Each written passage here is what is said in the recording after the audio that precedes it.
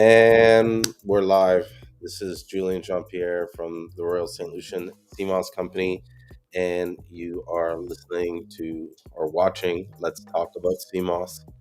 And yeah, um, we're here to talk about Seamoss, and let's give it a couple minutes for some people to get into the room. Start. There's no set topic today. So, anybody has any questions about CMOS right now, and I mean any questions, even if we've answered the questions before, I'm open to answering them again. I'm gonna take the clubhouse, start the clubhouse room, in case anybody wants to join us on that. I actually didn't take the time earlier to set it up, so I apologize for that. But I am just gonna start the room now. Open. Hang on, let me plan it in. Let's talk about Seamoss.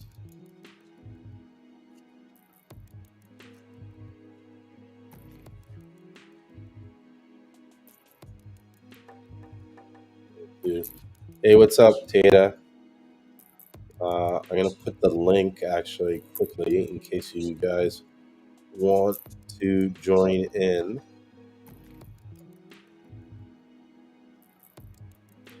Hey, what's up, John?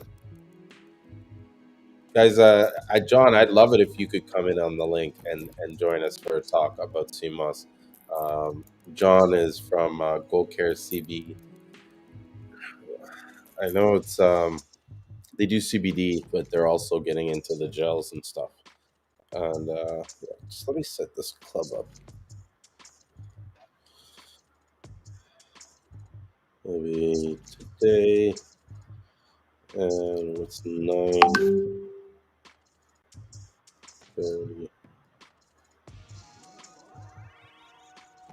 That's fine, but I gotta make sure that the replays are on.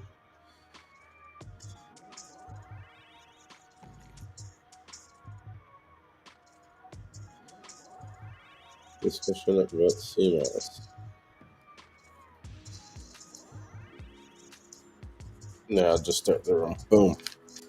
So yeah, thanks for joining. Like I was saying before, I didn't have any set things to talk about, and but actually there was a couple things. One, I wanted to replay my experiences again with the um, the breathing session, the breath work that I did, because I had such a unique experience with that breath work that I can't stop thinking about it and realizing that I got to make sure that I incorporate it in a in as going forward for 2022. Oh, and that's another thing. Happy New Year's, everybody. Come in here, dog. And John, you said that the CMOS gel is good for you. Nice, good to hear that. So yeah, as I was saying, I've been doing this breath work with this lady. I'm gonna bring up her name, uh, Rita Savoya. Savoya, I think that's it. Yeah, and this girl Rita Savoya. Yes, thank you. Happy New Year, Tata. Rita Savoya. She does this breath work, um, and I don't know if anybody's ever heard of breath work before, but um, it's like this series of breathing. Uh, I don't know how to say it. It's like you go through these it's almost like when you're doing yoga, you have these like stages. You know, they go to the sun salutations. You go through. It's sort of like that, but with breathing. And so you start with this really slow, and then it gets like faster, just to the end where you're just like and then you hold your breath, right? And okay, come back in a while, Theta. Yes. Um, you hold your breath, and as you hold your breath, you feel your whole head just swell up, like, "Whoa," and like you think your head's gonna pop off, and then you release it out, and you let all this energy out and stuff, and the experience for me so far is that immediately I got sick, and I don't really get sick that often, right? And I've never I felt really like weak, and I had like a real hungover, like someone just kind of fucking gave me a fucking you know shot in the head, and I was like that for like the first day, and then the next day I woke up and I was just like the mucus and everything was just I was blowing it out of my nose. It was just everything was just coming out of my body, and I felt like it was like my body was going through this cleanse, like all this weight that I had with me was just being just purged out of my body and stuff like that. And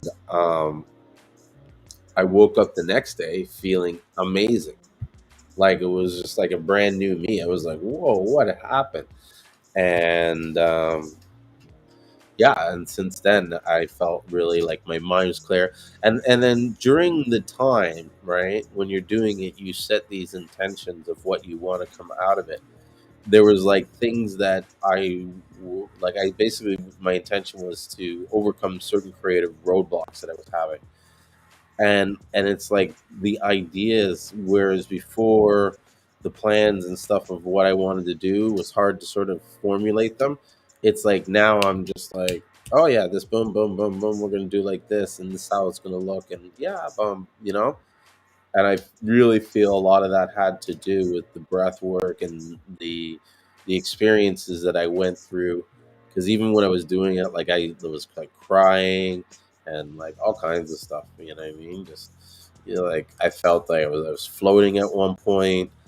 Another point, I felt like the pressure was pushing me into the ground. Like I was like I couldn't like like a G force kind of thing. Yeah, it was really cool. And this is all through the breath work. Oh, this guy's back. At least this guy's come early. I add him to the blacklist every time he comes back. Maybe I gotta add him first, block him first, and then do it. Anyways, he's gone.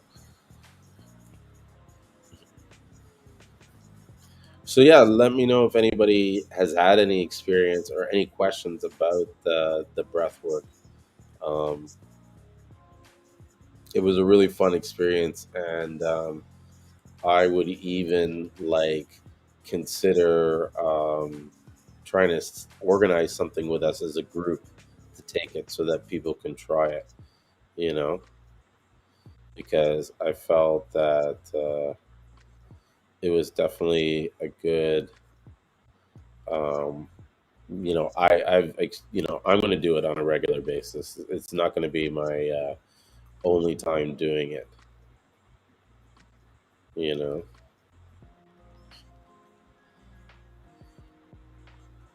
She also has like a YouTube page, and I recommend. I'm going to share it right now. I recommend. Where did I do it? So I did it in my bedroom. So I just we all did it on a Zoom call. I think she's currently in Mexico, and so let me share the screen. One of the cool things is that she works. One of her focuses that I've learned from talking to her is that she is focusing, or at least becoming experienced in helping women with their pre um, premenopausal stage. And so what I learned after talking with her is that there's not just uh, like menopause, but there's actually a stage pre to menopause. And so, just before going into that stage, you can get into a lot of how would I put it? I don't know. You just need to have your health in a certain balance and stuff, so your hormones made in better check, and so that you can go into the transition of menopause in a more comfortable and like a lot of women. I've seen it like being around friends with women. You know, it's a huge up and down experience with them where they're going through a lot of feelings and they don't know how to deal with it. You know what I mean? And so having someone like her who can help you guide it and minimize your mood swings and stuff can, I think, really help women, going through that kind of stage in their life. So she's definitely someone to check out, but she also does yoga and she's a lot of inspirational stuff in her videos and stuff like that. She's talking about, you know, how to stop reacting to stress and you know paying attention to your inner voice and stuff like that. So yeah, go check her out and reach out to her, let her know you heard about her from me, and ask her about the breath work. I think it's something that everybody should at least try and see if it's for them. I know that to me, the experience I had was beyond. It was like similar to my experience of trying Seamoss for the first time. So I'm curious to see like how far I can take my mind and my body using breath work. You know, yeah. So give me 1 second, guy. I'm gonna grab a little bit of water. I'm feeling a little parched today.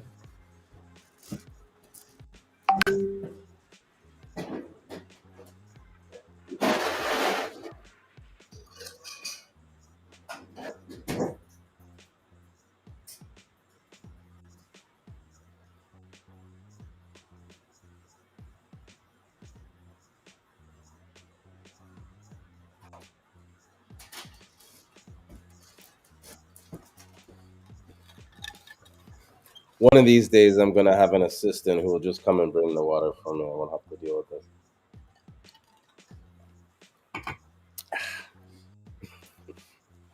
Okay. So yeah, it's happy New Year, 2022. Pretty awesome. Can't believe this is a year has gone by. This year has gone by pretty quickly. I know everybody says that every year, but I felt like, yeah, it's like before you knew it.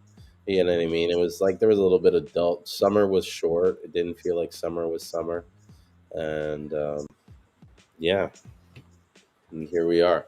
So I mean, I'm excited about this new year. I have a few ideas. A lot of it I'm kind of keeping it in the thing. Oh, hey, what's up, Deshaun?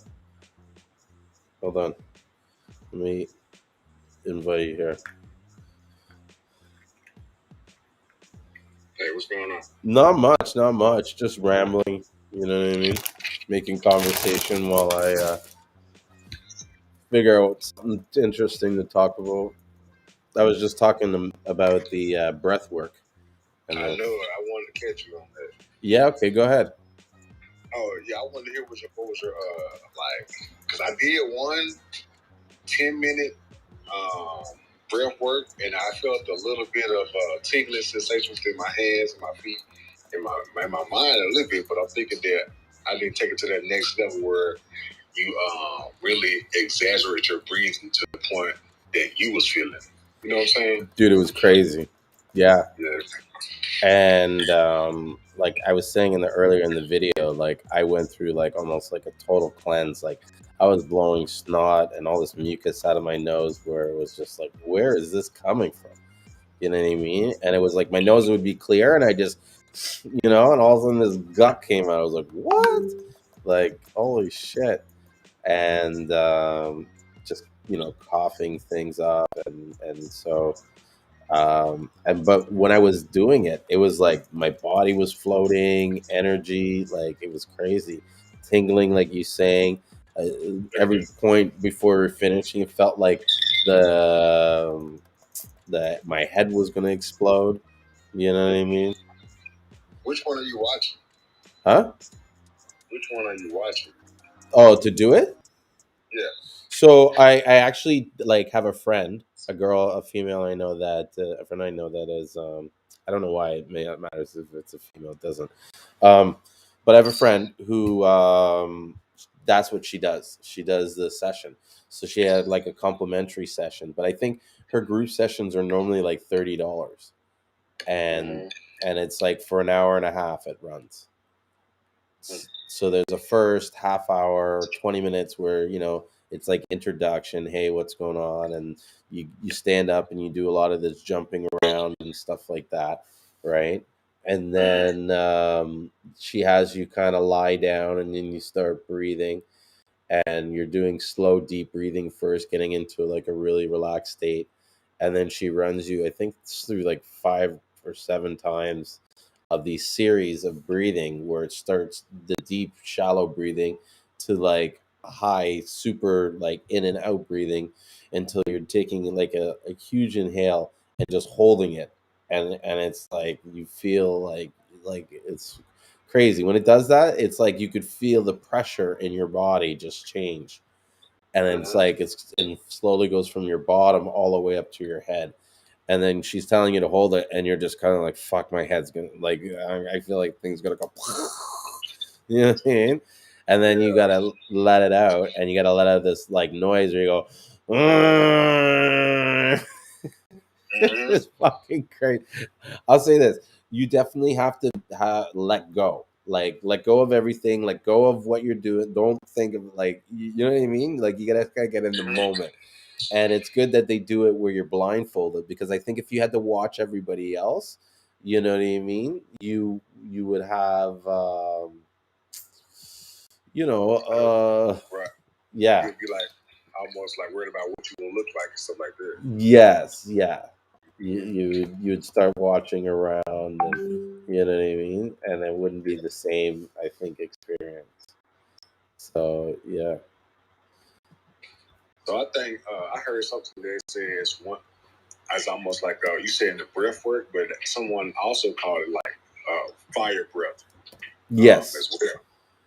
And they were saying that once you get to that point where you're feeling it inside your in your head, it's almost like you're decalcifying your pineal gland or something like that. You're activating like certain type of crystals that everyone has to make you like something like that. You ever heard? Did she mention anything like that or not? Not that I remember, although she might have, and I just, sometimes you're listening and you're not listening. Mm-hmm. But I know this. Like now that you've brought it up, I could see that happening. Like your head almost, it feels like all the blood rushes to your head. Mm-hmm. You know what I mean? And you're highly oxygenated and stuff like that. And so I'm sure whatever is like sort of like it just like my head feels so clean and clear now compared to what it did like 2 weeks ago. Yeah, Mm-hmm. for sure. Like this was better than any sort of vitamin pill, anything I took. Like it was like a complete shit. Like I felt like shit for the first day. You know what I mean? But like hey, what's up, Todd? I after a while, the next day especially, I felt amazing. And I think it's just like I needed to purge a lot of the shit that I was doing, you know what I mean? In in the last few months. Right. Yeah. Because that's like, I don't know, I'll be honest, I'm not the most, not to say the most healthiest guy, but like I'm not trying to be. You know what I mean? Like I'm not one of those guys that is like, this is who I am. Like I like eating fried chicken, and I like drinking beer. You know what I mean? Yeah. I'm not gonna pretend that I'm some health guy just to sell people CMOS. I have good CMOS. If you want to buy it, you can buy it. If not, you know what I mean?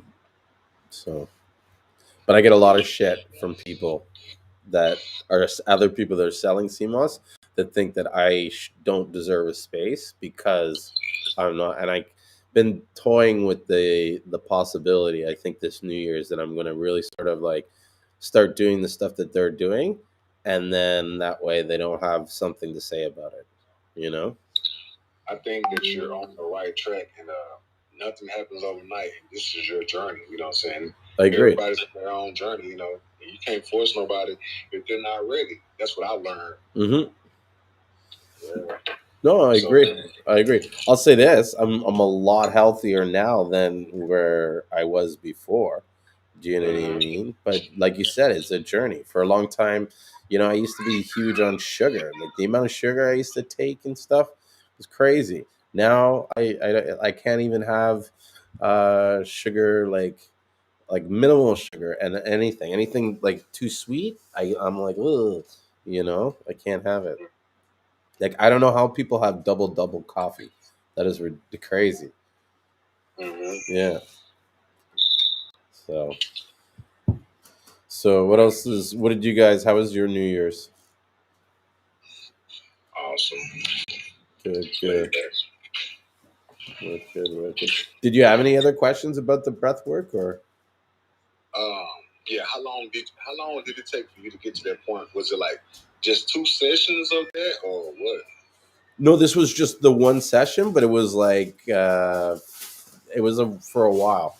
I did a session before, but I'm trying to remember what if my results weren't as profound as that. But I think maybe at that point I wasn't in the kind of like state that I was in before this happened. Do you know what I mean? Mhm. So I think I was in a more negative place recently than I was when I did the first session.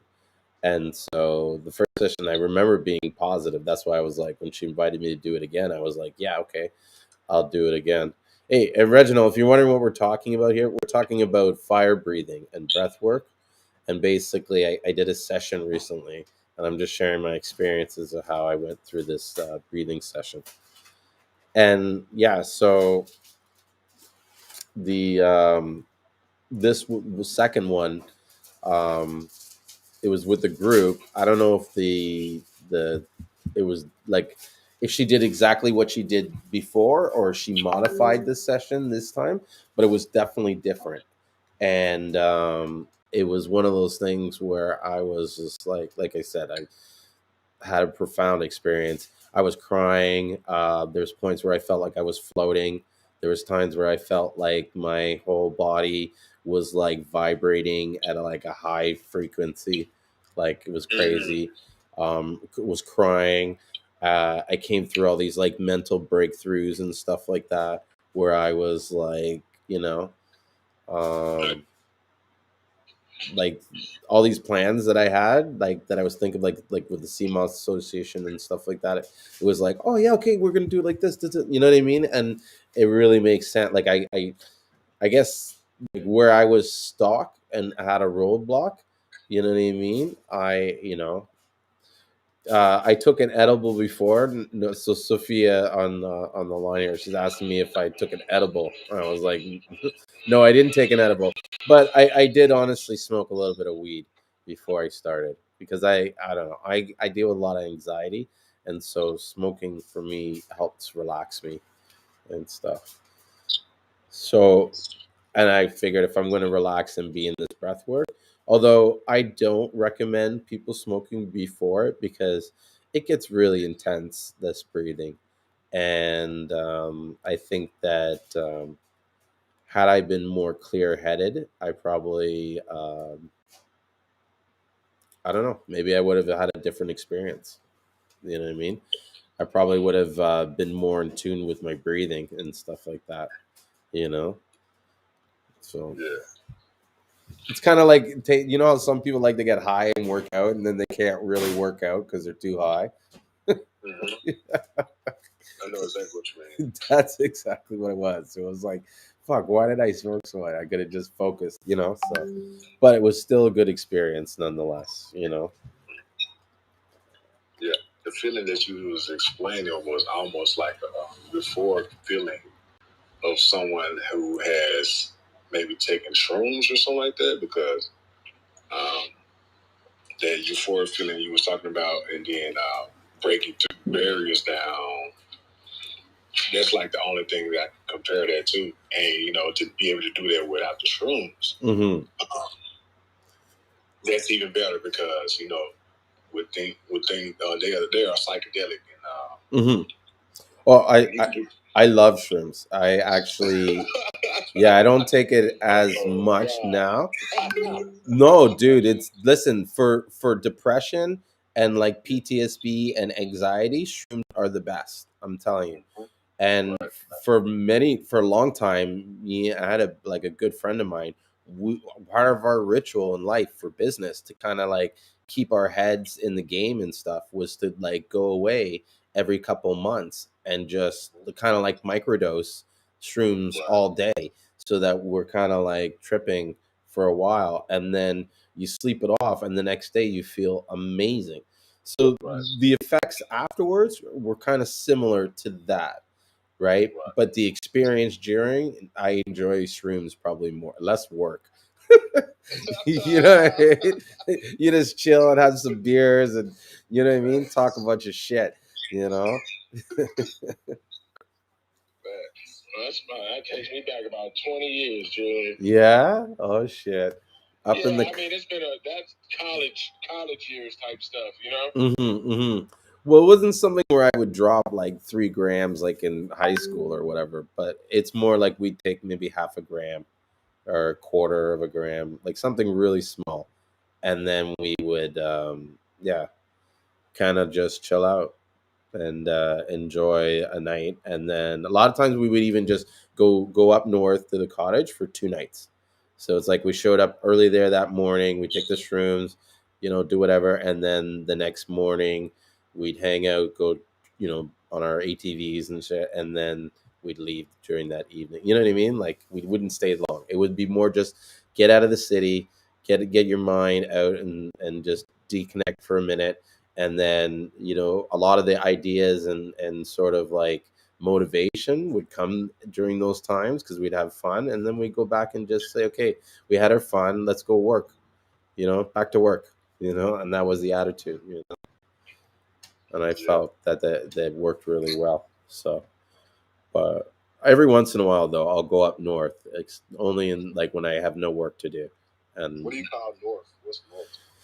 So in Ontario, like I'm in Toronto, so north of there would be maybe an hour's drive or so, 2 hours drive. We go. There's like, it's not far to get to sort of like a cottage area, in a country area in Canada. Every countries everywhere. Okay. So drive an hour's ways, and then we'd have a place by a lake or, some kind of river or something like that. Yeah. But definitely like the breathing, I'm gonna see about trying. I'd like to see what the effects are if I did it like once a month, you know hmm something to kind of keep me sharp and focused and stuff like that.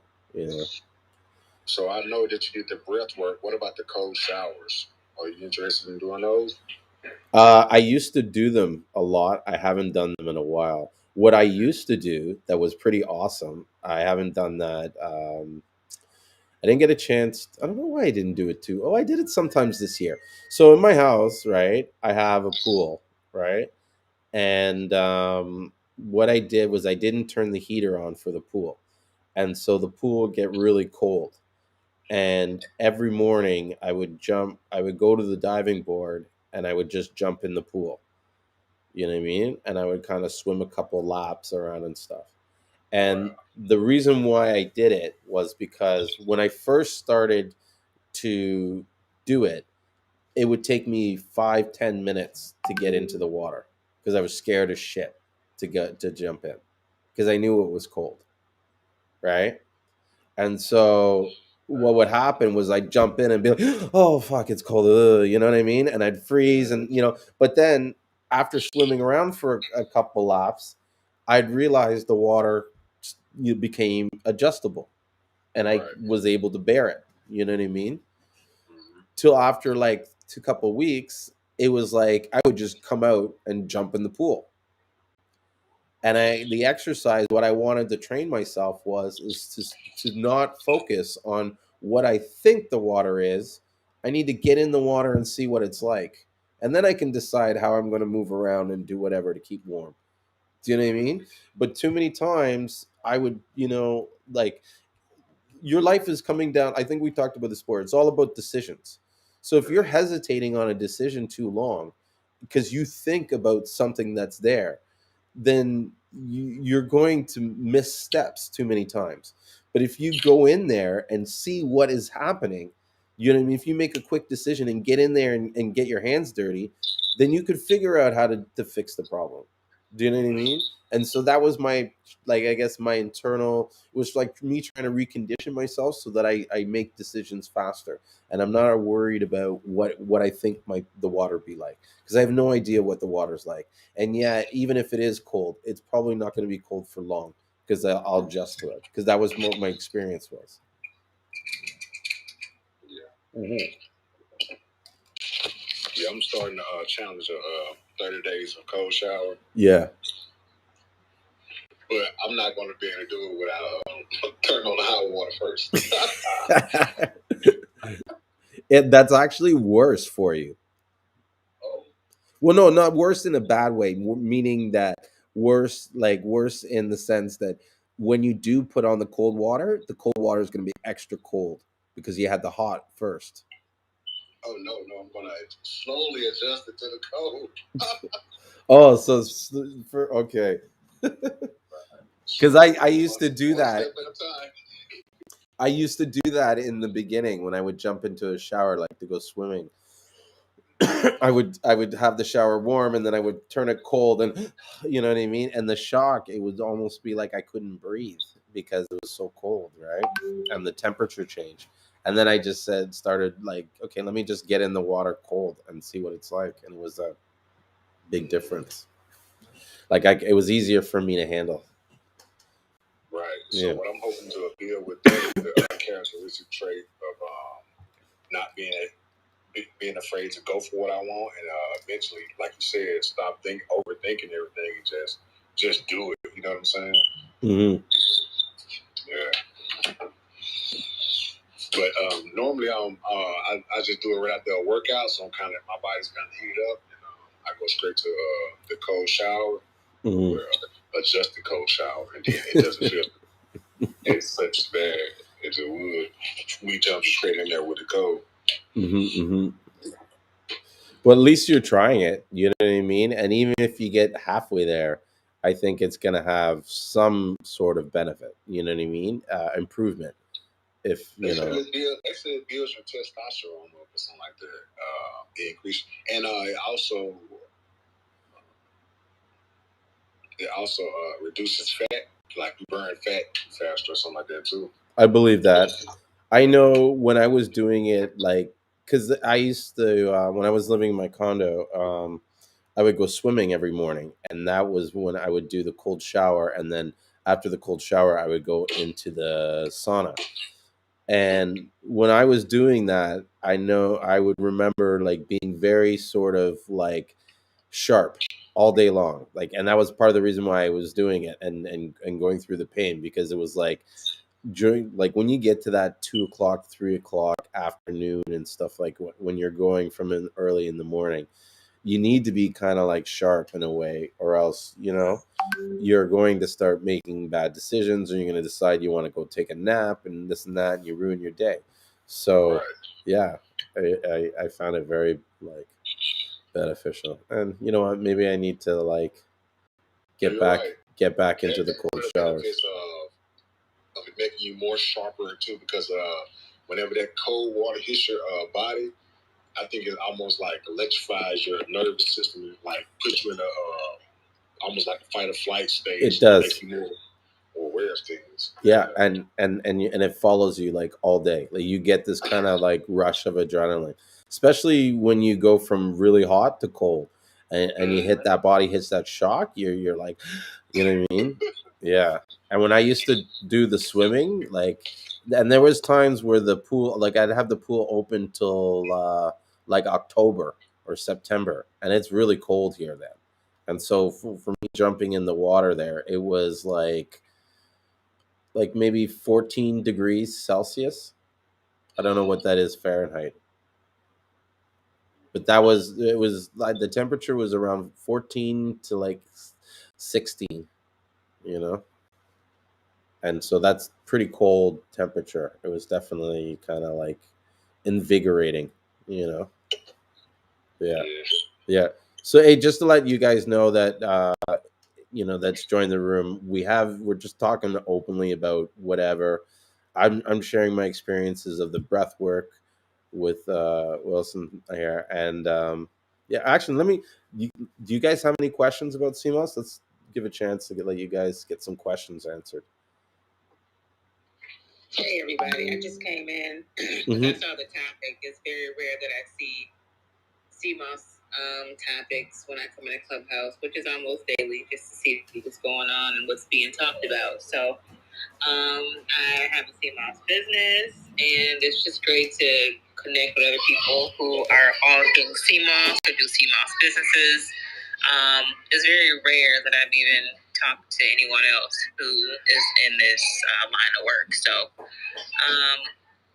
I did check out, all of you all's PTRs, and looked at your profiles and Instagram pages and all that. And I saw, I don't know what your name is, the moderator here, the CMOS. CMOS Monk, but my actual name is Julien. Julien? Yeah, yeah. Yeah, I saw that you go between St. Lucia. You go between St. Lucia and Canada. So you're in Toronto right now? Yep. Okay. So how often do you go back to St. Lucia or go to St. Lucia? As much as I possibly can. So, but this time lately, I haven't been there in about a year just because of COVID. So I was supposed to go in August, and that got pushed back. And then we were going to go just before Christmas, and that got kind of pushed back. And so it's supposed to be, I don't know, February, but I think that's getting pushed back to like. So I think honestly, I'm probably not going back till uh maybe just before my birthday, so Mayish, hopefully. So how did you get a hold of the CMOS? Oh, my business partner is down there. Oh, okay. Yes. Okay, got it. Yeah. So our company is called the Royal St. Lucian Seamoss Company. It is a company based in St. Lucia, but we also have it registered here in Canada. My partner owns the business 100% in St. Lucia, and then he owns 50% with me in Canada. And we basically, he does all the procuring of the CMOS and the purchasing. He ships it over to us. We keep it in a warehouse in Toronto, and then we also have a location in Atlanta that we send CMOS to that gets reshipped out. So we ship it out mostly by UPS and Canada Post, and it gets to people's doors within like 3 to 5 days or less. Got it. Nice. Okay. Well, I will continue to listen more. Let someone else speak. Thanks for that information. I really want to visit St. Lucia myself. You that should. is one of the locations where I do get my CMOS, one of my CMOSs. So I do want to come and visit myself and go to where it's harvested, and I don't want to see pools. I want to see the ocean. Yeah.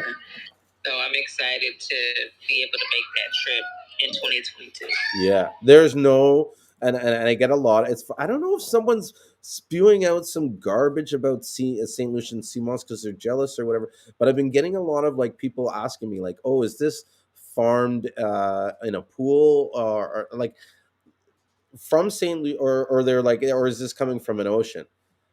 All Seamoss from St. Lucia comes from the ocean. I don't know. There is no possibility of there being fake anything. I think that if anybody tried to sell fake sea moss in St. Lucia or try to re-import it or do anything, that guy would get shut down like immediately. Like that couldn't happen. Impossible. Like I think people just ask the questions because they're told, to make sure that it's well crafted and it's not full grown. as long that it's really coming from its authentic source. So yeah. I just think it's people making sure asking questions, which I think is really good. True, true. They listen. They have a right to sort of ask questions. I guess maybe I get it personal because I'm just like it's all from the ocean. Like no one would dare not like put it from the, you know what I mean, grow it anywhere but the ocean. The ocean's free. You know what I mean? I think what they got to be more concerned about is where is it coming from in the ocean. You know what I mean? And that's to make sure that, and most of the sea moss that I know of coming from St. Lucia, it's all coming from protected mangrove areas. If you guys go on my YouTube page, you'll see like videos that we've talked in previous live streams that I'll show you the areas and the villages and stuff like that where they're producing the farms that they're growing it and how they're even growing it. And when people see how it's grown, you'll see that it's like it's as natural as you can get it, you know? Yeah, that's a good thing, I think, when being able to actually see where it's coming from versus being told. Yes. Because that anyway, I'm that type of person, especially with me. Before I even decided to have a business, for Seamoss, I took it myself for like 3 years, and the person that I got it from, I totally trusted them. And and it helped me in so many ways. I dealt with irritable bowel syndrome, so every day making the bowel movement was not happening for me, and some days, even months, it was just horrible. And when I finally came across, listening to Dr. Sebi and some other people and reading up on things, I finally tried Irish sea moss or Condis crispus. And that's when I was like, okay, this works. And, I just did it off of a whim, like, let me just see if other people want to buy this. And I did that like maybe 2 years into it. And that's when I discovered that other people wanted it too. So, something that I believe in and I back up because it actually works for me. So that's why, I became a huge Seamoss fan. But I think it's very, very important that it stays authentic, and that it doesn't go commercial to the point where it is now just, full grown here, there, and everywhere, and it's not real and it's fake, and you got to question it. That's just the thing I think people want to make sure that it stays away from that. They want to make sure they're getting something real. So, again, I applaud people for asking questions, and they should. You're right. Maybe and I apologize. Maybe I went off a little bit of on a tangent and a rant. I don't want to make it seem like I don't want anybody to ask questions. It's I guess I don't even know if I could explain how I meant. It's just imagine you've never gotten that question for a while, and then all of a sudden everybody's asking you that question, and so I'm questioning, is someone saying something? Because usually St.Lucian Seamoss has a really good reputation. No one's ever questioned it being fake, and so it's like for it to kind of all of a sudden be in the spotlight, like, do you have the real stuff? It's kind of like, well, who's spreading that information just to even suggest it? You know what I mean? But I think everybody needs to ask. What? You're like, who's saying something fake? Yeah. But I think everybody should like when you're dealing with a supplier, you should be asking questions like, where is this source from? When did your last shipment was? How often do you get your CMOS? Are good questions. Like, where is it sourced from? They should be able to tell you at least sort of like the local town or the community that it's from, if they're buying it directly. Now, I understand if they're buying it from someone else, they might have to go ask the guy because not everybody gives that information, right? But those, I think, kind of questions like, how dry is it? You know what I mean? Is it super, super dry? Because sometimes the really dry stuff is not as appealing as stuff that's got some moisture to it. And so, yeah. Oh, and I would say, show me pictures. Definitely, you want to see lots of pictures. Got it. Yeah. Cool. Did you have any questions, Reginald, too, to ask about CMOS? No. Cool. Um, Anybody else have questions about CMOS? Have Hey Sean, have you noticed Do you buy it often? Like, have you noticed that the purple is like everybody's starting to talk about the purple going to be going up in price soon? What are you guys' thoughts on that? When I talked to my farmer down there, Yeah, nothing's. He's not on that. Like he still has some. It'll be the same price for me, and you that know that. that's his take. Mm-hmm. Mm-hmm. Mm-hmm. Same here. I mean, my supplier. Yeah. The price has been the same, and I keep my prices the same too. Whether CMOS prices go up or um, stay the same, I always keep my prices the same because I don't want to change. Mm-hmm. You know what I mean? What I'm doing, it's just always how I've done it. But I noticed that last year, like around when this pandemic stuff started, prices were like off the chain. People were just charging higher amounts. I think shipping and all that played a part. I thought that was going to happen recently because of the shipping crisis and whatever, stuff just happening right now. I really thought I was going to start seeing some price surges when it comes to purchasing CMOS, but I haven't. So There's an oversupply, a huge, huge, huge oversupply. And like Todd and was saying, like his guys good. There's a lot of these guys who have a lot of CMOS that's just sitting there in storage, or stuff like they could just pull it out of the water. Plus, lately, um, at least in St. Lucia, there's been a lot of sea moss that's coming naturally just from the ocean. Like most of these farmers are telling me that they're not, taking from their farms, and they're working with, like, divers are making a killing right now. There's divers, like everybody's hiring a diver. That's, you know what I mean. That's all I hear them talking about. So they're not really working their plots as much as they're paying guys to go out and just get it fresh. And then there's now like a lot, so the divers are now buying, like making it, and they're selling it raw to certain people. And so there's a lot of people getting into it that are not really, I guess, like technically farmers, right? Because if you speak to some of these guys, they're freaking out in a way, because they're like, these guys are making all this money and they don't even have a stick in the ground, and they're paying guys to go and just pull up the CMOS that should be for these farmers. You know what I mean? Because they're cultivating and doing the whole area. You know what I mean? And so they're having to compete with these hired divers that other people are hiring to get the CMOS. So it's causing a lot of competition, which causes the price to get unstable, and I think that's why it's been so low. But I don't know.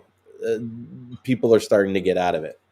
That's what I've been hearing, and they're saying, like, people are just walking away from their farms because they're not making the kind of money that they anticipated that they would when they got in at the pandemic. Yeah. I haven't really heard much. Like I said, I don't see these conversations happening a lot, and Yeah. I know there are people in the area who sell CMOS, but I never really run across them or go on their pages or say, "Hey, let's connect and talk." Which I wouldn't care. I wouldn't mind to. Look at the bread. So hey, we're all out here getting it, but it's about people's health for me. So For sure. but no, I guess I just haven't heard that, but that's interesting. Well, you know what? I encourage you, if you're on Facebook, to go check out the CMOS Buyers Club. That's a group that I started. I think it's got like 7,100 now members, and it's just like an open forum for people to buy and sell CMOS. And there's buyers from all over the planet. I don't want to, like, the world, everywhere. And there's, gel sellers, powder sellers, just everything. And so, like, see how you're saying there's no one to really talk to or share information. There's a lot of stuff being organized on there. And I mean, we're trying to give it a little bit more education to it, or more like discussions of topics, I guess. You know what I mean? And so that's part of the reason why I do these live streams, which I've been doing for, I don't know, about a month now. Tuesdays, sorry, not Tuesday. I don't know why I keep saying Tuesdays. Sundays and Wednesdays. I'll do this live stream at 9:30, and like we go sometimes to as late as like 2, 4. And the other night I did it till 5 in the morning. Were you there, Todd? Or That you? was you crazy. yeah. And we talk about Yeah, everything. I was there. Yeah, yeah. I remember asking you, like, dude, what is it? It's about 5:30 where you at? Because Yeah. I was in California. Right now I'm in Indianapolis, but back then I was in California. I was like, dang, dude, you stay up all night doing it. Yeah, yeah. And then I had to get up the next day at like 10 o'clock and go to the warehouse and like pack Seamoss all day. But like Faith, we're doing this for the health and for the love of the industry, and just what I mean. I don't know. I love talking with you guys. We get great conversations. Right. So when you say you talk CMOS, when you go and talk to people about it, like, what do you share? Like, what is your, like, I would say, what's your top 5 things that you say is important to share about CMOS when you go and talk to other people? Well, I guess that's a good question. That would be different than what we actually talk on the show. On the show, we just talk about anything and everything related to SEMA. So we'll talk about, like, one time I did a talk. We talked about Klaviyo, Shopify, how to do Facebook ads. I opened up my Facebook ad manager and showed everybody my ad strategies and like how I was getting cheap ads, by lower bidding and changing these settings, and that's what I mean. And but it's related to the CMOS because you're using it to sell CMOS. Talk about CMOS, the life cycle, how it's reproduces, different information about a lot of answering questions too, which just anything comes up. But I think, to answer your question earlier about what you should talk to people about CMOS, I think number one, you should be talking about your own personal experience. Two, so your experience and the story that got you involved in CMOS. I think you should know the, like, at least 10 benefits of CMOS that you could sort of like if this is what you're talking about, like how you pitch and be able to talk and sell to people about CMOS, you need to know at least 10 of that stuff. You need to know a quick explanation on how to make a gel, and you need to know the differences between um, Condorus crispus, Garcilaria. You can't, like, there's different species of sea moss, and to understand the different regions and areas of those, I think, are important. So I think those would be some of the things that, if you're selling sea moss, that you should be able to, understand at least. I agree. Yeah, Thanks. no problem. One of the things I'm going through right now, as you know, I'm just starting out my CMOS business, and I've been basically just doing it off of Cash App. You know what I'm saying? Mm-hmm. And my internet, but now it's getting to the point where they're going to start taxing you money for your Cash App, and I'm at the point now I got to go ahead and set up my business account and start really getting the foundation for the future of the business. You know what I'm saying? Mm-hmm. And I was wondering, we talked about this last time. I Mm-hmm. want to get some grants, or maybe a grant where I can get, like, say 10,000. You know what I'm saying, like something like that, and maybe just put up some billboards, or run ads on the radio, or just put up flyers and signs everywhere. I just want to take over my whole community, and just everybody knows, where to get their CMOS if they want to come to me. Mm-hmm. Mm-hmm. That's what I got in my mind, and that's where I'm at with my journey and my CMOS, and hopefully I can go ahead and get the ball rolling as soon as possible. But I'm just taking it one step at a time. But have anybody else got grants? And I'm pretty sure people have got grants to start their business. What you think? I haven't. I don't know. Like I said, as far as the CMOS business goes, a lot of these grant programs that I have seen, Hello Alice, the SBA, microloans, all of that, the requirements that they have, I never fall in the brackets, to qualify to even sign up for them. That's fact. And I do good CMOS sales, but you have to make, 10, over 10,000. Sometimes it's 25 plus. You have to show on, your income statements and all of that kind of stuff, and have so many amount of employees. So a lot of that grants and money that's available out here for these small businesses because of COVID or other things that I've seen. I just don't qualify.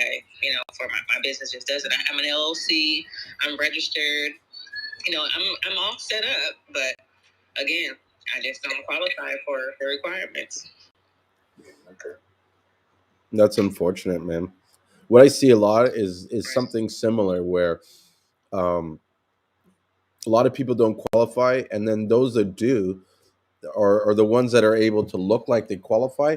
They don't really need it in the first place. You know what I mean?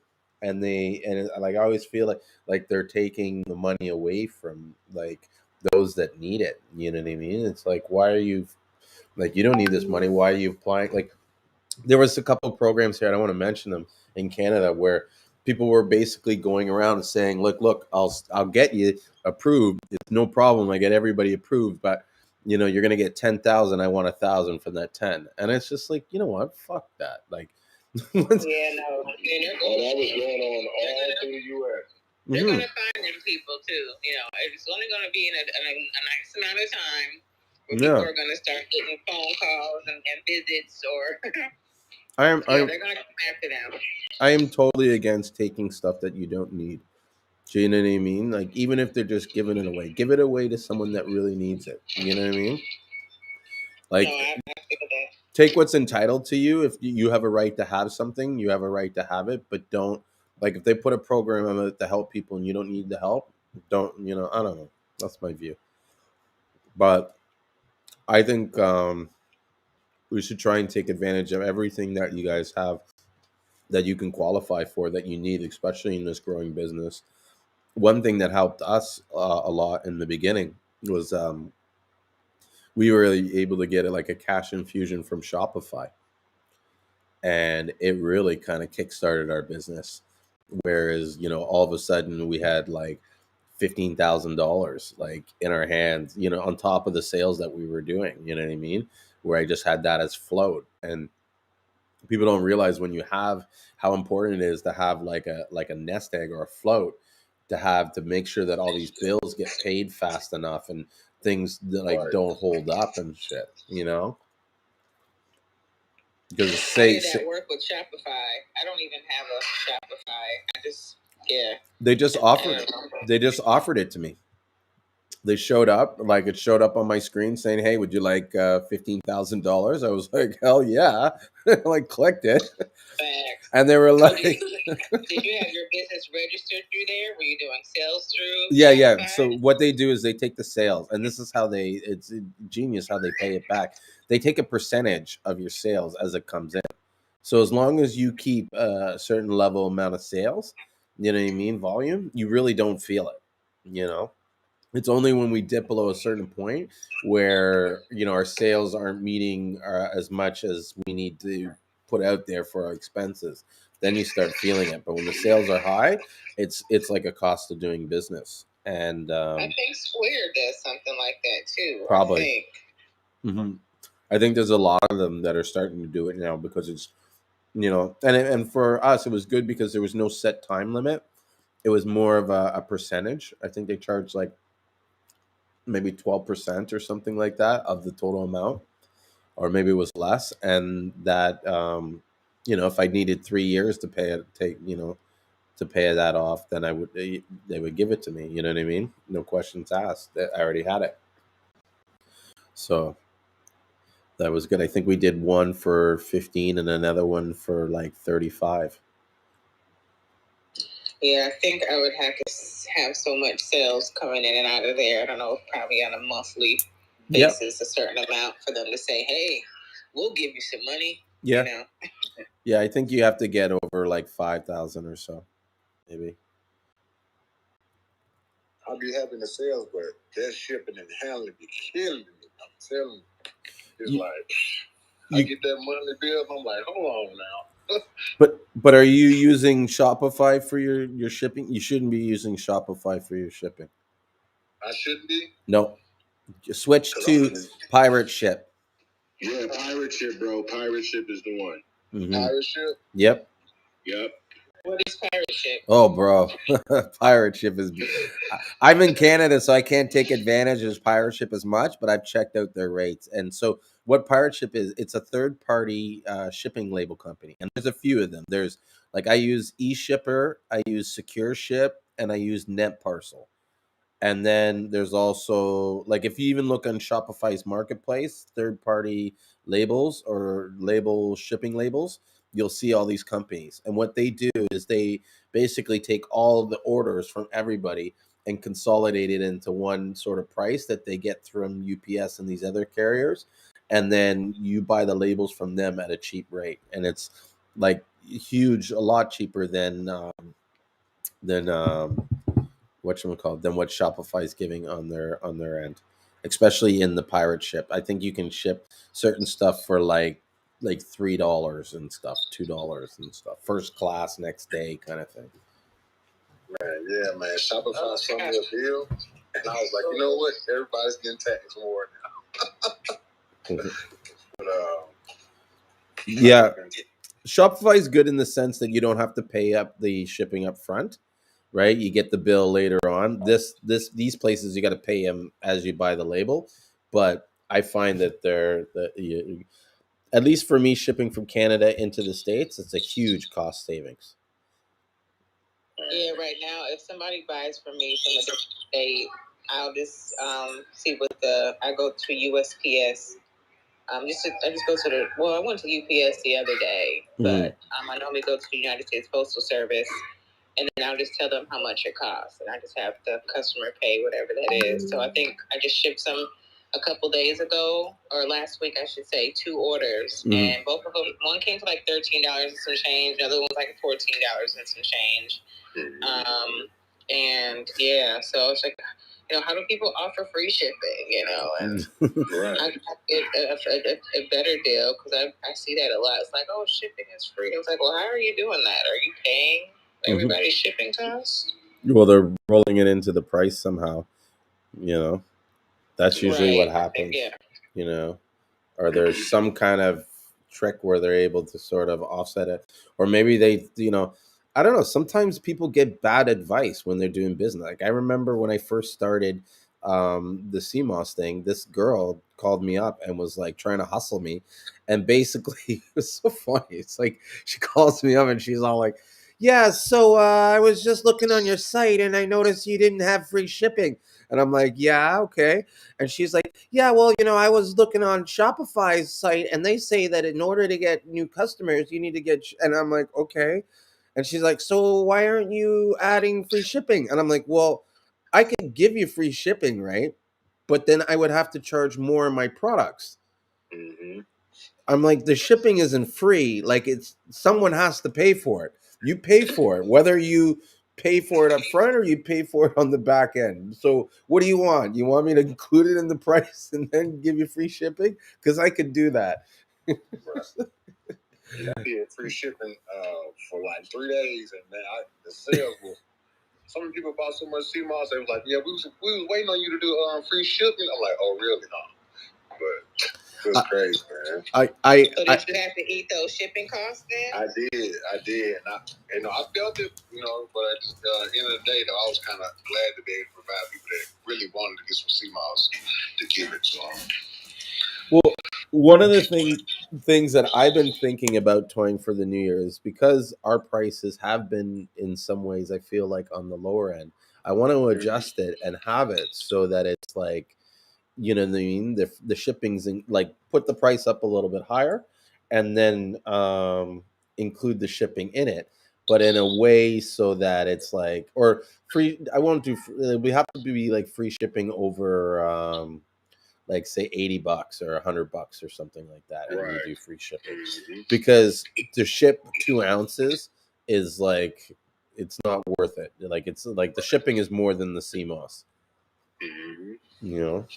So yeah, they ate me up with those the small orders. But it's all good because one thing about it, I'm gonna get my blessings behind it. Well, even look at this: the ones that you spent that money, that's just advertising to like. There's a cost to attract a customer. You know what I mean? And so you just gotta, factor that into your cost of doing business. Matthew says here, I offer free shipping added to the price. My goal is to double my money after all costs. Amazon spoiled people. Some people won't buy unless you have free shipping. It's so true.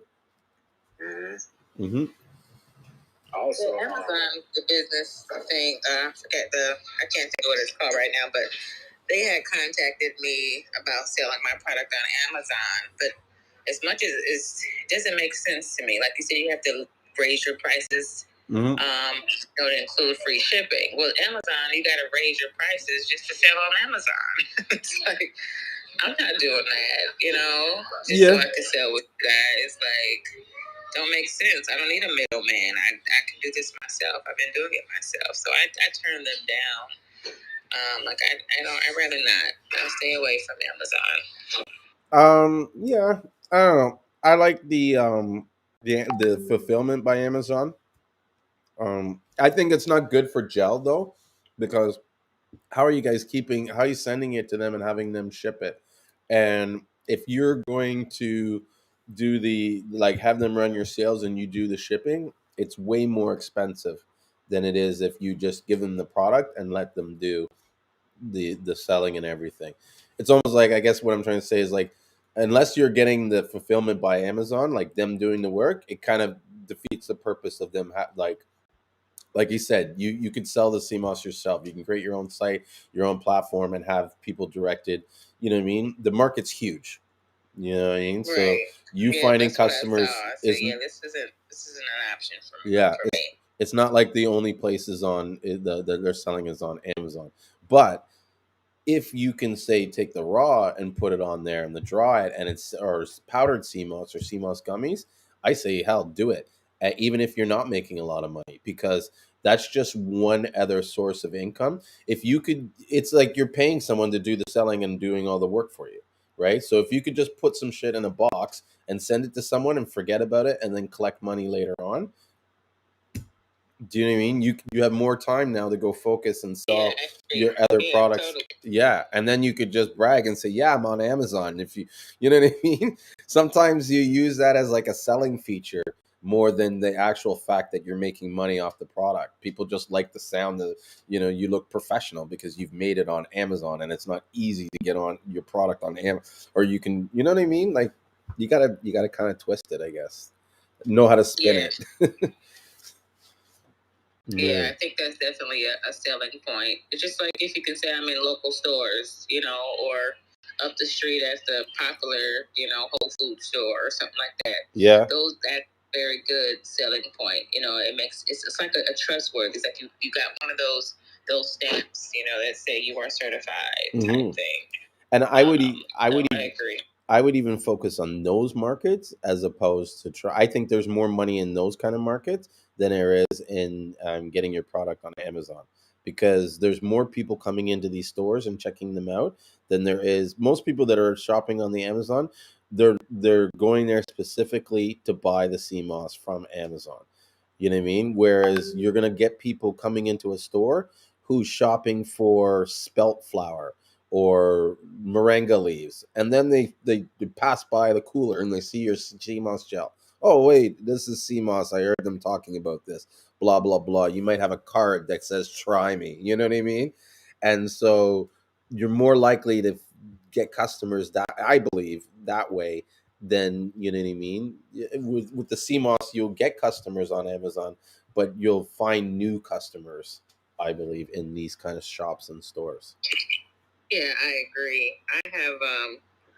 I got decal on my car that I had got from Vista Print, and this big old magnets that I had designed on my own and put my logo on there. And so on either side of my car, so everywhere I go, even when I went out of town and everywhere, I get so many, yeah, it's just a good way to market or advertise too. But I do want to start looking into the stores and all of that. It's just a lot of. I just want to make sure and I'm sure a lot of us do, who have CMOS businesses, to make sure that we are, protected legally and making sure that we're, having our labels and supplement packs and all that stuff, insurance and stuff like that. In order. And that's just another thing I'm just coming across too. Like, okay, is this a dietary supplement? Is this just to figure out what the NAIC codes and because Seamoss, it's like, okay, trying to explain to people what it is, with the Secretary of State and all these other business departments and figuring out licenses and explaining it, they don't even know where to put it, or what to tell me, what I need to make sure that I am in compliance. It's been interesting. Yeah, they have no idea how to classify it at all. I mean, it is an algae, right? So that's when you can start telling them, and that it's. I know the code. It's definitely a dietary supplement because it falls under minerals and vitamins and like immune boosters and stuff like that. So it will be considered a dietary supplement. So I did figure that out for here, because I'm in Minneapolis, Minnesota. Yeah. So that for the Minnesota, that's what it would be classified as, and it is. So I would have to see what the Food and Drug Administration. I gotta look and see what I need to do to be licensed and registered, because I have a product that is considered that. Therefore, it's taxable because it's, I'm going to have to put supplemental facts on the packaging. It's going to be interesting when the governments come out and really sort of start kind of defining what this stuff is, and you know what I mean, because some people will say that the Seamoss is a mineral supplement. Some of them say it's a topical cream. I know a guy who imports it and says he's using it for soap. You know what I mean? And so it's like soon they're gonna. I'm trying to figure out really what this it what I'm is. saying. You know what I mean? Because it's all of that. And when they ask me, I said people use it for everything. I have people who buy it from me that I don't even need it. They just use it for their hair or their skin. Because they have psoriasis and they have what's that other skin condition? A lot of people that get it from me. They alopecia. Have psoriasis and they have alopecia. Not for the alopecia, there's a hairdresser who came to me and she wants to use it on her clients who have alopecia, but these eczema. I have a few different customers who come to me regularly because they have eczema and psoriasis, and they swear by it. So, okay, so it is a topical, but people also get it because they put it in their smoothies or they eat it or whatever. So, it's like what I need to figure out, if I need to have two separate business, not two separate businesses, but do I need to separate the two somehow? One for food, one for topical, or it's just a lot of legal jargon that's so irritating, because it's like I don't want to give them any reason to come for me, because they always come after the little people. They don't mess with the giants out here that's really doing wrong, in the business sector. It's always the small ones they come for first, as if we're just robbing humanity. Oh, these kids, they're crazy. Yeah.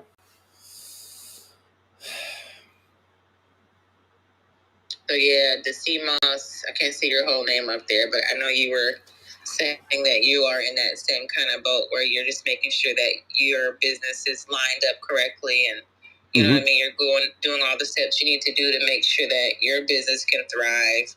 I don't know what state you're in, but I know it just varies state by state. So it's just really interesting to me, how the structure and the setup of these Moss businesses are, in other places. Right. Yeah, I'm in that state right now. I'm in Mississippi right now, so we just left Illinois, but we're in Mississippi now, and I'm pretty much at that stage where I'm trying to get all my insurance and stuff like that, and just get the whole foundation of the whole business taken care of. But this is all new. This was all a dream. I always wanted to have my own business, and I never thought I'd be selling Seamoss. You know what I'm saying? I'm like, at first I thought I'd been doing something like hands-on, maybe construction or like something with physical health, with personal training. But I started my first business was Seamoss. So this whole thing is just a learning process, and I'm taking it slow, but I'm really trying to hit the ground running this year with like some with some get back with some power behind me, because I'm not going to be that type of guy to just sit back and not do anything. I'm always about action when it comes to getting something done, but without you can't be about action without getting that paperwork right first. So True. I'm taking my time trying to figure that out. Facts. True, true, true. So before we jump into another topic, this lady on the live stream, Paula, had a really good question she had. She had a question regarding nutrition and the process of sea moss. It comes dried, then you're supposed to clean it by washing it several times. Then you're supposed to let it soak in spring water or distilled water for hours before blending it into a gel. My question is, where does the nutrition come from if you're rehydrating it with distilled or spring water? It seems that the nutrition that comes from the water that the sea moss is grown in. Once it's dried out and rehydrated with another source water, it's not as nutritious. Um, yeah. It makes me think of any other type of food, like when you grow something out of the ground and it, you know what I'm saying? Or you think about any other food that comes out of the water or comes out of the ground, you got to take it home, peel it, wash it, cook it. You're not cooking out its nutritional value, That's if you're not going to drink the water, you know what I'm saying? That if you're going to make greens, or say something like that. So you're getting the whole plant and then you're cutting it up. It's just like parsley. I got parsley from the store. It's the stem. I'm going to cut it up. But as I'm cutting it, I can smell the fumes coming from it. You know what I mean? So I know that it's doing what it do. So same thing with sea moss. Like, okay, we're taking it out of the water because the water did what it was supposed to do. It grew in there. Everything is in the body of it. You know what I mean? Yeah, like the fibers and stuff. Yeah.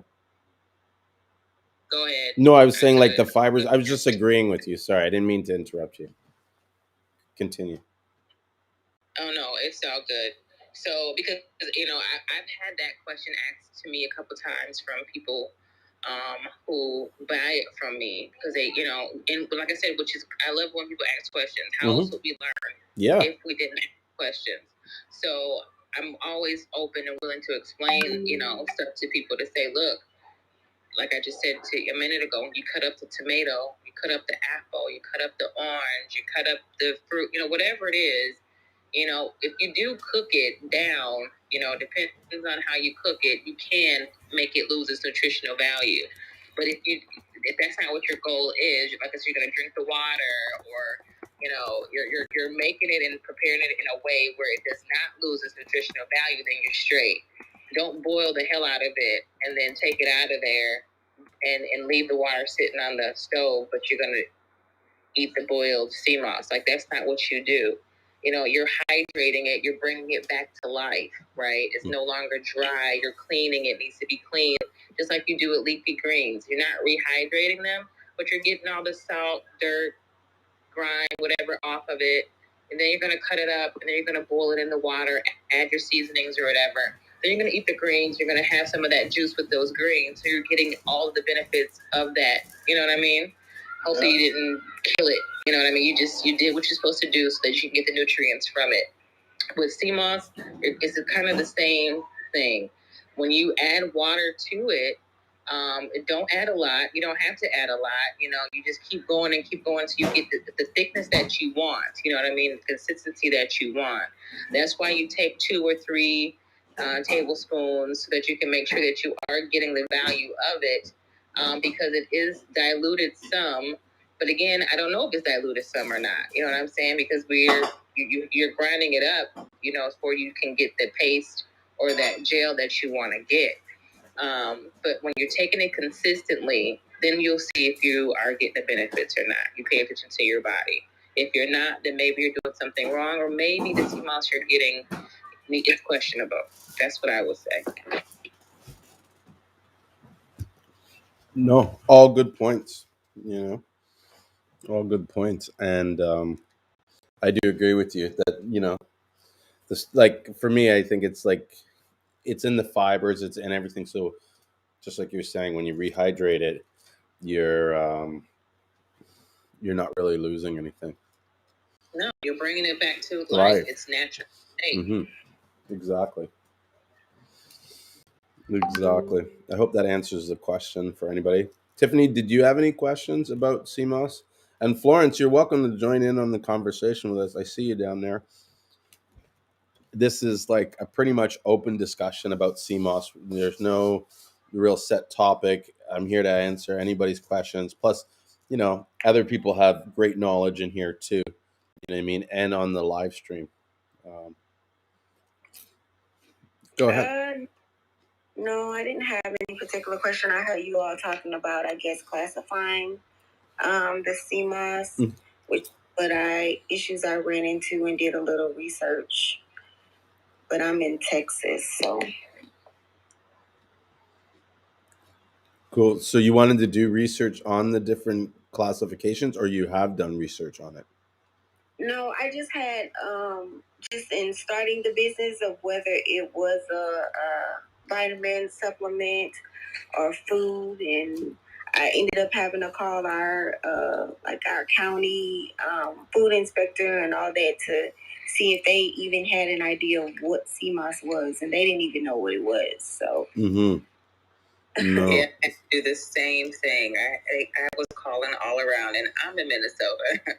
And I was calling all around, and I mean, I'm online right now, and it's funny because when I got on here, I was doing a lot of research anyway because I have an appointment coming up with the lawyer just to ask some questions about intellectual property and trademarking and all that for my business.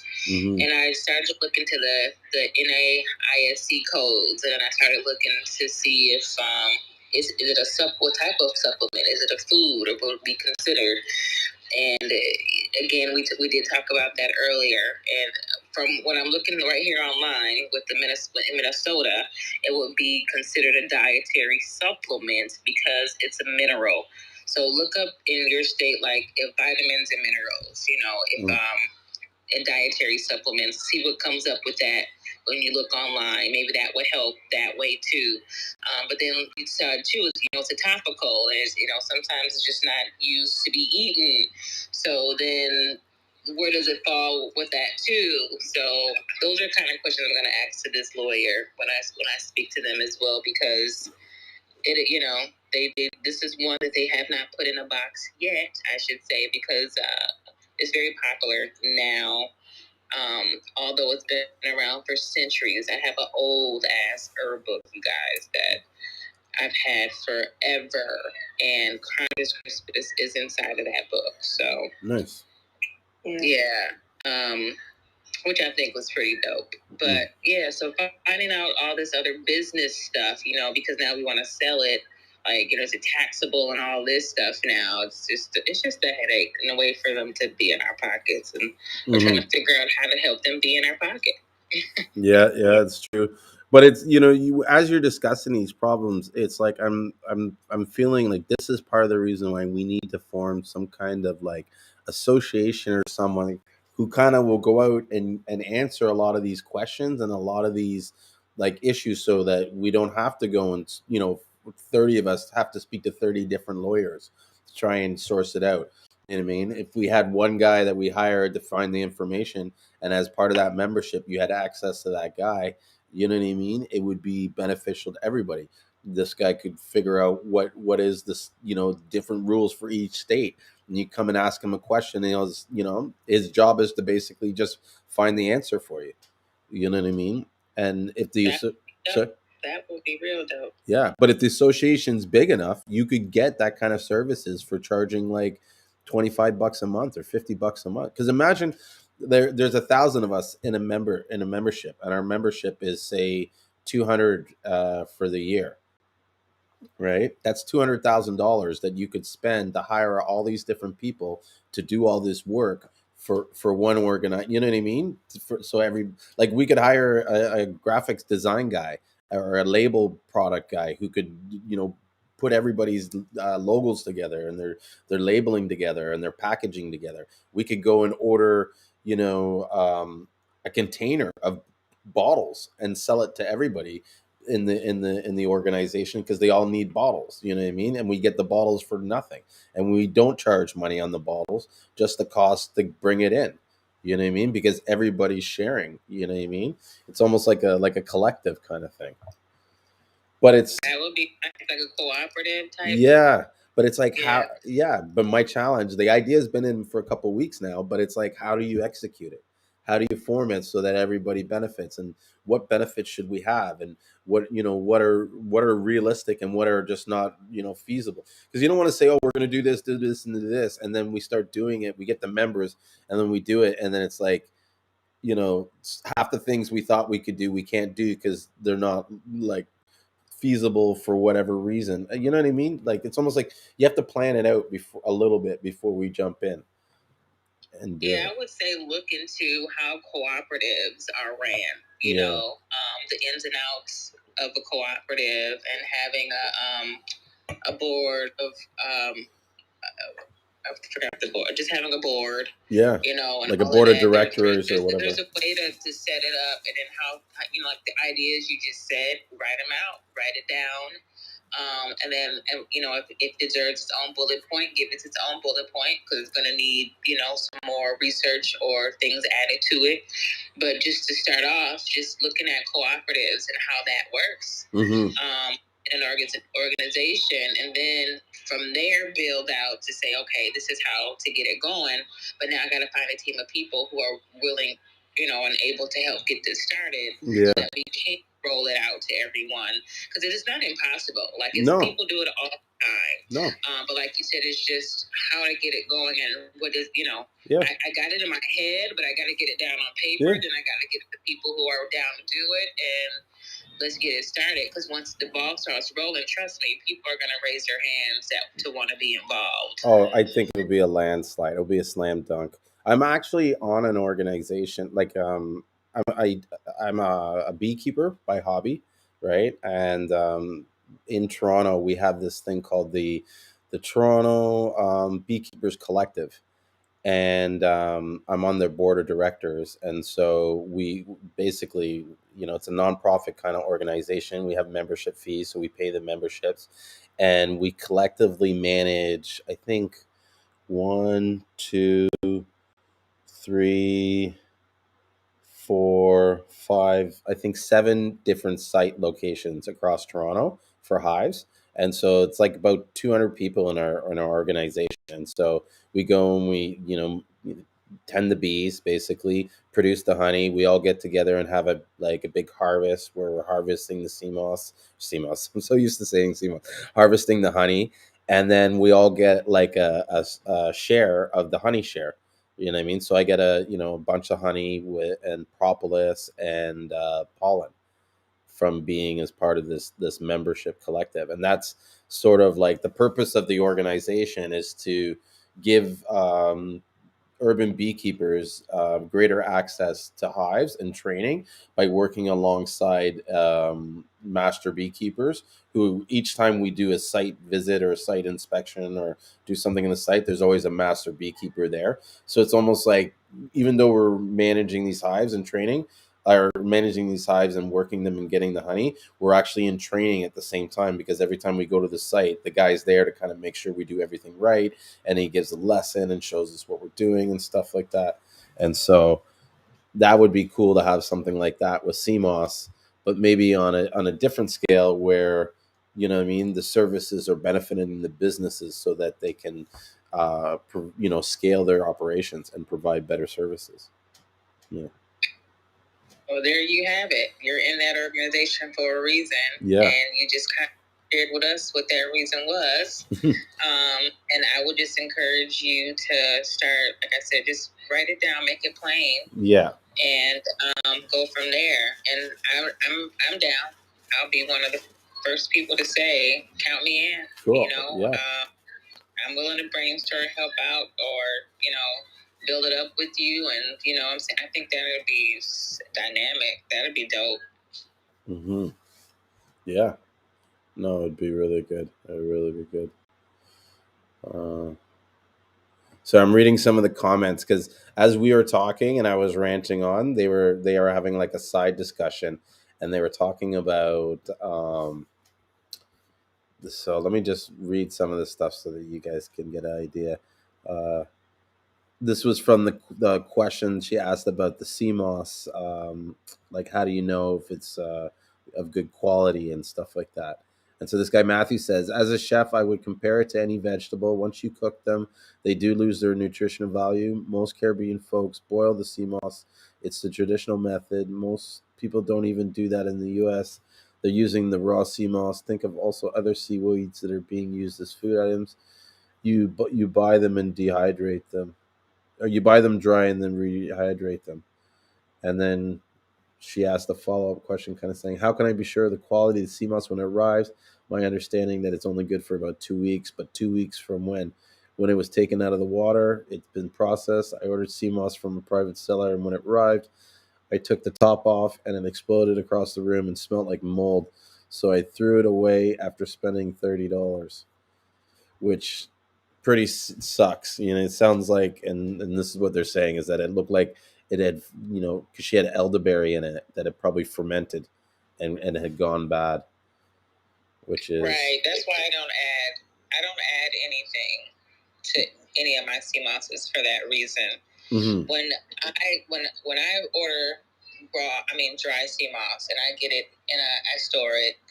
And then when I get an order, then I take out some sea moss, clean it, hydrate it, do what I do, soak it, blah, blah.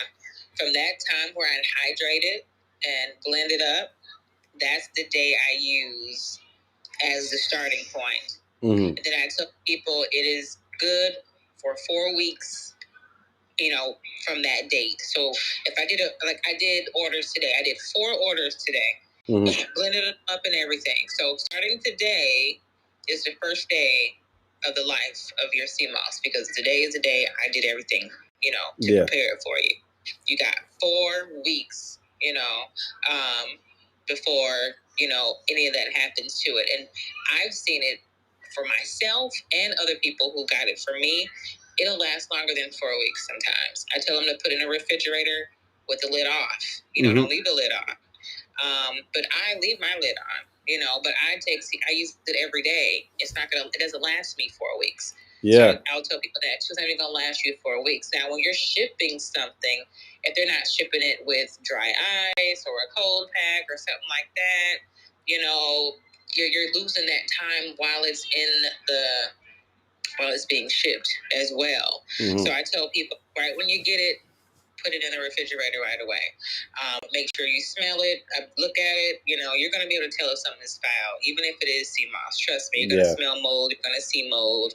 I've done a lot of experiments myself. I've seen it. Even with adding stuff to my sea moss, I was like, nope, not adding it to it, because it goes faster that way. Yeah. So I just recommend people get it raw. And then as far as get a gel with nothing to it, add your own elderberry, add your own burdock root, add your own, whatever you need to add to it, so that you can get the full life of your sea moss if you're not going to take it every day. Yeah. Or freeze it. I tell people, you want to get the gel form, cool. Right when you get a what are those ice cube trays? Ice trays. Get an ice tray and freeze it and put it in a freezer safe bag, and it's going to last you for about a year that way, right? So, there's so many ways to do it. People just don't like to read sometimes, or look it up themselves. And although I provide brochures and information on my website, I still get a lot of questions. So that's what I would say to that. I'm gonna stop rambling. I'll shut up. No. Listen, I appreciate your sharing and your contribution. This whole group and this whole purpose of doing this is for everybody to kind of share their thoughts and stuff like that. Yeah, I like to sit here as the moderator and be the CMOS monk, but the reality is I don't know everything about CMOS. I guarantee there's people that you guys know some stuff that I haven't figured out yet or experienced on my own. So to me, it's like everybody's voice here is valuable and important. We're all here to learn and share and grow, so agreed. Thanks. Yeah, no problem, my pleasure, and thank you for sharing everything that you've shared so far. I appreciate it. And do you have another live room going on or something that can is engaged with us? Yes, so I'm streaming live to Facebook and YouTube, and so I have a Facebook page called the Seamoss Buyers Club that I have, Yeah, and then joined it. and then I also have the my own company, the St.Lucian Seamoss company that I stream off, and then on YouTube I have a channel called Seamoss Talk, and then there's the St.Lucian Seamoss company, and then I have another channel called Seamoss Life that I haven't really like dropped yet or really talked about. But the idea is that I'm going to start doing interviews and videos with people in St. Lucia, like the farmers and stuff. So my friend's going to link up opportunities for me to talk to different people, and we'll be talking about their life and just CMOS with the farmers, kind of like, and showing what's going on in St. Lucia and on the water and everything. Okay, what's the YouTube one that you're in right now? I wanted to go there. Yeah, so on YouTube, if you went and searched the what is it, CMOS, St. Lucian CMOS Company, you'll find the different channels. And I mean, there's the main channel, which most of my videos are there, and then I also have CMOS Talk, which I'm hosting the videos for just CMOS Talk on, and then I also have the CMOS Life.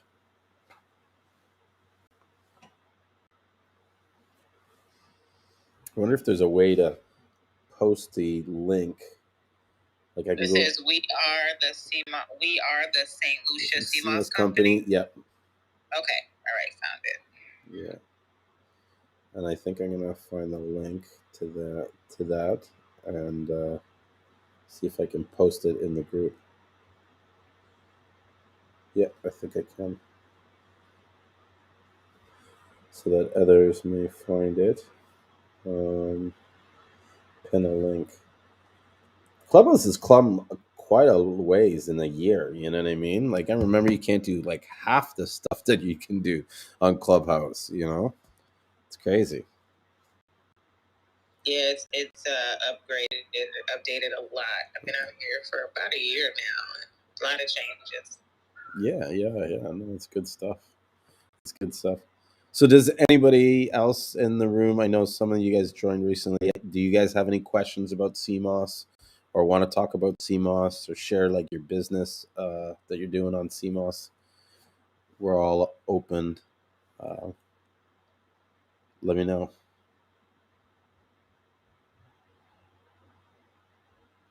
No, okay. What were you gonna say, Sean? Well, I've been making CMOS for like 7 months, and it first started out with just selling the raw CMOS, and and I was like, let's go ahead and make the gel. So I started doing the gel. I was doing the gold, of course, the purple and the green, and then, but it wasn't until I started doing all the flavors and mixing all the herbs with it that everyone started to gravitate to that. Because you know what I'm saying. One thing about people, they want benefits of the raw CMOS, but if it don't taste well, it's hard to give it to them. Mm-hmm. And I've been putting the fruit were fresh fruit, and I've been telling the people like for 2 weeks. I was just giving inspiration date on it for like 2 weeks, 2.5 weeks tops, because I have it in my refrigerator, and I know for a fact that certain types of fruit, they go bad faster than others. Like I had pineapple, that pineapple and mango. Mm-hmm. Man, it's just the lifespan of it was like terrible. I mean, you probably get like a good 2 weeks tops. But strawberry, I had strawberry and peach. Now the strawberry lasts a bit longer, but the peach lasts the longest. Mm-hmm. But most of my people, they like those flavors, and I'm not mad at them because my wife, I tried to get her to take raw sea moss, and she was not having that. Like she's like, no, I'm good on that. I was like, man, come on, try, it's good for you. Then she was like, bro, huh? So I finally, my bad, that was actually, are you good? I finally added the fruit, and everyone started gravitating to that. But just like y'all was saying, I don't like to add fruit because I'm not giving the full potential of the raw sea moss. But if it helps them, I'm with it. Also with the elderberry and different types of burdock root. I've been adding that in there for. That's the only way I can take it now. I know we had mentioned something about as far as once you start taking the gold sea moss, it's like, okay, your body starts to adapt to that, and then your benefits start to like plateau. Mm-hmm. So then the next thing you can go is the purple. Like you were saying earlier, the green sea moss is almost like a cleanser with chlorophyll benefits, yeah, like that. And it's almost, I think you get the regular benefits of the sea moss as well. Mm-hmm. And the purple sea moss just it's just like the top of the top as far as like, I think with the Raciolera species of the sea moss. So once I had started taking the purple, I was like, oh yeah, this is it. I'm not going back to anything else because I wasn't seeing any benefits. So once I plateaued on the purple, I was like, what's next? I seen this video and it was like add elderberry and ginger. So once I did that, I was like, oh yeah, this is the way to go. And I added to my mother-in-law Seamoss, and she has like diabetes, she had like a lot of inflammation and stuff like that.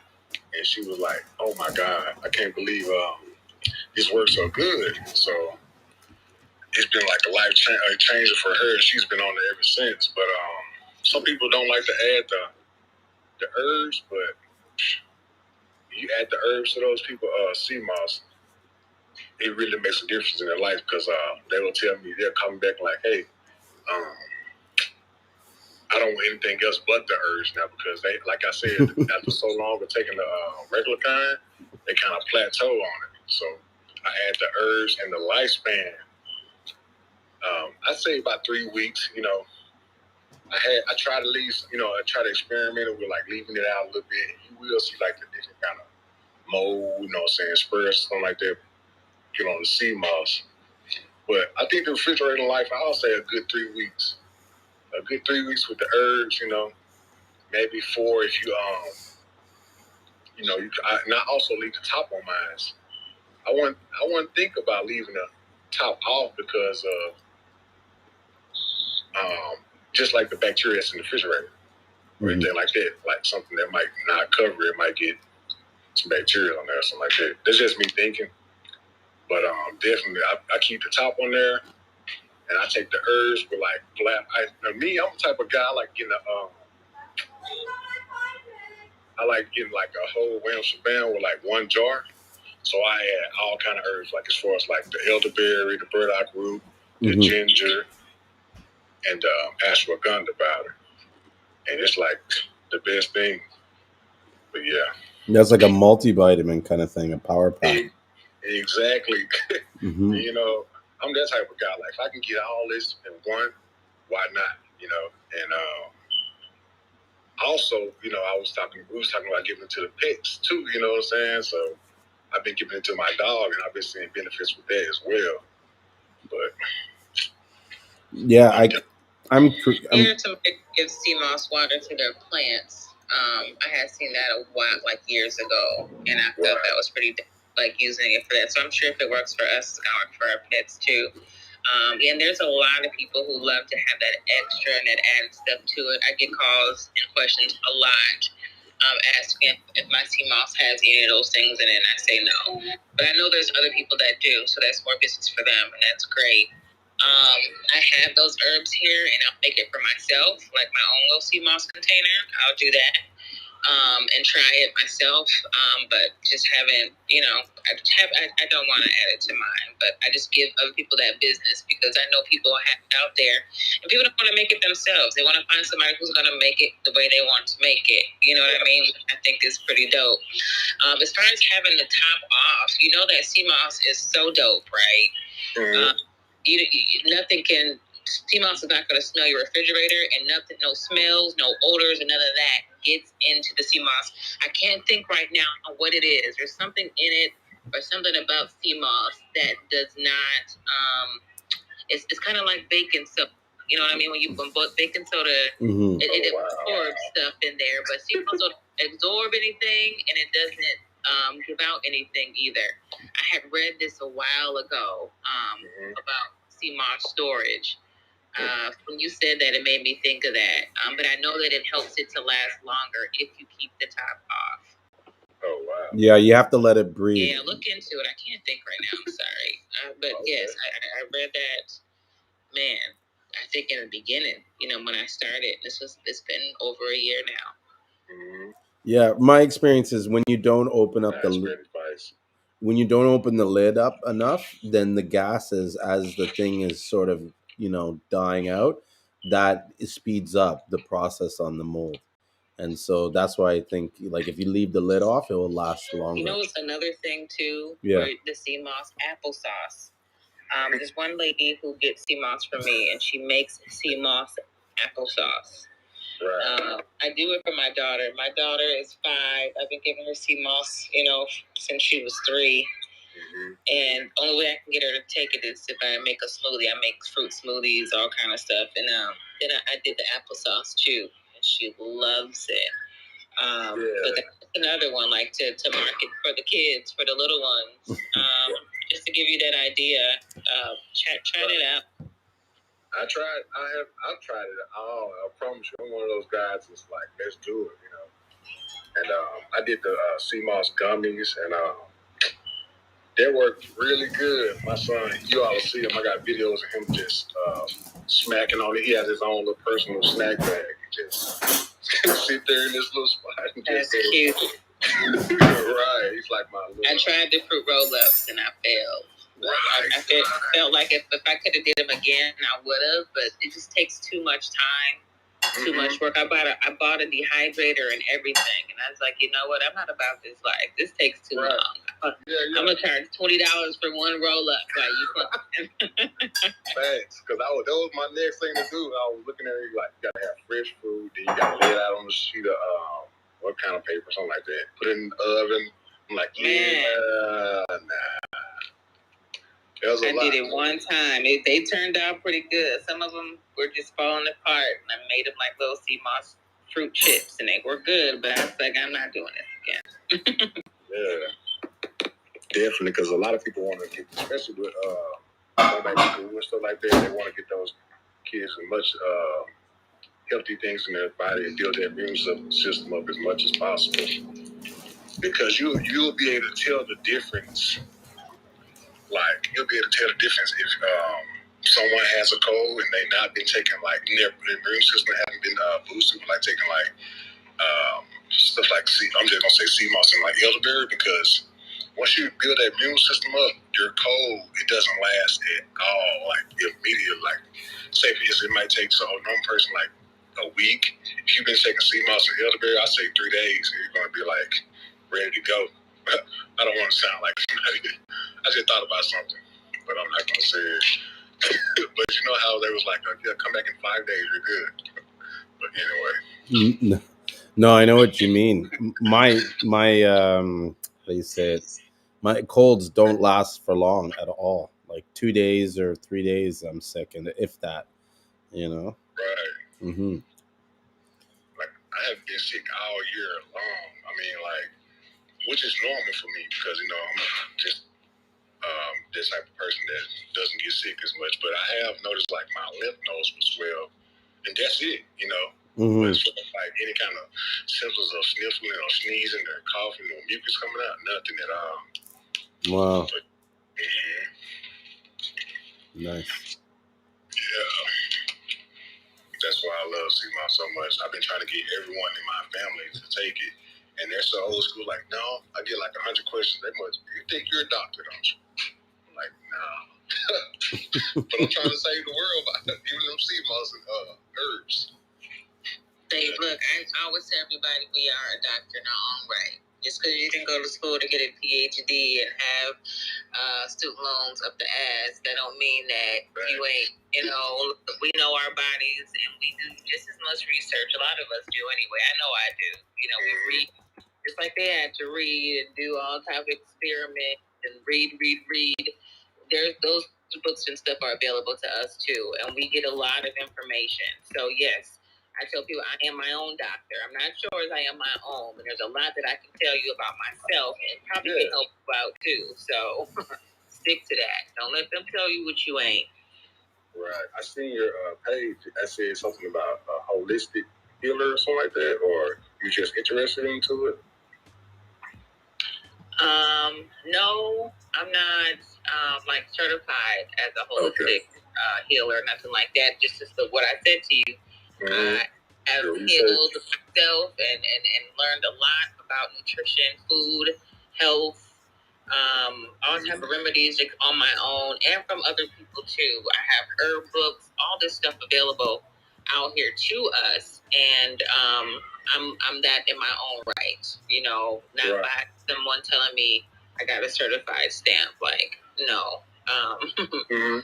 But I yeah, just found out that you know that they got like leaves, herbs, and you got like barks and the roots, right? Someone told me that you're supposed to boil the roots and the barks, but not the leaves.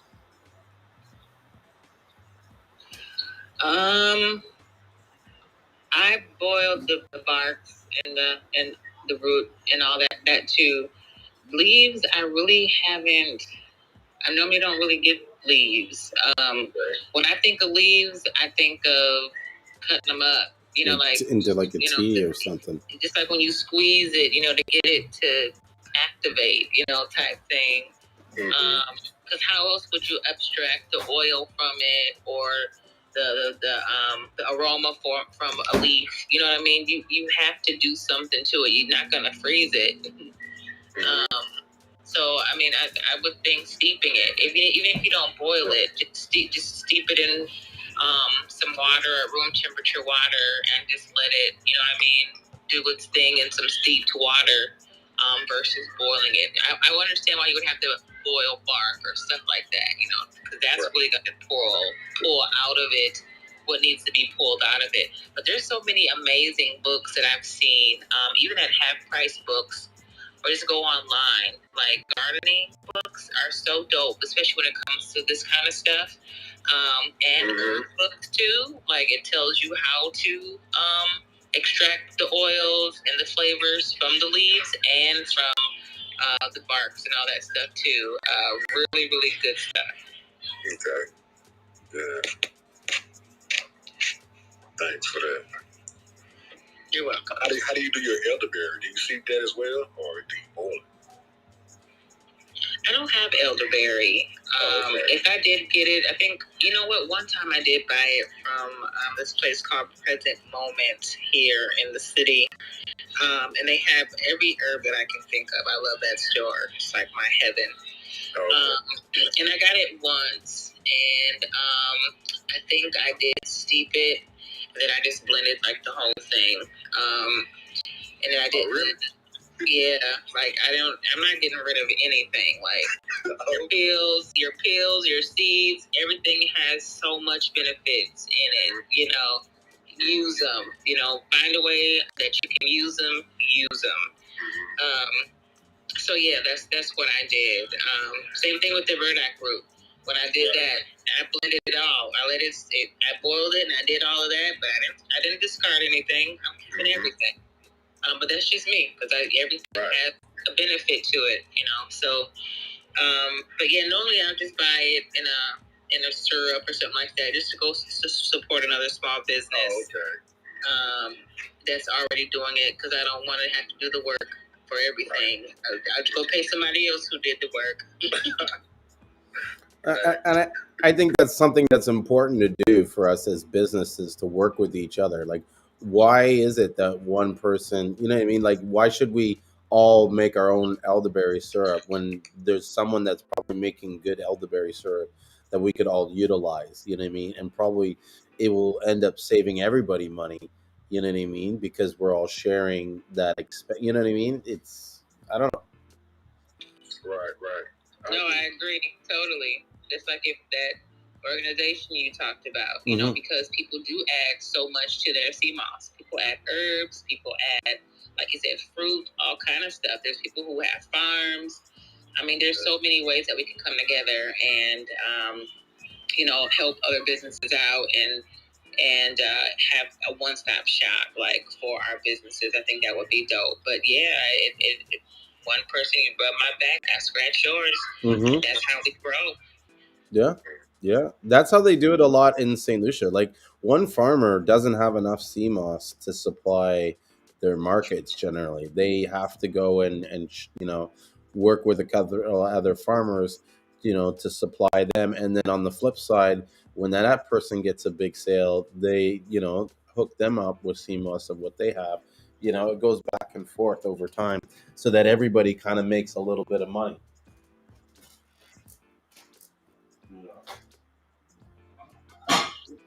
That's how I think that would be dope. I really hope that's something that you put together, um, and really work towards. I think that would be really, really cool. Yeah, I'm starting the sort of, I guess, the foundation of it. You know what I mean? Putting the together sort of like the idea, what it would be called. What would be the benefits to the membership. You know what I mean? I think there needs to be a component with CMOS, like suppliers, like I guess the exporters, the ones that are selling from the various countries. Like, how do we get it so that they're, approved, like not approved. You know what I mean? Like they're like a verified seller, so that, because one of the problems I see too is that there's often breakdowns in the relationship between the buyer and the seller, because the seller is doing some of the practices that they do. Well, it's not like they're not trying to scam the person, but it becomes suspect to them. You know what I mean?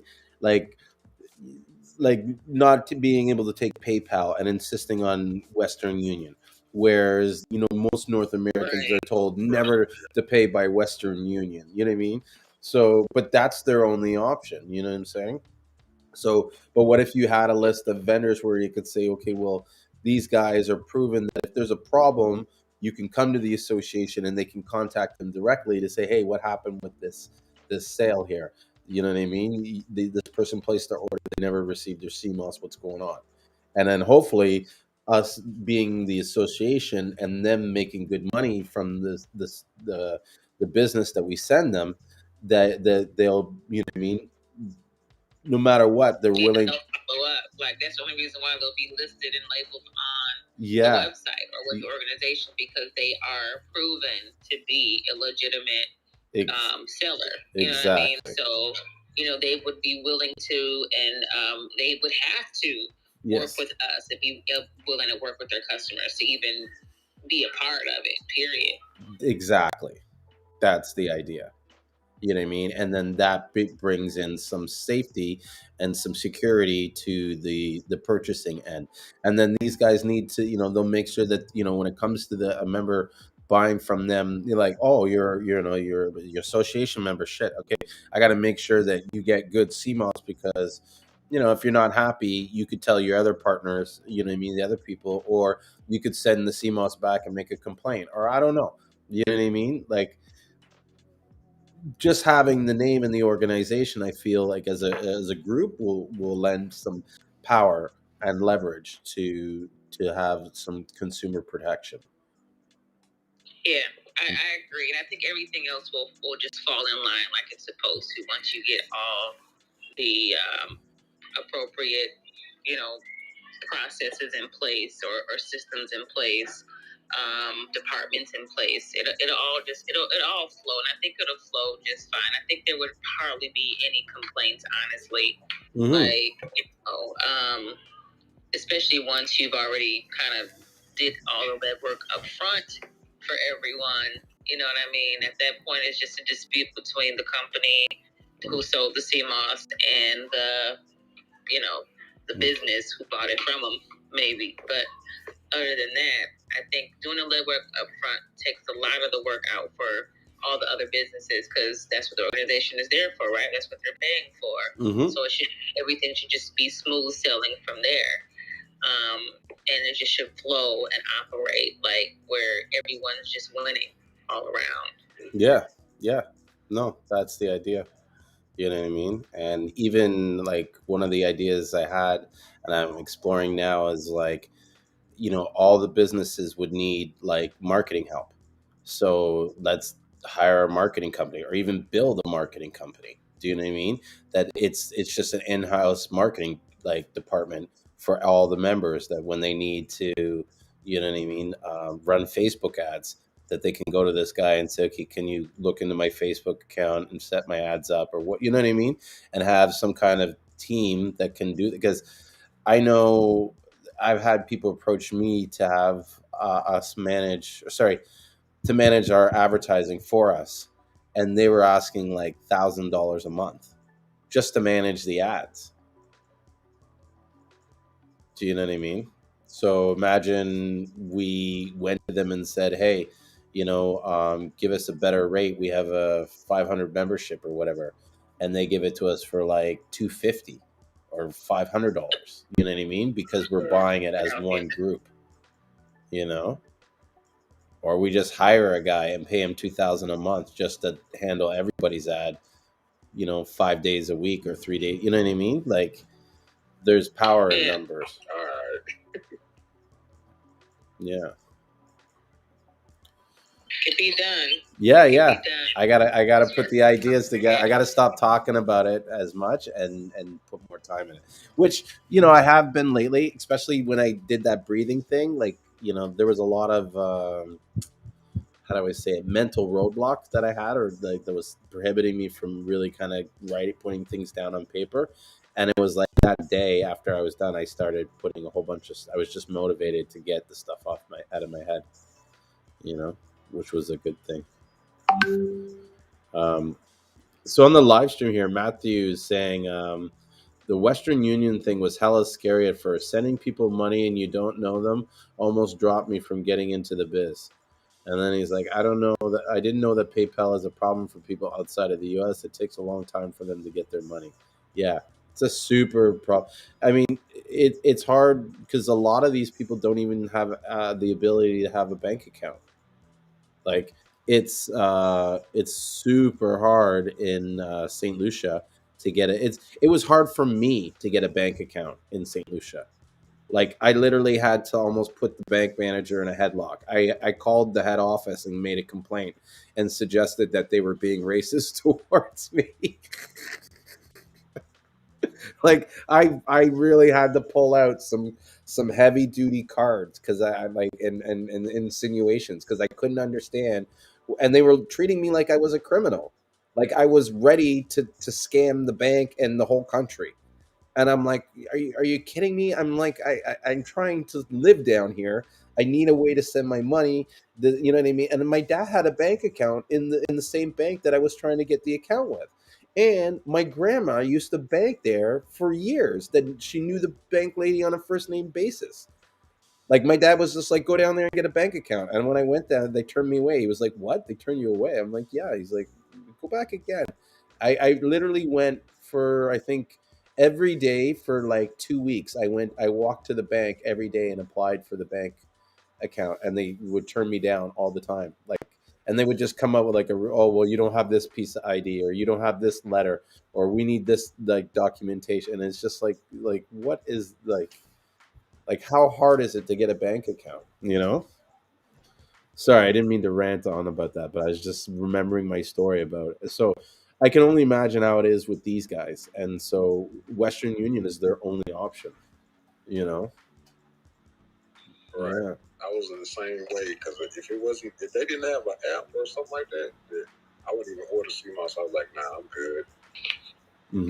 Yeah, same here. I have to have a trusted source. I'm not Western Union money to nobody. Like, especially I don't got the product first. Like, how about you send me the product first and then I reimburse you?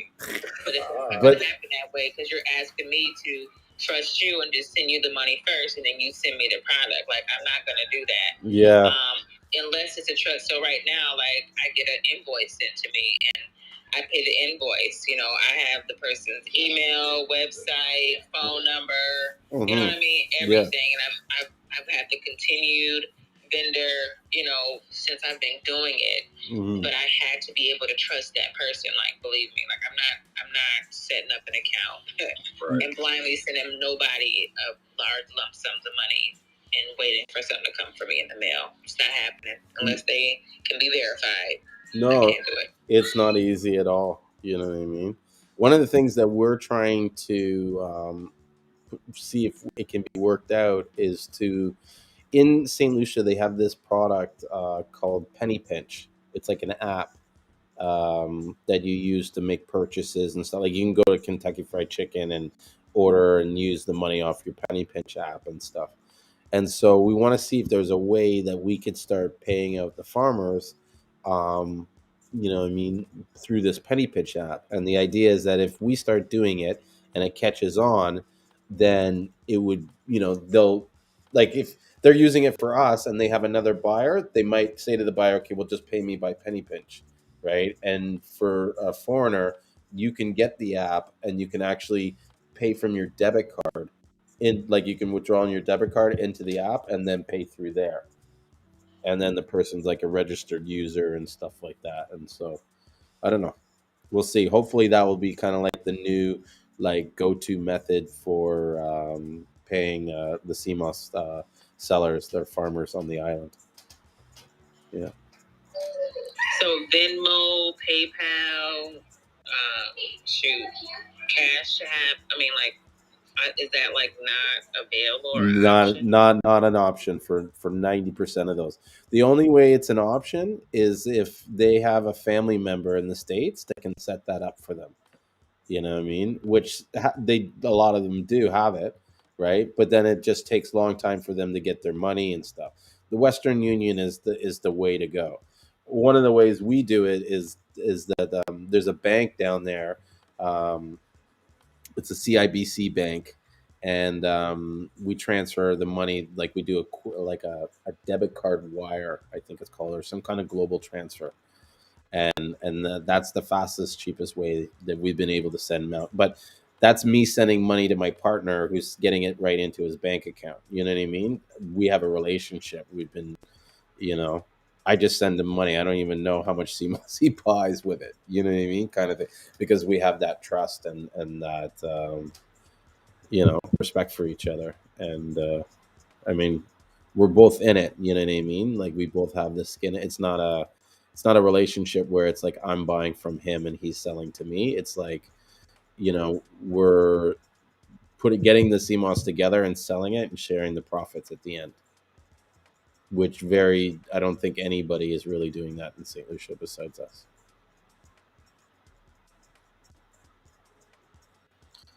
Crypto for CMOS would save all of that.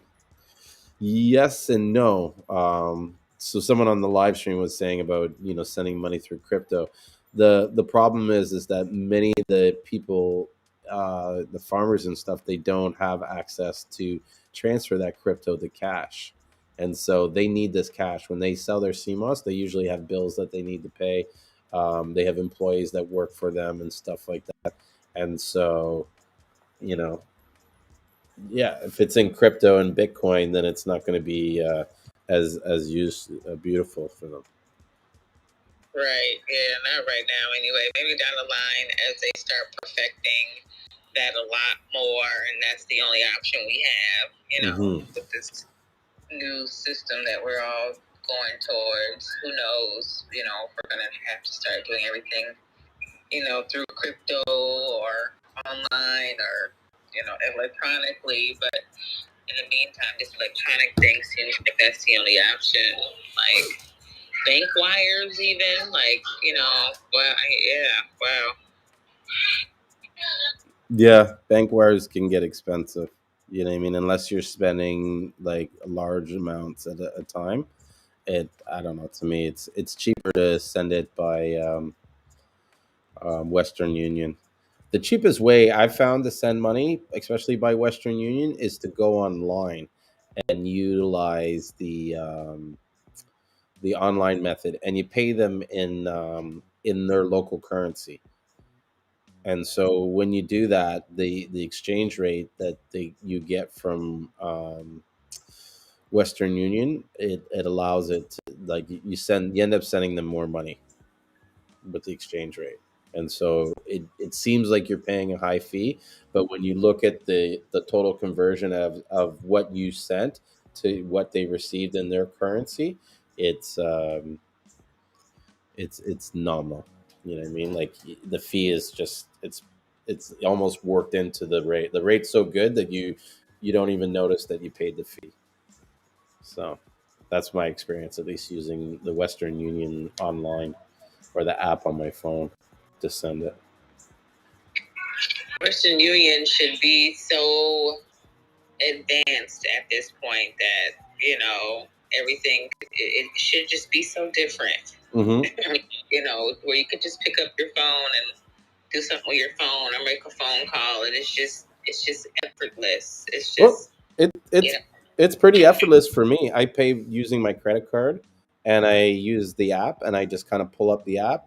You know what I mean? I have the kind of people that I send to most already stored in there, and I say how much money, and then I run it off my card, and then I get points from the card. I love sending by Western Union this way because it, like I said, it gives me the points when I'm sending all that money.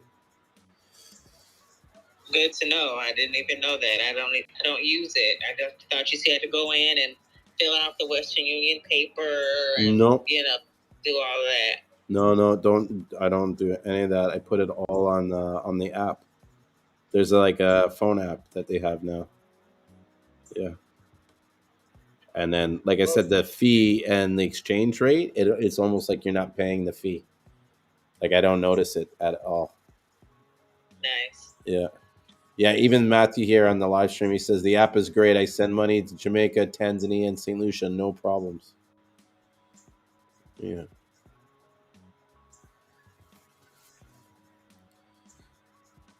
So, and I noticed, Maria, you're here. Welcome. Did you get your Seamoss yet, Maria? I'm pretty sure I shipped it out. I know it comes pretty fast. Hey, everyone. No, I haven't gotten yet, so most likely tomorrow.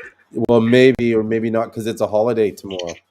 That's what's really messed up the last like 2 weeks of orders is like all this holiday scheduling. It's fucking crazy. Yeah. It's so irritating. I shipped Seamoss off, and they told me it's gonna take. It was on a Tuesday, and they're like, "Okay, they'll get there next Tuesday." And I'm looking at, I'm like, "Are you serious?" When I used to ship Seamoss, to get there like in a day or two. Like, what the heck? And they're like, "Oh, the holidays." At first, it was always COVID. Now it's the holidays, but now the holidays is gone. It's gonna be COVID again. Yeah. That's crazy. But that's true though. If it's not one thing, it's another. Always. You know what I mean? It's just I start telling my people ahead of time and announcing it. If don't order ahead of time because during the holidays this could happen. Mm-hmm. Yusuf, is that a recent picture of you or an old picture of you? No, I made that's fake. Oh. Yeah.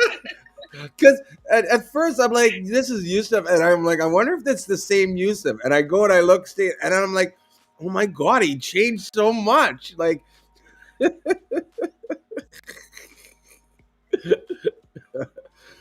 so for those guys that don't know, I know Yusuf for a long time. He buys Seamoss, but we've also him, Maria, and have you guys seen Kevin lately? I have not heard Kevin. I think he's blocked me. I don't know. But we used to do a live stream on Instagram, and the four of us used to sit and chat for hours on Seamoss. I missed that. Yeah, we got Julien up until I think 3-4 a.m. EST. Yeah. We were the originals, the up all nighters. I actually wanted to get some herbs. Because I know he was saying that he left some with you. Yeah, so we had a little bit of a issue. Yeah, no, I'm not surprised. Yeah, and that's why I'm wondering, like, has he blocked me? Because in the end, Probably so. yeah. Okay, my first number one mistake was I didn't weigh his stuff when he came in. Right, so I didn't weigh it to confirm everything that he said was there. Right, and then so when I'm selling the herbs, Yusuf, you've gotten herbs from him. The stuff is full of sticks and it's not clean. Yeah. Right? So I'm selling it to people on his behalf, and these people are like, "Whoa, whoa, whoa!" You know what I mean? Like, I used to sell weed, right? So to me, it's like, you can't put all this twigs in your buds. You know what I mean? Yeah, that's the same as bladder rack. Like you'll have like sticks. I personally just get the sticks and I just boil it for myself. Yeah, but it's so yeah. So it's like, some of the stuff I didn't save, like I couldn't sell it. You know what I mean? It was just raw stuff, and I said that stuff to him. You know what I mean? And so all the time when you say it, he's like, yeah, yeah, yeah, yeah, yeah, yeah. And then when it's a problem, he's like, whoa, whoa, what about this? What? So it was like, he expected me to kind of, how he is. He gave me the herbs. I said I'd help him sell it. It turned into him expecting me to sell it for him. I told him from the beginning, I am busy with the sea moss. I don't have time to start some herb thing. I'll try it, but if it doesn't work, it doesn't work. So in the end, I ended up sending the sea moss, or the sea moss, the herbs, back to some guy that he wanted me to ship them to. But when it came time to weigh it, it was like the weight was off, and so he was like, "Well, where's the rest of it?" And I'm like, "What do you mean, where's the rest of it? I sold whatever you sold. I gave you the money right away. Like, dude, you were the moment I made the sale, you were on me to send the money that minute. You know what I mean?" Like if it was longer than 2 hours, he was freaking out, calling me all the time. There was more stress dealing with him on the transactions than actually with the CMOS. It was, and then the whole time I bought pimento leaves off him. The guy was holding like 400 of my money. So it was like, how are you breaking me about this money when you have money for me? Like you have my money and you haven't sent my stuff. So, anyways, in the end, he kind of tried to insinuate that I made money off his herbs, and I kind of flipped out, and because there was absolutely no way would I have done that, you know what I mean? And so we left it at kind of like whatever, and and then I didn't hear from him for a long time, and then he came on the CMOS group and started trying to trash talk St. Lucian CMOS. So I flipped out on him and told him his and I told him his herbs were trash, and I think he got all offended. Well, you guys heard it here first. Well, actually. Oh, dude, I'll tell the truth. I don't give a shit. Like it is what it is. You know what I mean? Yeah, no, that's exactly why I said that. Yeah, I'm not surprised, right? Yeah, I know. Herbs don't ship good. No. The only thing that ship good is his China root. That's the only thing. What kind of herbs did he give you again? I'm actually really curious. He gave a lot. The sarsaparilla came out okay. The Cheney root he had came out okay. The soursop leaves spoiled. The cherry root he spoiled. There was a few other ones that spoiled too. You know what I mean? And I showed them all, and he still wanted me to sell them to people. And I was like, I'm not selling them to any, like that's part of the reason why, like he wanted me to sell the herbs for, and I'm like, there's no way I'm selling any of this to my customers, like anybody that I know. You want to bring someone to me and ask me to sell it to them, that's your business. You know what I mean? But I said the same thing to him as well. Huh? Yusuf was saying the same thing to him as well. Yeah. It's moist. Yeah. Because he's trying to keep the weight on it. You know what I mean? And this is sometimes when you're trying to cut corners or trying to squeeze that extra dollar out of something, you ruin the whole thing. It's better just to be honest and play straight, and then you don't have to worry about any, like, you know what I mean? Like if this, how do I say it? If I know you like the CMOS a certain way and I don't have that CMOS, I'm gonna tell you I don't have that CMOS. Do you know what I mean? This is what I have, and I'd rather you not rather not make a sale and keep you happy than send you some stuff that I know you're gonna think is trash, and then you're upset at me. And look, he pretty much put you in a situation. Of course, you're gonna know better, right? Mm-hmm. But he put you in a situation where like this would have gave you a bad name. Like, let's say you sold it to me, right? And it's like, oh, I kind of looked at you a little bit more higher than that. Why are you selling me this type of like moist herb? Where it could go bad, or it could have been like moldy already. Yeah, it's not safe. Yeah. You know what I mean? And some of the stuff I wouldn't sell to certain people. Like I would show it to them and say, "Here, this is what it looks like," and they're like, "Oh, that's mold," and I'm like, "Yeah, you know, kind of is." You know what I mean? What do you want me to Yeah, say? a lot of his stuff came soggy as well. Mm-hmm. Like a lot of stuff came spoiled. Yeah, because he wasn't drying it out. He wasn't. He was trying to just rush it and make more money. Like a lot of this, and see, this is the same thing with the fake CMOS. A lot of this fake CMOS that people think is fake, it's really just like overly hydrated CMOS. Yeah, bad quality. You know what I mean?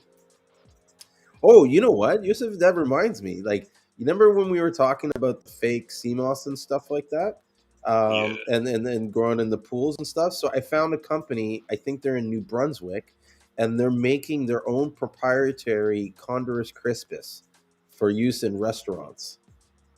Yeah, it looks better. Yeah, it's all I don't rainbowy think like. anything is wrong with it because it actually is grown with seawaters. If the seawater is pumping in and out, it's filtered and it goes back into the sea. So the only difference is it's not growing directly on a rock or whatever. It's just growing in flowing water. Mm-hmm. So I don't see anything wrong with it. Mm-hmm. Well, yeah, I want to mention to everybody here, like Yusuf is the only person I've met or spoken to who's actually seen an opera, like a CMOS pool grown operation, or them growing CMOS in tanks. Because like until I met him, I was convinced that there was no operation in existence because it's just the cost and what I mean, the logistics and the feasibility and stuff like that. But like you're saying, they're getting around a lot of that by pumping in the It's seawater. actually cheaper to do that once you get the equipment. You Yeah. don't have to really worry about too many people. You don't have to worry about ropes or really going in the water. Like it's expensive, I guess, to buy the equipment to do it. But or you may have to own a lot of land to do it close to the sea, I guess. Mm-hmm. True. To pump in that stuff because you need to be really close to the sea because otherwise, yes, it's the Arcadian company in Canada. That's the company that does the whatchamacallit, makes the fake Condorus crispus with the flowers and stuff. The flowery stuff. It's pretty cool. That's so funny. What company is it? The Arcadian company in Canada. Oh, okay, I see it on. Oh wow, Matthew even commented. Yeah. Let me see. Let me check that out. I could pull it up the link here. ARCID. The worst speller. Hey, quick, I'm going to cut you guys off. It was nice chopping it up with you guys. I'm happy I'm at a Seamoss community. So, yes, I'll be paying attention and watching to come in and build with you guys again later on. I got to get my 5-year-old situated. So, yeah, it's getting late. I'll talk to you all soon and hope to hear from you soon. No problem, Faith. Thank you for dropping in. Thank you for sharing all your experiences and your knowledge and stuff like that. It's really helpful. And yeah, I look forward to seeing you come back again, and even us talking more about how we can put together this association. Because I know I'm not going to be able to do it by myself, and at the same time, I don't want to do it by myself because I want to make sure that it's something that everybody has some input in it so that it benefits as many people as possible. Do you know what I mean? Like I can create it in a way that benefits me or it suits my agenda, but it's not going to go far that if I do it that way, as opposed to getting everybody involved and seeing where the real problems lay between all these different sellers. You know. For sure. Yeah. All right. Well, you guys have a good night. Okay. Thank you. Take care. Cool. So, what do you guys want to talk about next?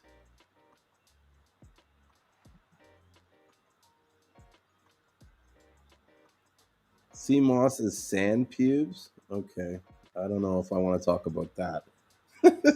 Sorry, I'm reading the comments on the live stream. Someone just said that Seamoss is is sand pubes. That's so stupid. Yeah, I know. They kind of look like a little weird, jiggly kind of thing. I mean, actually, you know what? If those like, if okay, I'm not even gonna. I think Christine wanted to chime in. Yeah, what did you want to say, Christine? Let's talk. Hey, how are you guys doing? It's almost midnight here, so almost good morning. I'm on the East Coast, U.S. Yes. I'm glad I found your room. I have been using Seamoss for quite a while. It's helped me a lot. I've got a pretty bad autoimmune condition, but I've done a lot of things to turn that around. And one of the things I use is Seamoss. I've been kind of trying to learn more about Seamoss.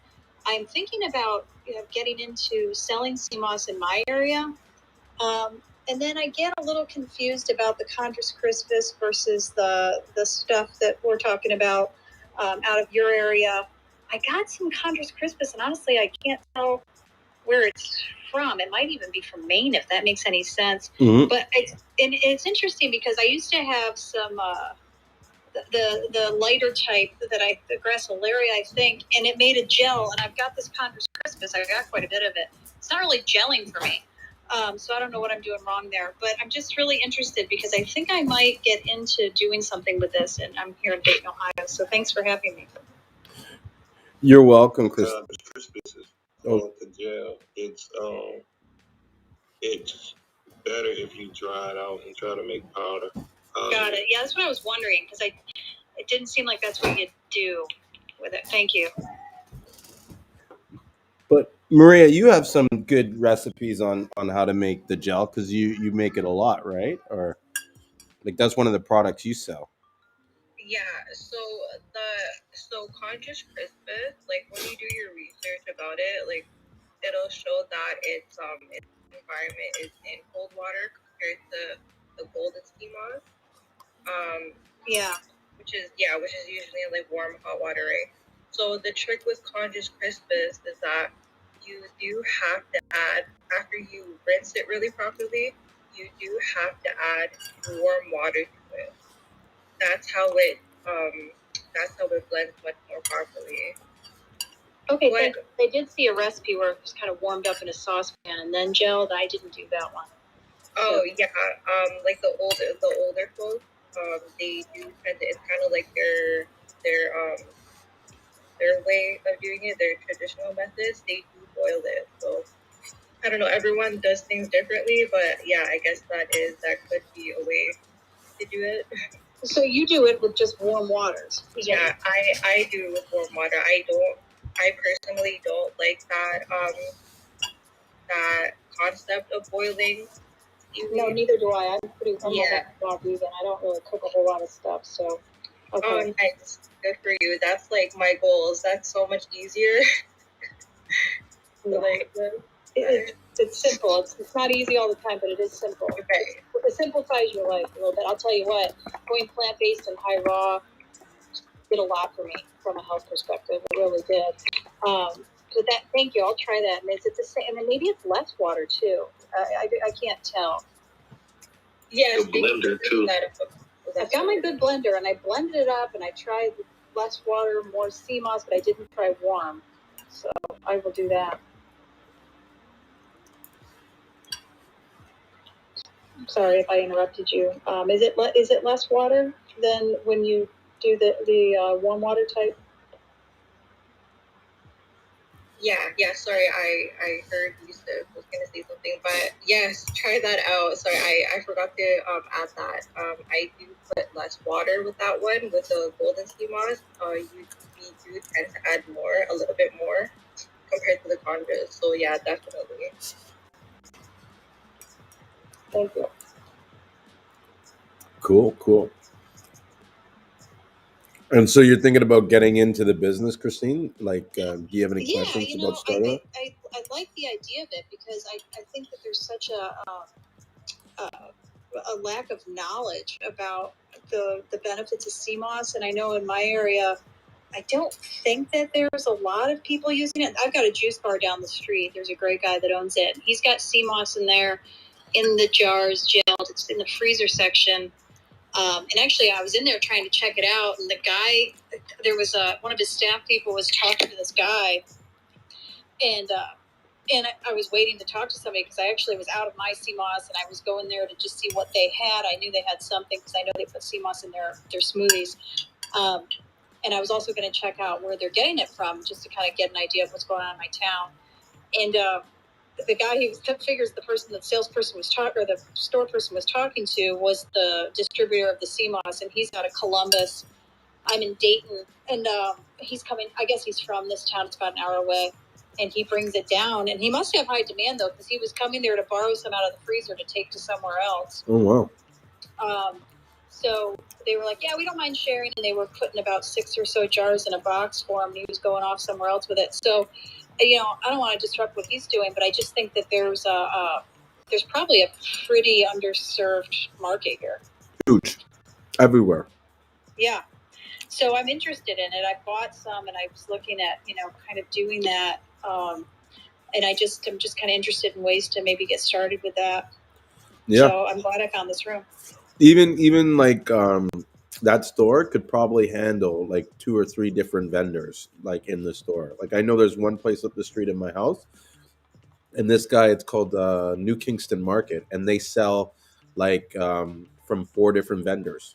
You know what I mean, including myself, and then I also sell to him, which he puts his own label on it. So that's another you know what I mean. So and that's out of one small, like maybe 700 square foot store. Yeah, I'm interested in that and the products. And also, one thing I noticed is the guy out of Columbus, and maybe it's just what they have right now, but I don't think so because I asked the store. He only had flavored. Mm-hmm. And I don't want flavored Seamoss, so yep. I can imagine there's some other people that probably don't either. Yep. Mm-hmm. And that could even be like some people want flavored Seamoss. Some people want the Seamoss like thick. Some people want it thin. You know what I mean? There's almost like there's a room for everybody to kind of get their own little bite out of the market, so to speak. And it's still growing. Most of these people that are coming in the store don't even know what Seamoss is about. You know what I mean? Well, I found out too, even these juice bar folks, which they're pretty. I mean, this juice bar, this guy had like cancer and some other disease, and he healed himself. All this stuff. He's really into, a lot of supplements and health food. So it's more of a health food store, but it's a juice bar. And the owner wasn't there, but he had his right-hand guy there that trains with him, in some natural healing places. And long story short, I was talking. That's the guy he kind of defaults to take care of his store. And I'm not that versed. I know enough about Seamoss. I've got a few books, and I read about it online, but that's all I know. And I knew more than he did. He didn't know the difference between the different types of Seamoss. He really didn't know what was what. So that was interesting to me. And I used to sell pathology. I was in medical sales. I did pathology services for 20 years. Sales, not pharmaceutical drugs, but pathology service sales. Mm-hmm. But so I'm kind of used to detailing people on stuff, and I was kind of surprised, just in the basic quick talking to him, he really had no idea what he was selling. So. There's a lot of people that have no idea what they're really selling. Part of the problem is that they're afraid to, at least this is my belief, that they're afraid to admit that they don't know what they're selling. Do you know what I mean? So therefore they don't open their minds enough to learn about what they're selling. They just watch a couple things and say, oh, well, this is what it is, because you'll notice they'll have the species names wrong. They'll call Garcilaria Condorus crispus, they'll call it Irish moss and this and that, and it's like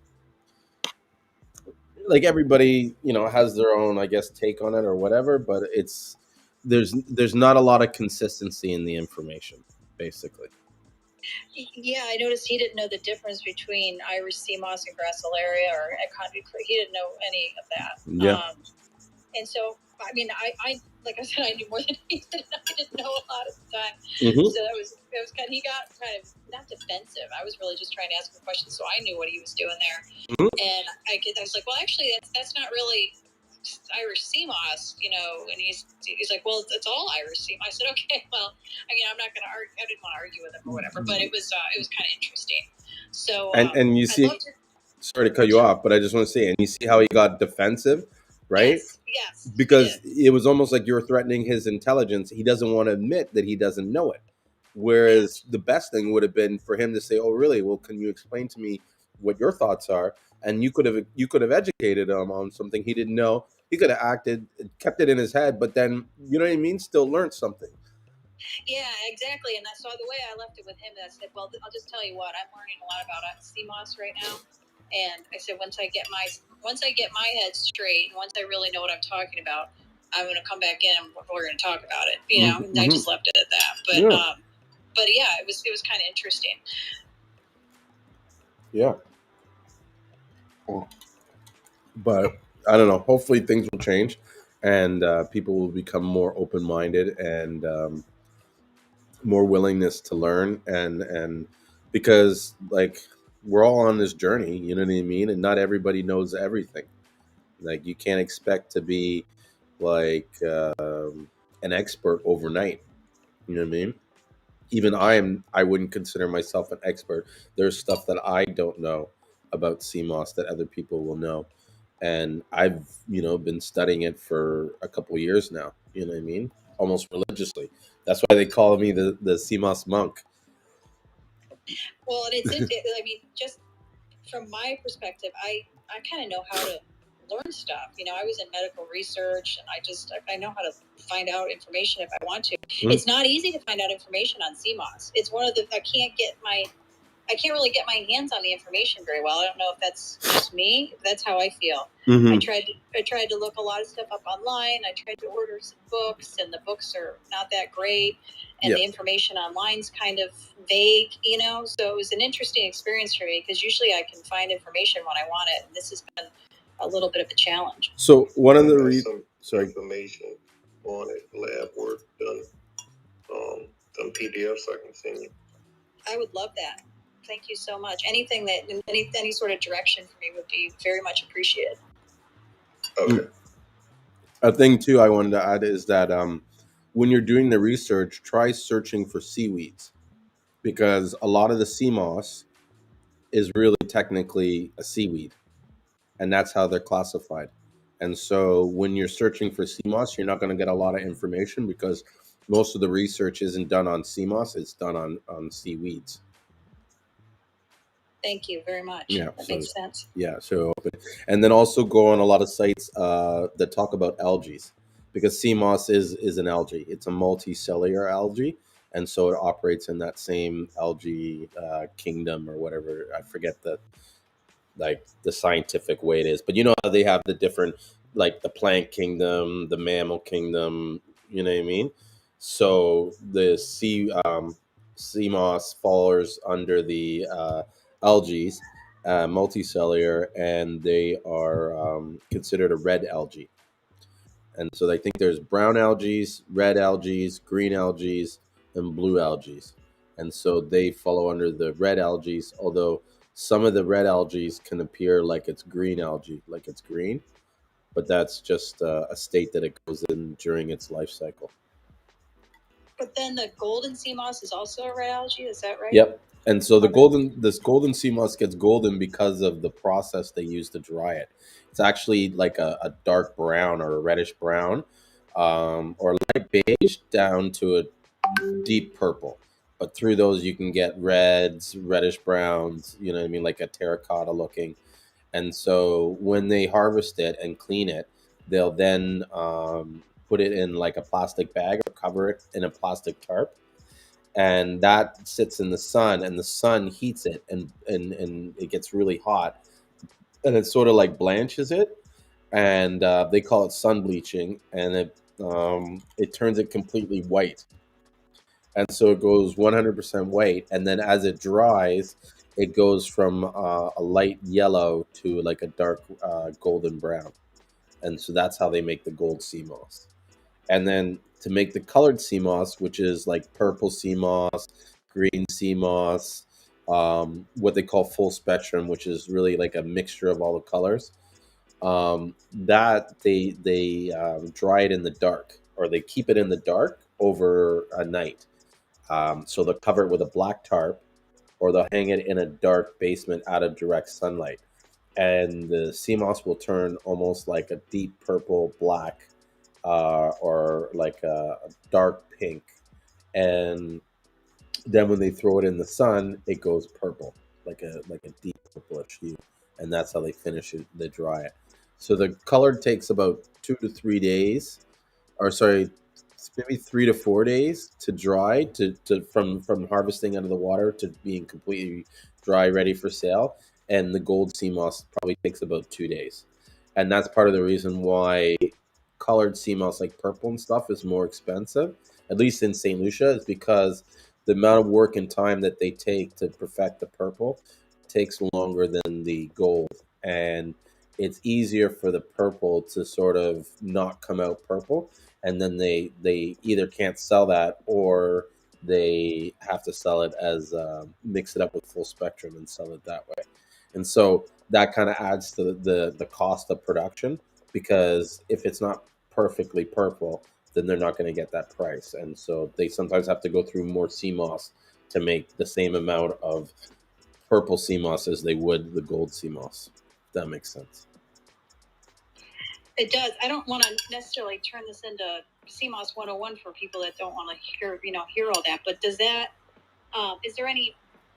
So what's the? I don't want to say nutritional. I guess more the mineral. I guess I'll just use the word nutritional benefit difference between the purple and the blanched at that point, the golden. Well, first I want to say, you know what? It's always CMOS 101. There's never like a question you can't ask, or you know what I mean. Yeah, like that's right. there's a lot of people in this room right now that are probably new to CMOS, and that question is, the question they're dying to ask, and they might either feel nervous about asking it, or just, you know what I mean, they didn't get a chance to, so you asked it. You know what I mean? But Yeah. so it's hard to say what the nutritional values it is, because I've never seen any sort of tests to prove the differences. I can only go on, say, my experience and what I had taking it, and then also what I feel other people have given me back as feedback.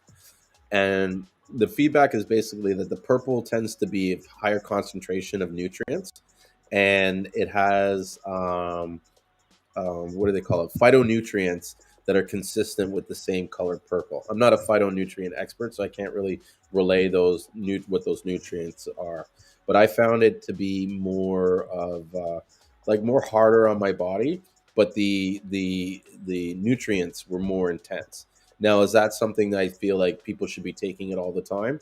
Not really. I think that as a daily use of CMOS, it's better to take the gold and use that, because it's more gentler and easier on your body than it is to use the purple. The purple, in my experience, I would use occasionally when I want to have an extra boost of CMOS energy, or like whenever I've been taking the gold and I'm starting to not feel the effects, even though the effects are still there, your body is going to kind of tune them out after a while. So using the purple to me kind of like reminds me that the stuff's still working. And yeah, that's my take on the different colors. I hope that answered your question. No, that helps me a lot. And that's interesting because I was using the golden first, ran out of that, and then decided to try the Converse Crispus, which I have a lot of right now. But I kind of missed the gold, to be honest. Yeah, I agree. I find that the gold is different. Now, the purple CMOS that I sell is a lot different than the Condorus Crispus. Although I haven't tried the Condorus Crispus, speaking to people like Maria, Prototype Skincare, and a few other people that have taken Condorus, they've kind of shown me that there is a difference between them and stuff. You tend to like the Condorus Crispus better, right, Maria? Yeah, I like both somewhat equally, but a little bit leaning towards more conscious Crispus. But it kind of depends on like what my mood is, or like how my eating habits are. Like if I'm sick, I'll definitely take the golden Seamoss. Mm-hmm. I did first start off with the Seamoss as well, And I used to be like a really heavy smoker, right? Not cigarettes. So I definitely had a lot of mucus. So when I did the Seamoss for about like a month, I started much more mucus started to dissolve, right? And that didn't really give me the same effect with the Condrus crispus. The Condrus crispus is just more nutrient dense, in my opinion. Mm-hmm. Yeah. Fair enough. That's good to know. And you can Condor's Crispus. I think mine's from Maine. I buy it. Well, actually, I know it's from Maine, but I don't know if it's actually Condor's Crispus. So, is that possible that it came out of Maine and this Condor's? Yep. Yeah, definitely. Yusuf, what or anybody else? Like, which areas again in the states? All I know is Maine. Right. It's only Maine, and then pretty much over there in Europe somewhere, UK. That's all I hear about on this side is Maine. In Canada as well. I know, like Canada, Peru, Ireland, right? Yeah, Ireland. But yeah, Peru has some pretty good Condorus crispus. They have a really light yellow, blondish kind of one. But I had a few people that have gotten it, and they're pretty happy with it. I spent I spent a couple summers in Maine working back in the '90s, and I love Maine so much. So anything I can get something out of Maine. I actually take Atlantic Dulse, and that's why I got the Seamoss from this other company because I was getting my Dulse there anyway. And so they had this Condor's Crispus, which I thought was interesting because I did as far as I knew, it was only in Ireland. That's all I knew at the time, and so I thought that was interesting, and I picked some up. But I'm learning a lot, so that's cool. That's from the Maine coast sea vegetables.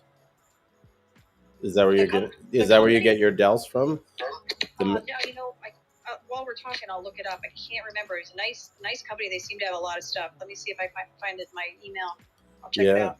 That's why a lot of people use the Maine coast sea vegetables because they have so many. Like they have kelp, lavier, dulse. I really like it's all these different ones. I didn't even know about these different types of sea moss or seaweeds, like nori here. I do. I eat a lot of nori, but this company was called the Gulf of Maine. I'll send you in the back channel the website. He has a lot of interesting looking seaweeds. Cool. Seems like a nice guy.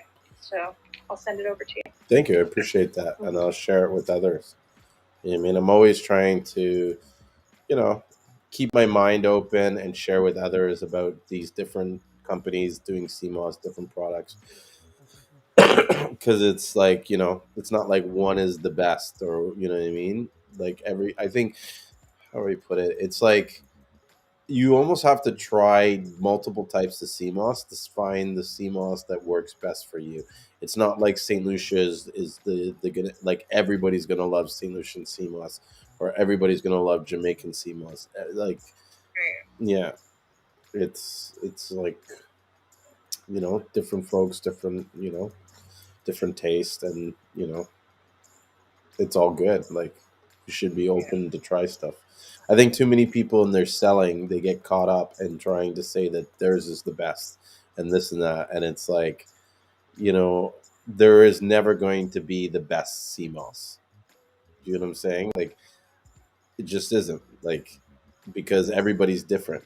And the best CMOS to me is not the best CMOS to you. So how do we what do we like what is the determining factor of who has the best CMOS? You know what I mean? It's almost even a mute point, like in a sense. As long as you have good CMOS, that's what matters. You know? And like when you stay by that, like in like a clean like water environment, right? Like the ocean. Oh yeah. The waters are hugely important where it's being sourced in from, however, anything else. Because that's where it's getting all its nutrients from. And the CMOS is like a filter. And so if you take that CMOS out of an area where there's a um, human like pollution, whether it be old cars decomposing or sewage runoff from a local village or stuff like that. That stuff mixes into the water, and if you're getting sea moss in an area that's close to that, you could potentially be getting harmful toxins from those areas. You know, you got to watch out for that.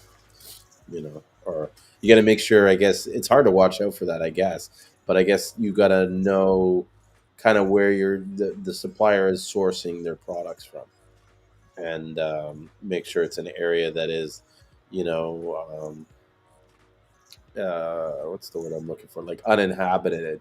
You know what I mean? There's not a lot of population or commercial operations going on in the area that will affect the sea moss. Yeah, it's interesting. That's on my list to do, is call that guy in Maine and see kind of where he's getting that from. I know what town he's in, so I have an idea, but yeah. Mm-hmm. Yeah. And so your idea when you start the business, you like your target market will be to like to sell it in stores, or do you want to do it like person to person, or? Yeah, that's why I was interested in learning. I mean, I think I could get a small, I would think I'd want to start locally and not distribute too far Mm-hmm. in the beginning. And so I think I kind of know, what I could do around here as far as markets and friends, and then maybe hitting up other places that might be interested in. We only have a number of. I'm in Dayton, Ohio, so this isn't the most. This isn't the hottest market in some ways. We don't have a ton of neighborhoods of people interested in health. Put it that way. But That you but know of. there are a lot of people, and I was thinking even some salons, but health food store salons, friends. I just don't know exactly how. I don't know. That's what I'm trying to figure out. Mm-hmm. Well, I guess the best way to figure out is to ask. Ask them, are you interested in this, or do you want to try this out? I think you also got to make sure that you are going to like making the gel or whatever. Like if you plan on making the gel, are you going to like it, or are you going to okay packaging up sea moss? You know what I mean? If you're going to sell the dried form for them, and then like I always explain to people, this is a numbers game. The more people you put your product in front, the more the people are going to take it. Not everybody's going to take it. Probably like 2 or 3%. So it's important to well, actually, I lied, because it all depends on how you sell them on the sales.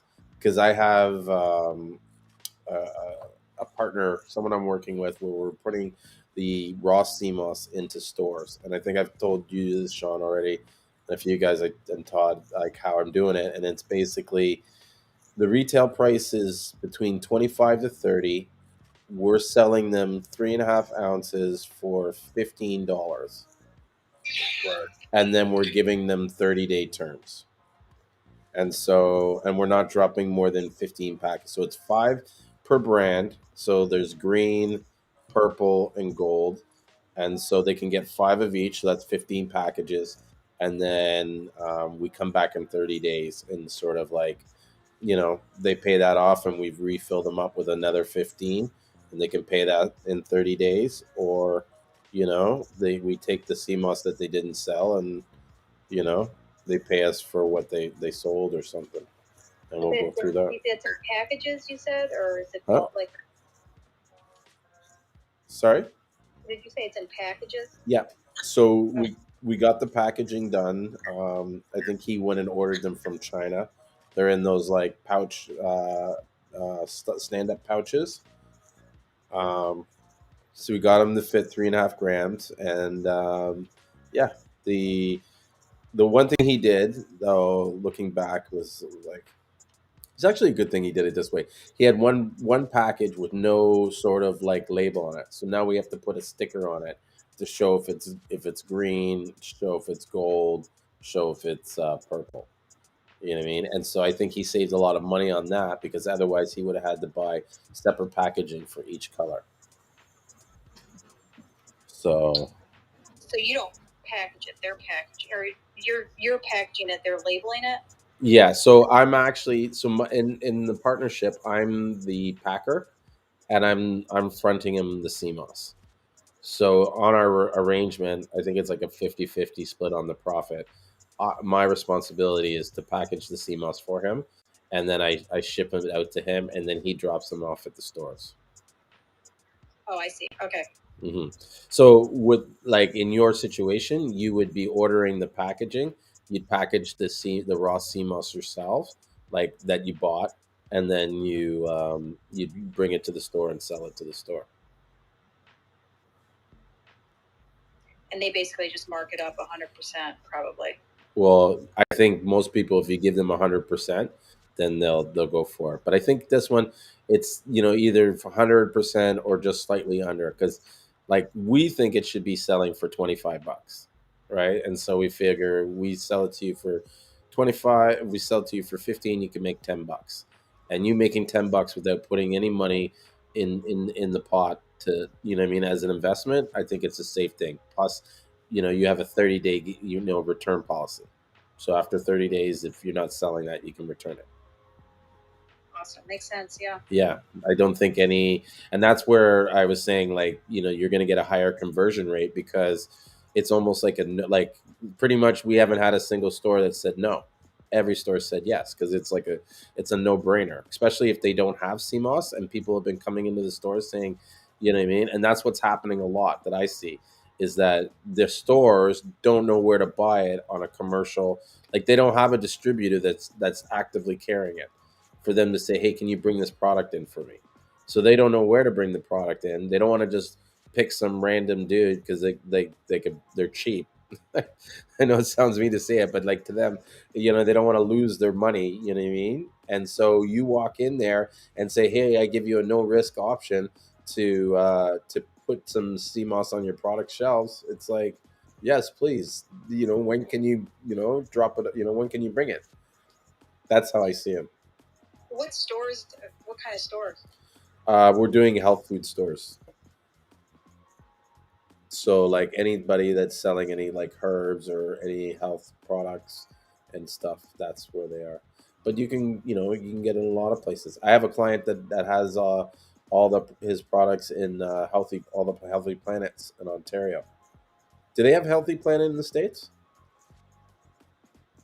No, well, not in Ohio. I don't know about Okay. anywhere else. I'd have to look it up. Healthy Planet is like basically like a health food depot. It's like a large store, and everything in it is all health stuff, like non-GMO and organic this and blah blah blah. So it's a big deal to have. It's like the Whole Foods of health store. Health foods. That's what it sounds like. Whole Foods. Yeah, and that's it. It's like a health, but it's yeah, Healthy Planet. Or Sprouts. Yeah. Have you heard of Sprouts, Julien? No, but I could imagine what Sprouts would be like, just like total vegan paradise. I think it might be like Healthy Planet. We have a spin-off of Sprouts here. It's actually owned by Sprouts. It's called Fresh Times. Time spelled like the herb, and it's a little bit of a strange grocery store. It's one of those kind of health food store / grocery stores, but it's Sprouts' version of coming to Ohio because they're not here. Yeah. Okay.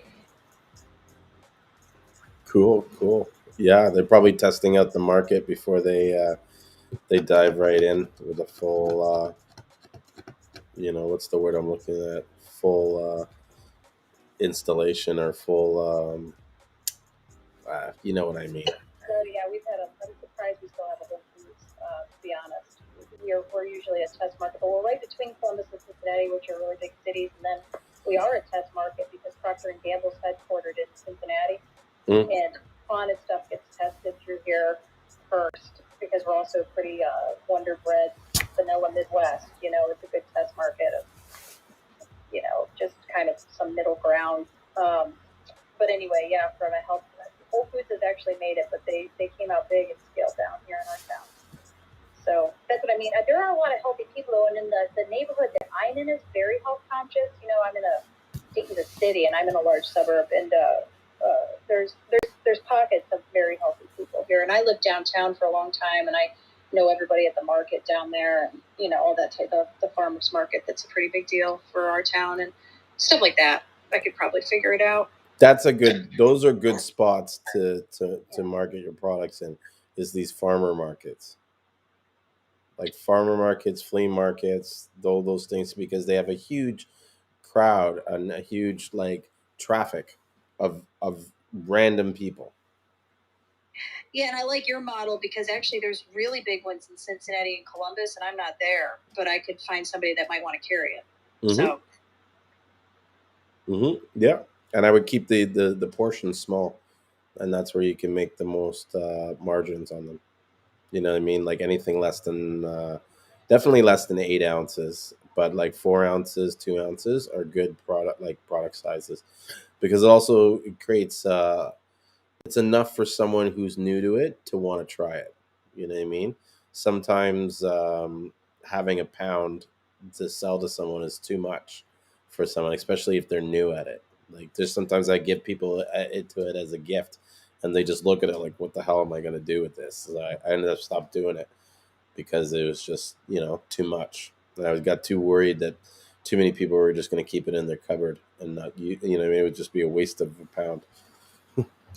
But then, what do you give somebody when you're packaging this stuff in 2 ounces or 4 ounces? What are you telling people to do with it? To prepare it or to take it?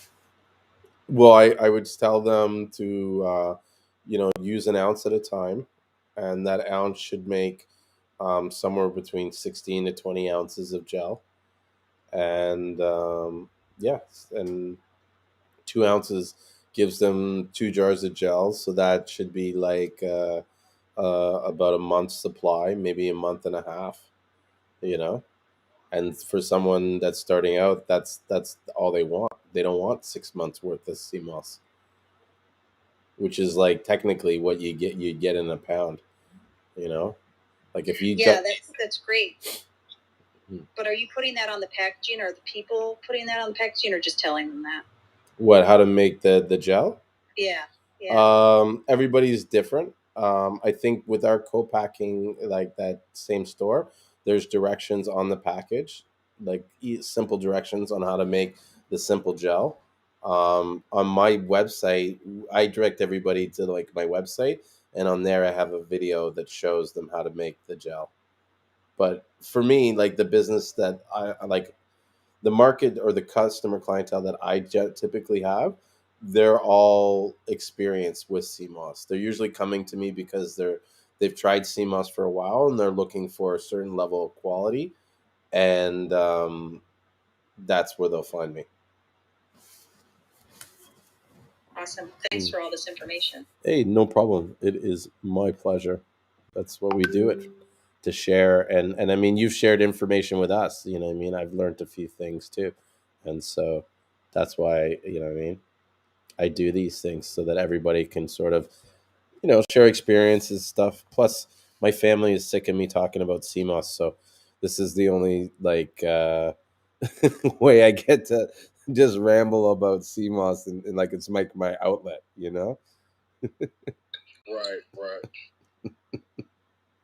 I sent you a chemical investigation on Countess Crispus. Pardon? To your email. Oh, you sent me something? No, not you. Oh, okay. Thanks. Awesome, Yusuf. Thank you for doing that. All right. Thank you. Yeah. I need that too, Yusuf? You hear that, Yusuf? You got Maria's email, Andy? Yeah, I think I have everybody email. Well, you all. Yeah. Are you on the road now, Yusuf, or are you home now? No, I'm at home. Right. That's why you sound so mellow and relaxed. He does. Brother Yusuf, can I get a copy too? Yeah, send me your email. Everybody want a copy. Some of the books I can't send. So if you have WhatsApp, I can send the books to you through WhatsApp, because some of the books are like 60 gigabytes. I mean 60 megabytes. Mm-hmm. Hey, how are you still making those kombuchas? How's that going? Yeah, I made a few. The last one bust when I was on a truck. Yeah, I remember it was all over the thing. It sucked. It exploded or something like that, and you had to clean up the truck. Are you making any of them with Seamoss? Have you ever thought of making like a Seamoss kombucha? No. Mm. Yeah, I never thought of that. But no, I never made one before. Oh, okay, cool. I was just thinking about that because I was talking to someone about that the other day, and about how it would be cool to make some kind of like Seamoss style kombucha, and that like what would it be like to ferment the Seamoss? I don't even know if that's safe to do.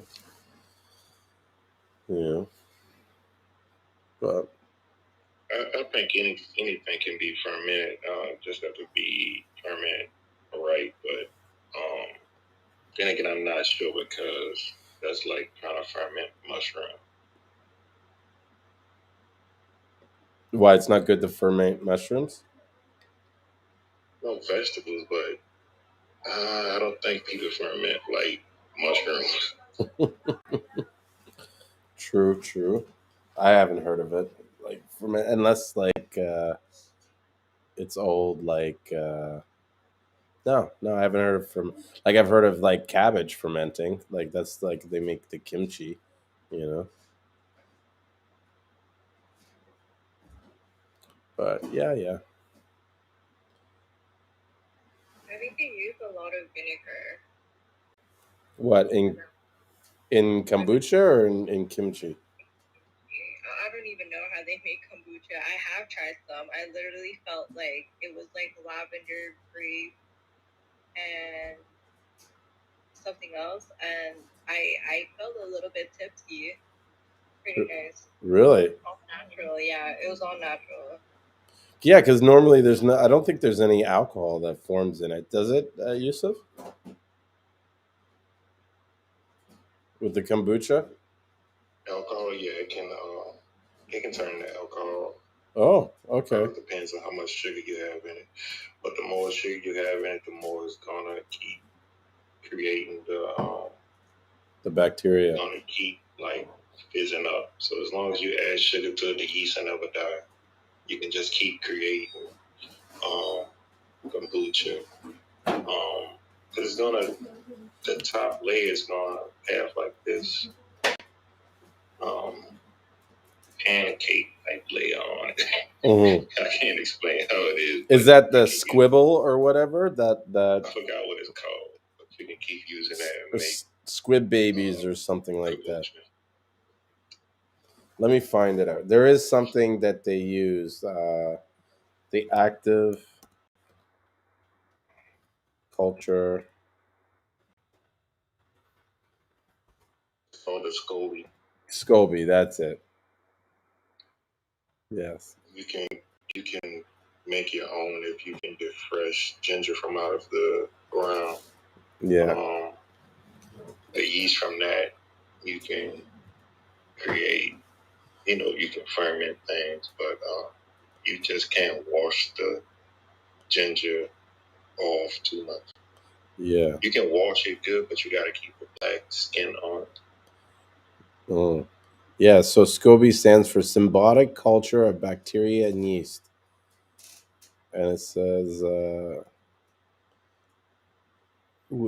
similar to mother vinegar containing one or more species of bacteria yeast which form a zoolegal mat known as a mother.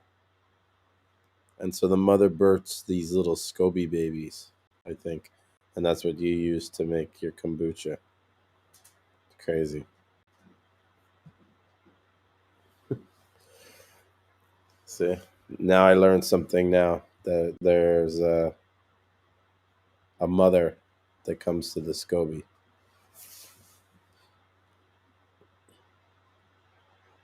Cool.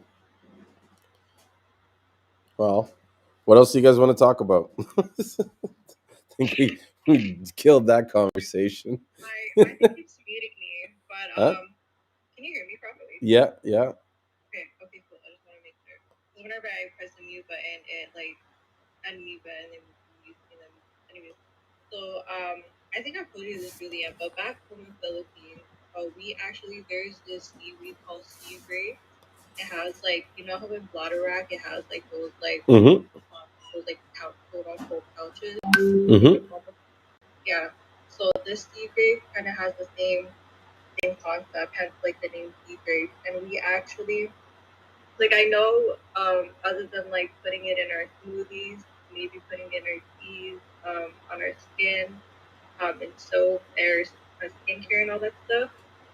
So what we do back home is that like we actually fry it with like onions and tomatoes. Like we have a dish with the sea grape.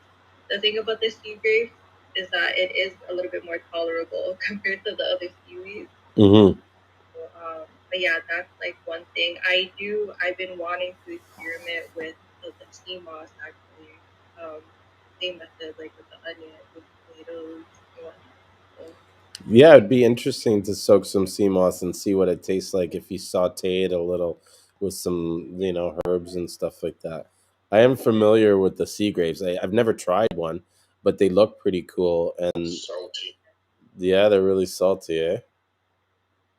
Tastes like seawater. Yeah, I can imagine those little bubbles are just probably full of like just liquid seawater.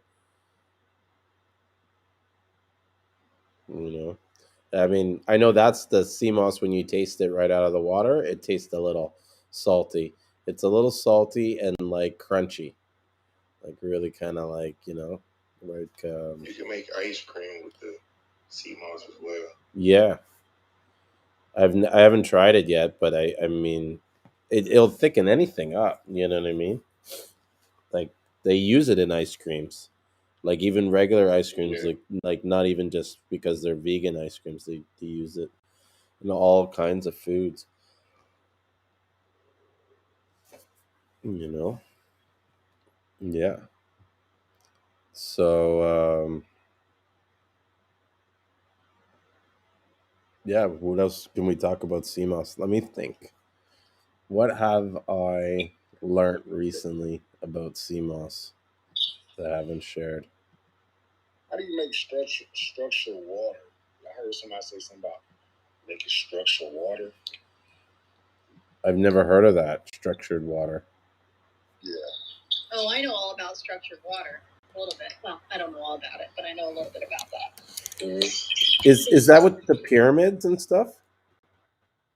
The pyramids? I watched this YouTube guy. This guy, forget what his name is, but he was showing me. He was showing in his talk, like how he was putting food in this pyramid thing that he built, and it was like supposed to like help. He said something about structure, but it was something about realigning the molecular structures of things through these magnetic forces, harnessing the energy through the pyramid. It was pretty some out there stuff, but anyways, you continue. I Oh no. Well, maybe it's somewhat related. I hear a lot about structured water, and I actually can't. I don't know everything about it, but it is about. There's a way of thinking that you shouldn't really drink just plain water, that it's not hydrating, and that it becomes structured by adding certain basically fruits back to it. It just and I don't know if it's the structure, and I don't know enough about it to say if the structure is the nutrients that the food adds back in. It's usually just like lime water, lemon water, cucumbers. Just putting something in your water like lemon, limes, or cucumbers to give it minerals and somehow makes it structured. So you'd have to look up exactly what the structure is, but that's what drinking structured water is. Right. Mm-hmm. I know I heard that really our source of water should almost come from fruit. And don't quote me on this, but it's instead of H2O, it's H3O2. H3O2. H2O. H3O. Something like that. But fruit has water in there, and that's actually the real water that we're supposed to be drinking. And just like you said about the water not being structured, it doesn't get any minerals from it because it doesn't contain any. So I guess that is structured water to put the minerals back in there because you also get water from fruit, which is called H3O instead of H2O. So yeah, it's H3O2. H3O2, okay. Yeah. Crazy. Yeah, I'm like looking at it up like online right now as we talk. Yeah, me too. Sorry, prototype. What's your name again? I'm sorry. Maria. Maria, thank you. Oh, it's okay. I'll just quickly ask: has anybody seen? Because I just wanted to know the science behind it. Have you ever seen like those like water machines, and it'll actually like I can't really explain it properly, but Yeah. The water is like a tornado in the machine. Oh, that's yeah. Mm. Because I'm so curious about the because spring water has minerals in it, no? So wouldn't that kind of be? But I do agree with the fruits. Mm-hmm. That's like, yeah, that's like totally for me. I wish because it's a little bit difficult here in Canada eating that type of way. But unless you're like in a tropical island, right? Like St. Lucia. Yeah, yeah. So I'm looking on Amazon and it looks like some of these structured water makers, it's like they create this kind of like you said like a tornado in the water, and that's how they sort of like add I don't know what they're adding here. Vibration, quote unquote vibrations to it. That's the only thing that I could really think of as to why. Yeah.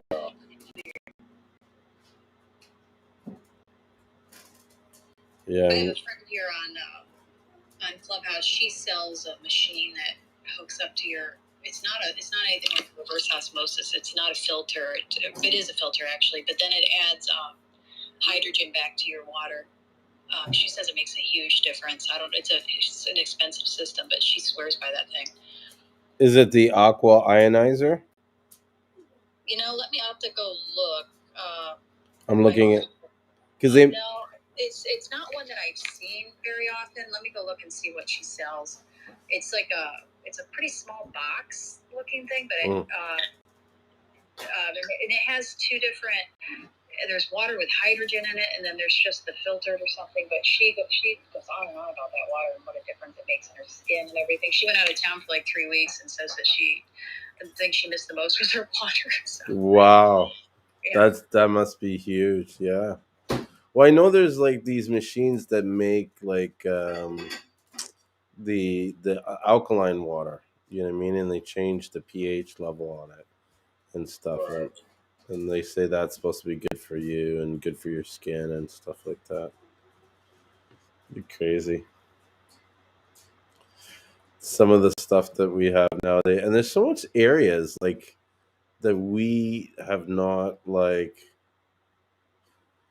I just think about like how I was talking earlier about the breath work, and like it's like there's so much like in this area of breath work. I'm really excited to see like how many sessions I can do and how much control of my body can because the Wilhelm, if you've ever done the research on the guy who's done these breathing techniques, the guy can like save himself, like he injected himself with poison from like from a snake, and he healed himself with his breathing, which is crazy. Like Yeah, you can look him up also from the Iceman. I think he's known as the Iceman. yeah. Yeah, that's where I saw because Vice did a documentary on him, and that's where I kind of first learned about him. And so when this girl that I knew brought it up, I was like, yeah, yeah, fuck yeah, I'll try that. You know what I mean? I saw what those guys did on the mountain. You know what I mean? Right. They're in t-shirts and shorts, and they were hiking like it was nobody's business in like Right.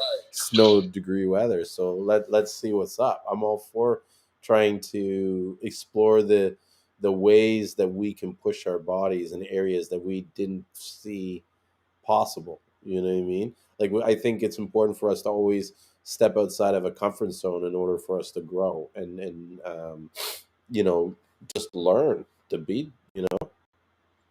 So Right. yeah, I was glad I did it. It was awesome. Yeah, I'm looking at his IG. Is he the guy that drinks his own urine therapy? Wow. What? Yeah, I don't know about. Therapy, I think they call it, but they basically just drink their own urine. Yeah, I don't know about that one. That's not happening over here for sure. I definitely heard people doing it before, like just to survive and stay hydrated. Yeah. Yeah, that's survival. We are all on survival mode, but there's people over here that are. I don't know about that, man. I don't know. The craziest, the urine therapy, bee venom therapy, and the fecal transplants are the craziest, the closest things to not wanting to do it as I've found. But I found it pretty. The one thing I did that was crazy was the Cambo. Have you ever heard of Cambo? No, what's Cambo? Ooh, that's where it's frog venom. I went down to Peru when I was really sick. I didn't do it there. I did it when I got back. And you burn yourself almost like cigarette burns. You take a stick and you burn yourself, or somebody does it for you usually. I did it by myself. I was so sick in my house. And they used to take this frog venom that they scrape off these poisonous frogs. And you take this, they put it on a stick. These tribal people down at Maski's tribe in Peru is one of them. There's other ones too, but they take these frogs, and apparently it doesn't torture the frogs. I don't know. They take the frog and they freak it. It gets freaked out and it excretes all this stuff into its skin. They scrape it off, and they put it somehow in it's like a waxy stuff, and they put it on a stick, and it kind of dries, and you get a little bit of the water on the stick and get this venom moving into almost like a wet beeswax, and then you stick it on the burns that you put on yourself, or somebody did, and the poison gets into your lymphatic system, and it sends you into what feels like and looks like anaphylactic shock. Except like my face swelled a million times, my lips were so swollen, you vomit. Sometimes you end up in the bathroom. Wow. You start vomiting all the way till you're vomiting like green bile. It's like, I've had kids and it was kind of like that, it's not fun. There's nothing fun about it. And it lasts like 45 minutes. It's kind of like childbirth too. It's like you feel it coming on and you're just like, holy shit. And it was like, works, but it has supposedly has some peptides in it, and it also can be considered like a reset of your body. It can supposedly it's a blood cleaner. I did it because I was desperate, and I got to tell you what, I was bedridden, and that was the first day. I hadn't been to the grocery store in a year and a half, and I did that at 1:00 in the afternoon. I was at the grocery by 5 in the evening, feeling amazing. I was out of bed after that, and that's when I really started to do things that made me start to improve my really bad autoimmune condition. So it did something. I did it 5 times in like 7 weeks, and I was working with a real aggressive person aggressive practitioner that was like, you need to do this once a week for like a year. And lots of people only do it like, maybe every 6 months or something. So I did it. The one thing I couldn't handle about it was not only how bad it was, and to keep coming back to that was hard to do, especially to myself, but then also the burns. It's like, I'm going to be covered in these cigarette burns. I don't know what, and they hurt, and they took 2 or 3 weeks to heal, and then they scar. So I stopped doing it, but I promised myself I'd do it every 3 or 6 months, and I'm going on like 8 or 9 months now. So, and I just can't bring myself. A lot of people go to a practitioner, and it's more of an event, and people consider it a little bit spiritual, but I was doing it here by myself, and I just can't get it. I just can't bring myself to do it again. So, not burn yourself. That's like self-inflicted torture. Yeah, it's not. It was, and it's not cool, but it is amazing what it does for some people. And my practitioner, he actually unfortunately passed away. He had a bunch of retreats going in Mexico with this stuff, but he worked a lot with one thing it's really good to consider for is addictions. He worked with a lot of people that were addicted to heroin, even alcohol, benzos, and it really helped get people off of that stuff. And honestly, I was on benzos to sleep because I was so sick and I was in a lot of pain, and I had all this insomnia, and I was on benzos, and that got me off of those like immediately. So just cleanse it. Like I didn't need them anymore, and then I just stopped taking them cold turkey and ended up in trouble. So I had to back it up and taper down. Mm-hmm. But it was really interesting how that worked. Yeah, Kambo's crazy. It starts with a K. It's called Kambo. But they have practitioners all over the world and in the U.S. that do that. It's not illegal or anything. Yeah, I think someone tried to sell this to me, and I didn't understand what he was talking about. It's like from India and stuff, right? The people I got it from were out of Peru, which is a big place for it. But there's also, I know that people in Colombia, South America is the big place for it. Ecuador, I know too, but I don't know about Mexico. Mexico has it, but I don't know if that's where it's from. But yeah, it's a lot of South America, I think.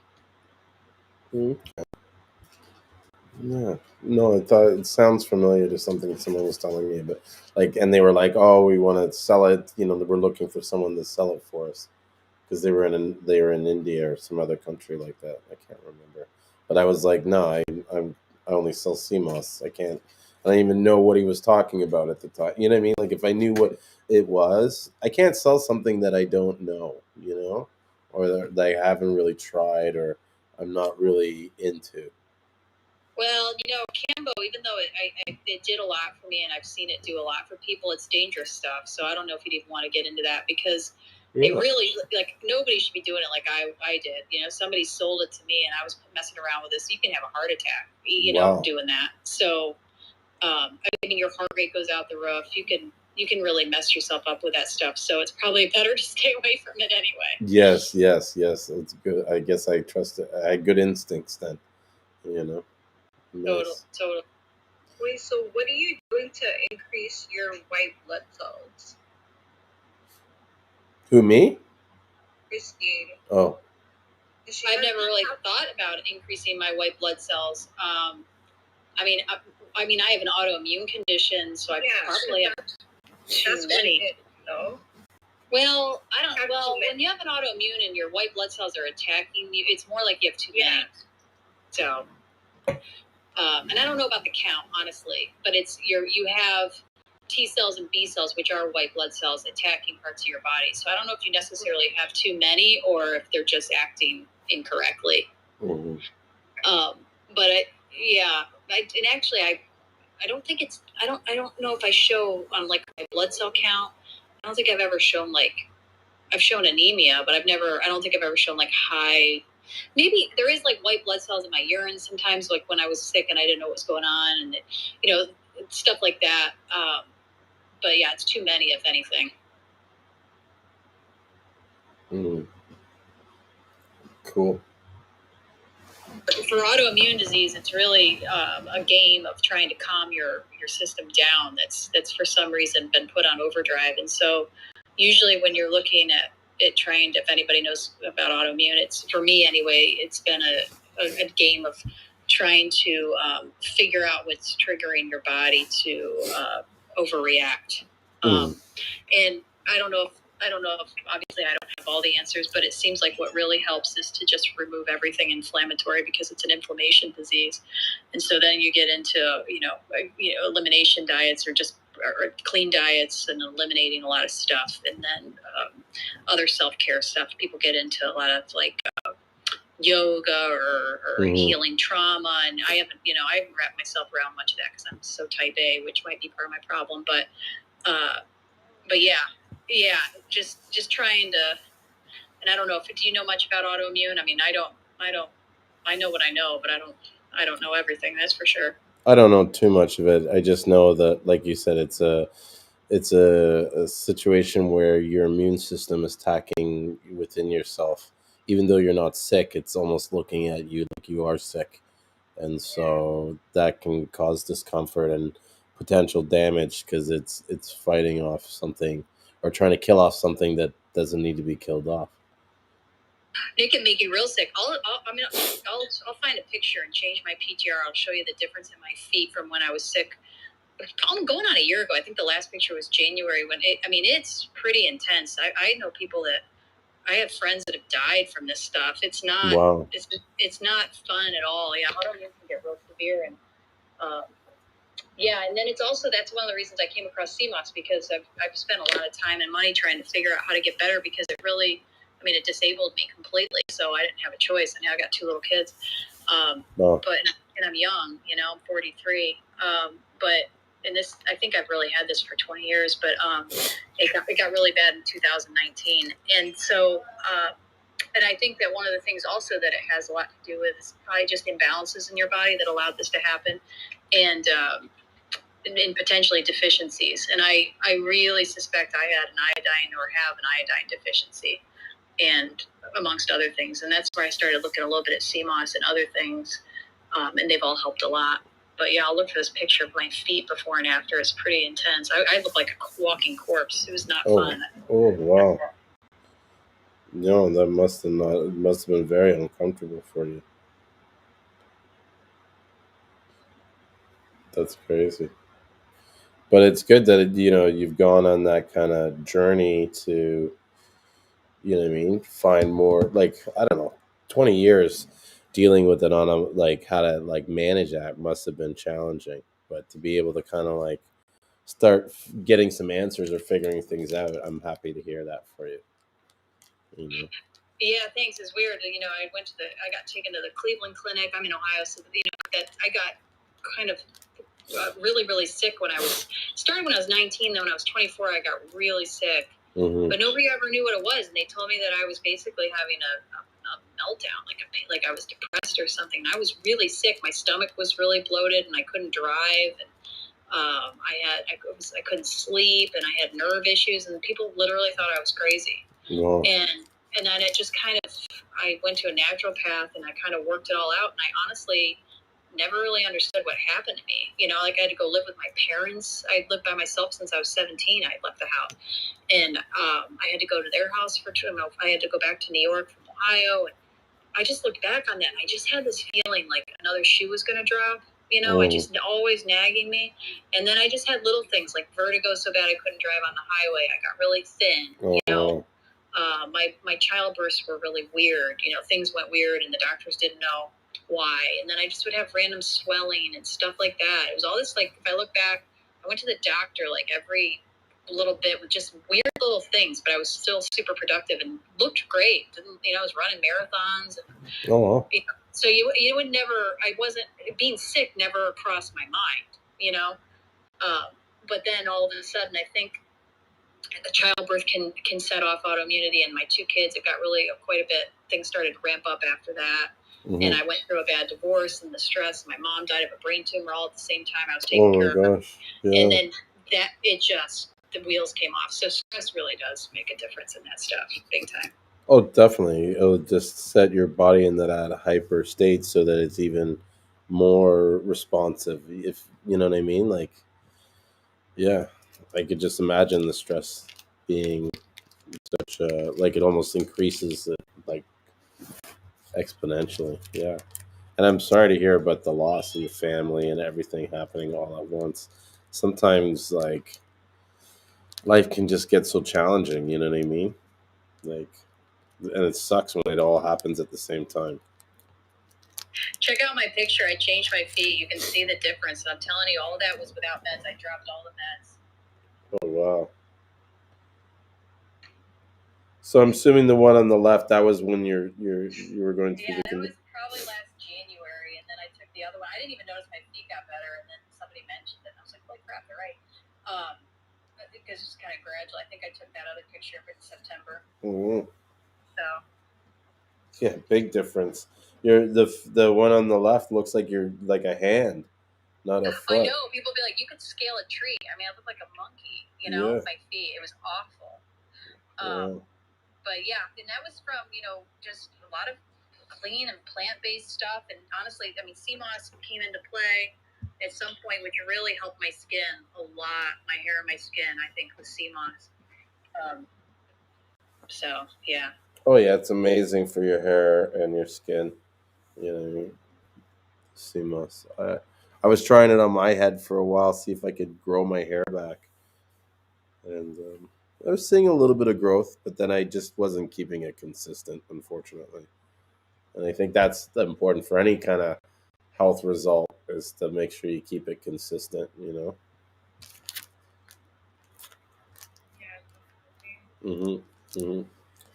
So I am getting close to that 1 hour, like, well, not 1 hour, the 1 o'clock hour that I try not to go beyond.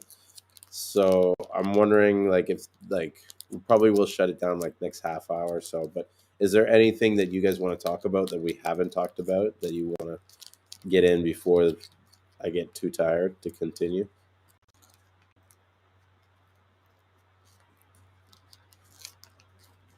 I'll say one thing. Okay. Let's do it. But this has nothing to do with. It's just something that a little hack that I found out with shipping and handling for all the new people that are just coming out and just not moving like tons of Seamoss at one time. But what I've but thanks to you for showing me what's the name of that shipping place you told me to go to?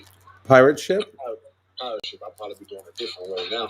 But what I am doing currently now is, you know how you can go on USPS and log in and get all the free boxes that you need for your products. Then I use UPS for my shipping carrier because USPS they just not a reliable source for me because they trash.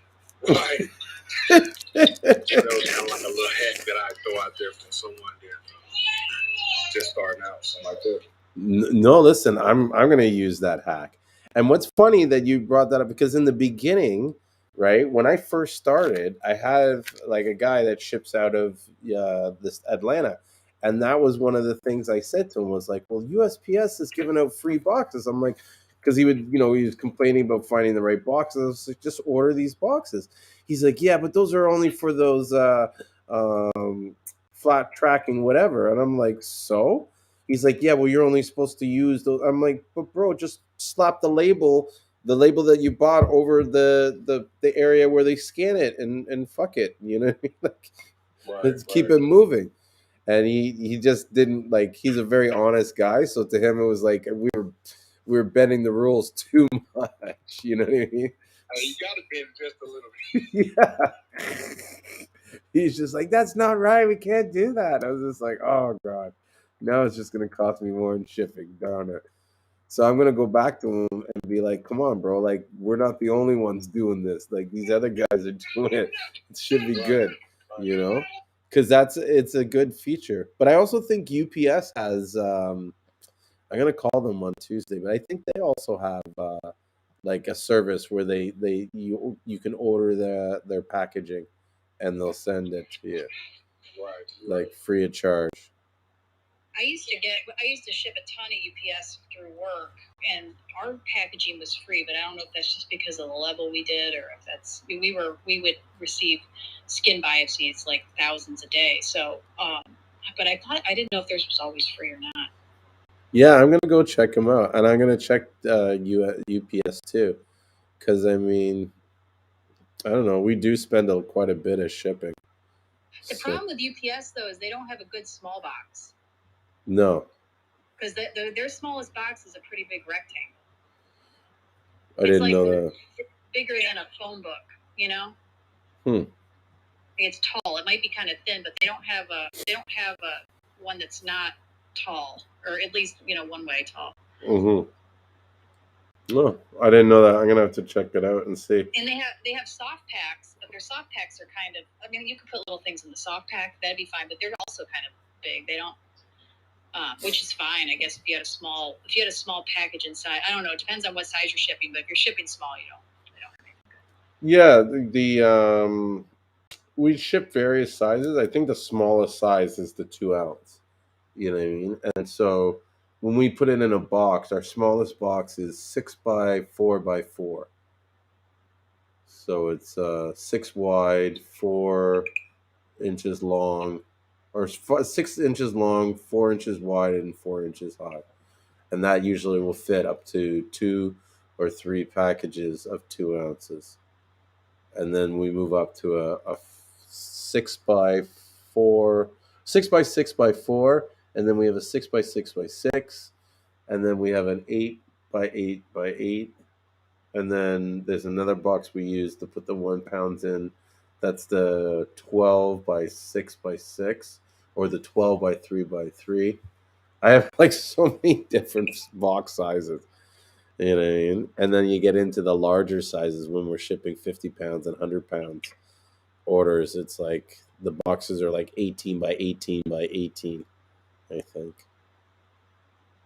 So I don't know. I think UPS, if they have what they call their pad packs, that's a kind of bubble wrappy one. Mm-hmm. And their small one is still 12 inches tall. So 11, maybe 11. Mm-hmm. It wasn't about it as long as the price is okay. Like to me, well, if the price is free, yeah, there it is. So the packaging is free, but is it?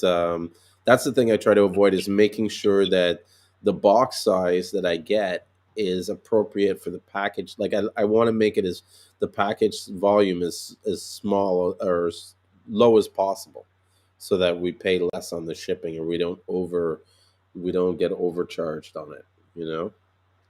Another thing to look at with UPS, I know we used to, is I don't know if this applies to you guys where you're at, but we used to have a really big radius from Dayton that would, even though we were paying ground, it would arrive next day. Mm-hmm. Always. So we would look at the 1 day and the 2 day ring. You probably do that already. But well, we would pay ground, even though we were getting biopsies that needed to be next day. We would just pay the ground because they came next day. Anyways, so Yeah. I've noticed that happening with our shipments in Canada, where it's kind of like, even the worst, the ground, it shows up next day, and so I've never. But most of the times, the people that they get the cheapest option of shipping that they can, and that's another reason why I'm thinking in the future I might adjust the prices and come out with something so that our shipping is included in the price or that you get free shipping over a certain price, because most of them I can tell like they don't want to pay the like there's a option to get tracking information and get it sent a little faster, and it's like by $2-3, and everybody always picks the lowest price. You know what I mean? They pick the lowest price shipping option, and then they complain when they don't get tracking information. When it kind of says on the thing that this option won't give you tracking information. That's typical of customers. You know what I mean? You could like put flags everywhere, red lights, signage. Don't do this. Don't go there. You know, and And they then will. they probably email you and ask you where the tracking is. That's exactly what happens. It's like, no, the option you bought, it comes no. That's what it says when you selected it. Like, I don't know. It's funny. The people are funny. Human behavior. I always like find human behavior really interesting to watch and see, and I've always been like somewhat of a person that studies that. Like I just sit and watch people move around, and especially if I'm at a party, like an event, I'll sit and just not talk to anybody and just watch people, because I like watching how they talk to each other, and you know what I mean, how the cliques get formed, and you know how some people are feeling left out and why, and it's interesting to watch a room. Like I know, right? Yeah. You can literally like see like different things going on in like under 5 minutes and hear different stories. It's just so funny. Yep. Yeah. Yeah. Yeah, that's how I am like that. But I'm like that because I used to DJ, so I like reading the crowd. I like analyzing the crowd and seeing. And I've always been in sales, so I've always been monitoring or aware of what triggers people, what gets people excited, or what turns them disinterested. Those kind of things. And yeah, so it's always interesting to see how humans are. I find that, and I know it sounds mean to say it, but I find that in the last couple of years, something has happened in society. I think through the programming of TV, or maybe it's just the internet and stuff, but it's almost like society has turned into this. I don't have time to figure it out myself. I need you to tell it to me, and I'll believe whatever you tell me. Wow. Am I wrong? Or yeah, pretty much. People just don't really like to read nowadays. nowadays. No, they don't. There's certain people, like say us, like definitely guys. You're in the room. You're sort of information seekers. But for most people, they don't want to go through all this trouble to learn all this stuff and invest this time to do it. They're almost like, okay, well, just give me the Coles notes. You know what I mean? And I'm good with that. Yeah. Yeah, So. that's one of the things that I see with some of the new CMOS suppliers, that they just go on it, which is like I could get, but at least like do a lot of like further research. I know like Christine was saying that like when you do try to Google these things, you can't really find it. But still though, like if you want to provide something for someone like business wise, like you really do have to put in a lot of work. Give the information. Totally, yeah. Yeah. Facts. I think I sent everybody an email. I got it. Thank you so much. I appreciate that. Yeah, that was very nice of you, Yusuf. I appreciate that. Sharon. I don't think I sent it to you though. It's okay. Don't worry, I don't need it. I don't want it. I don't even know what it is. You have so much. You guys have like back to back type of like information. Holy crap! Like I sent it to you. I just didn't know what email to use. I don't know. Whatever one you have. It all goes into. Okay. The best email to use is reachjulian@gmail.com. REACH Julien JULIEN @gmail.com. That's like my main email. All the emails that I have go into that email so that I can just access one email account. Okay. Yeah.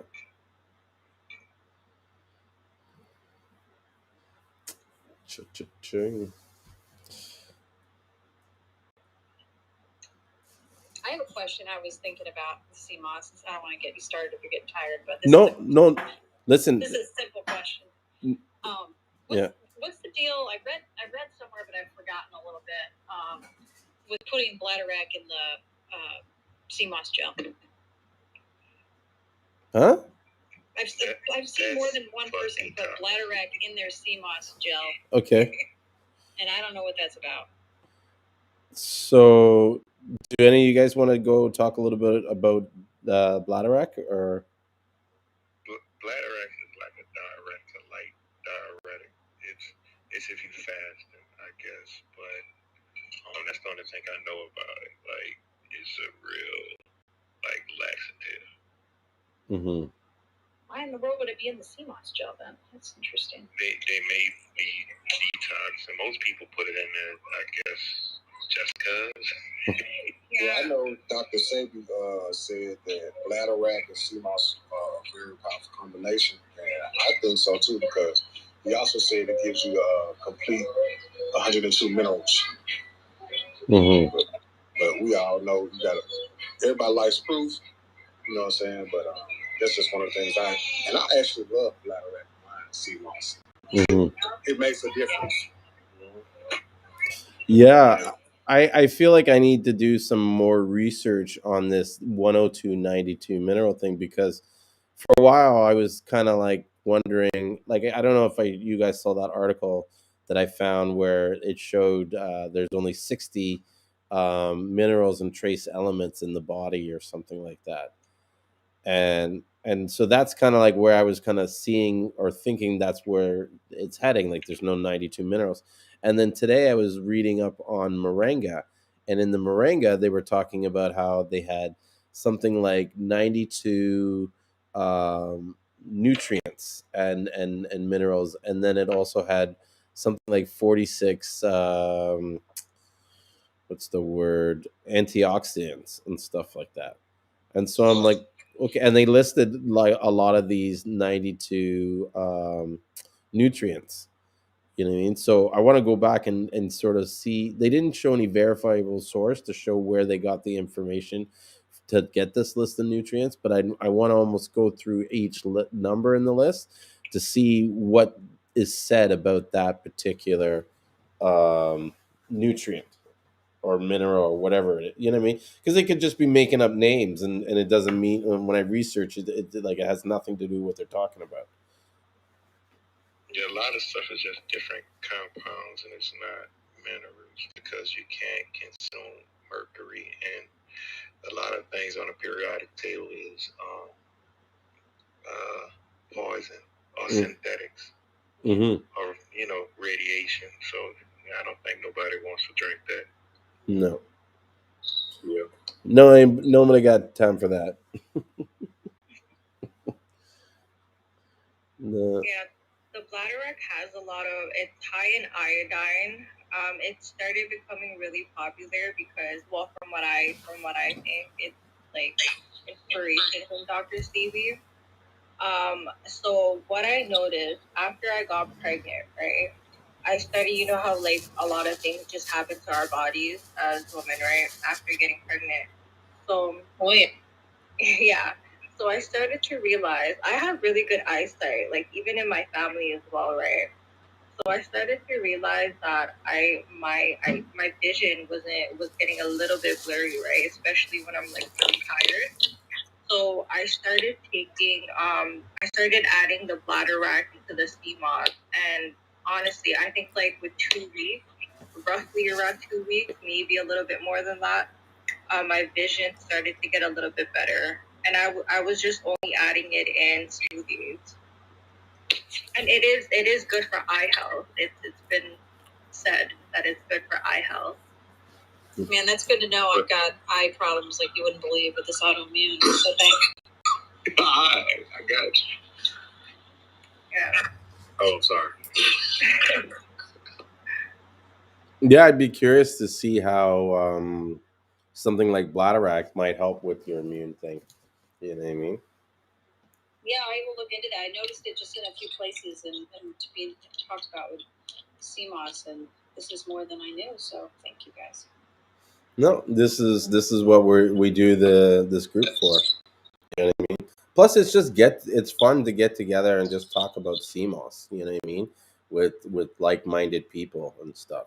You know, and not all the time do we talk about CMOS. Sometimes we talk about like I've talked about Clavio, like scaling using customer relationship managers, or how we earlier talked about shipping and saving on pirate ship, which is huge for a lot of people.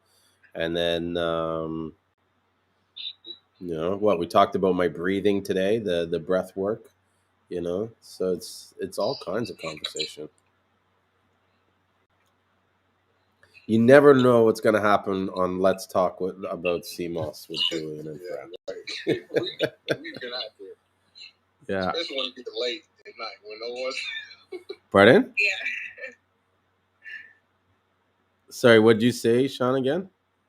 I said, especially when it gets late at night, we just might talk about anything that pops in our head. That's true. Well, just last time we talked about so much different stuff on that day. We were up to like 5 a.m. Jeez. And it was like, and that's the thing, when the conversation's flowing like that and you're talking just about random things and everybody's contributing, it's like you look at the clock and it's like, wow, like where did the time go? You know? Right. But I got a busy day tomorrow. I have so many orders to like fulfill. I don't even want to look at my order screen and be like, oh, but Yep. actually I even, can't wait when I'm there. pardon? No, I was just saying I can't wait until I'm there. Yeah. Well, you know what? There's nothing stopping you guys. You know what I mean? It really comes down to the time and the energy that you're putting into it. And I mean, doing what you're doing now to me is part of that. You know what I mean? It's the learning, it's the experience. It's even you guys being comfortable talking on these TikToks and these Clubhouse and stuff, that when it comes time to do your own sort of platform or your own thing, you'll have some experience or at least an understanding of what's expected. You know what I mean? Right. And That's so, the lingo. pardon? I said, even just the lingo of just the communication. Yeah, and just get the comfortability. Like the only reason why I'm comfortable doing these live streams is because the first 3 months or so we were in business, I was doing live streams every day in front of my house. And I think for the first like few weeks, I didn't even show my face. You know what I mean? It was like I sat down and held the phone out to the sun, and I played some music. Sometimes I didn't even talk. You know what I mean? Because I was no one was watching, and I didn't know what to say. But then after a while, you get over that. You get over that comfortability. You know what I mean? And it's just like with me, when I was telling you about when I was diving into the pool and how the water was cold at first, and then after a while, you know what I mean, the water. I learned how to adjust my body temperature to the water so it was comfortable. And so the market's there, the money's there, the business is there. You just gotta create your plan of how you want to do it and just go execute it. You know what I mean? Marketing. Oh yeah, marketing is huge. You know what I mean? But even sometimes it's just like coming up with a plan, and sometimes you don't even need to do like marketing. um One idea that comes to my head is, you go to a farmer's market and set out in the parking lot. You know what I mean? Like, say you don't want to pay for Right. the farmer's market, have a little, like, rolly stand or something like that with some flyers and a card. You know what I mean? Right. And just hand things out. That's Do good, yeah. huh? I'm out here. Yeah, I'm out here. that's it. Neighborhood, to Walmart. Well, I told you guys the idea I had about doing it at the Caribbean concerts, where I just sell the Seamoss drinks and slang that, with the sign and advertising. It's like boom, you just go where people are. You know what I mean? Even just go to a mall and set up a table and do like a Seamoss challenge, and tell me which Seamoss you like best. They're all your Seamoss. You know what I mean? Like, you're gonna pick one, and then you have the person, videotaping. You videotape the reactions at the same time. Boom, bam. You know what I mean? There's some content. You throw it on your thing. Plus, you're meeting new people. Another thing is, I wonder how many. I mean, I could be wrong, but I wonder how many people are really spending a huge amount of time in their relationships with their current customers. Like, how often do they call them up just to see how they're doing? Do they send them regular messages to kind of keep them engaged and stuff? Even me, I feel like I'm, how do I put it, I could do better on my customer relationships, what I mean, or my follow up. There's people that I have good relationships with, but I'm sure there's lots of people that are slipping through the cracks. And you keeping in touch with them, it literally means the difference between you keeping the sale or keeping their business or not. Because I know one situation I ran into where this guy was buying CMOS off someone that I sell CMOS to, right? And he reached out to me to buy CMOS, right? He's like, "Oh, hey, do you're selling? How much is your 5 pounds of CMOS, right?"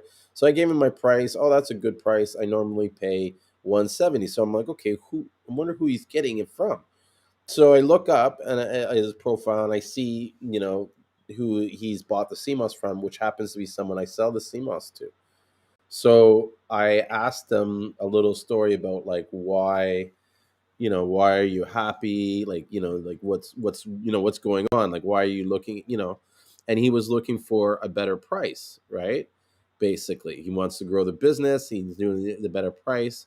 And then, so I was asking him, how much is he buying? He was buying these 5 pounds 2 to 3 times a month. So in a sense, he was he's selling about 15 pounds in a month. So I said to him, like, look, I'm going to level with you. The person that you buy the CMOS from, I'm friends with them, and I know them enough that if you should just go back to them and tell them you want a better price, and let them know that show them that you're buying 15 pounds and ask them to give you a rate of 15 pounds, and buy that once a month, than buying the three. You know what I'm saying? So I was able to get him to go back to her, right? But really, had she kept in touch with him, you know what I mean, and sort of communicated with him to see how things are doing, it might have created an opportunity for which he could openly say to her, "Hey, I need a better price." Because sometimes these guys are afraid to call you up and say, "Hey, I want a better price." You know what I mean? It's different if you call them to say, "How you doing?" You know what I mean? Is everything happy? Are you happy? Well, actually, I was thinking the other day, the price is a little steep, and I want to expand, and you know what? You know what I'm saying? That never conversation would never happen if she doesn't call them, and that's why I know I made it a long way about saying it, but that's why I think it's important that we spend more time nurturing the people that have bought CMOS from us on a regular basis. Yeah, I think I talk too much when I get tired. That's how my wife is. She go to singing like this. I know she's sleeping. But do you guys have any thoughts on that, or what do you guys think? I definitely have to step my game up with that. Yeah. Well, one of the things that I've been talking about, I don't know if I mentioned it to you, Maria, but I'm going to put together like a female mastermind group to which I have, like, you're on the list. I have like about, I was going to start it with about just under 10 ladies, and sort of meet with them once every 2 weeks or 3 weeks, and just kind of go through everybody's problems and seeing how we could work together to kind of like, solve certain expenses, and then also just motivate each other and come up with some ideas on how to sell the CMOS in different ways, in a sense like stepping up your game.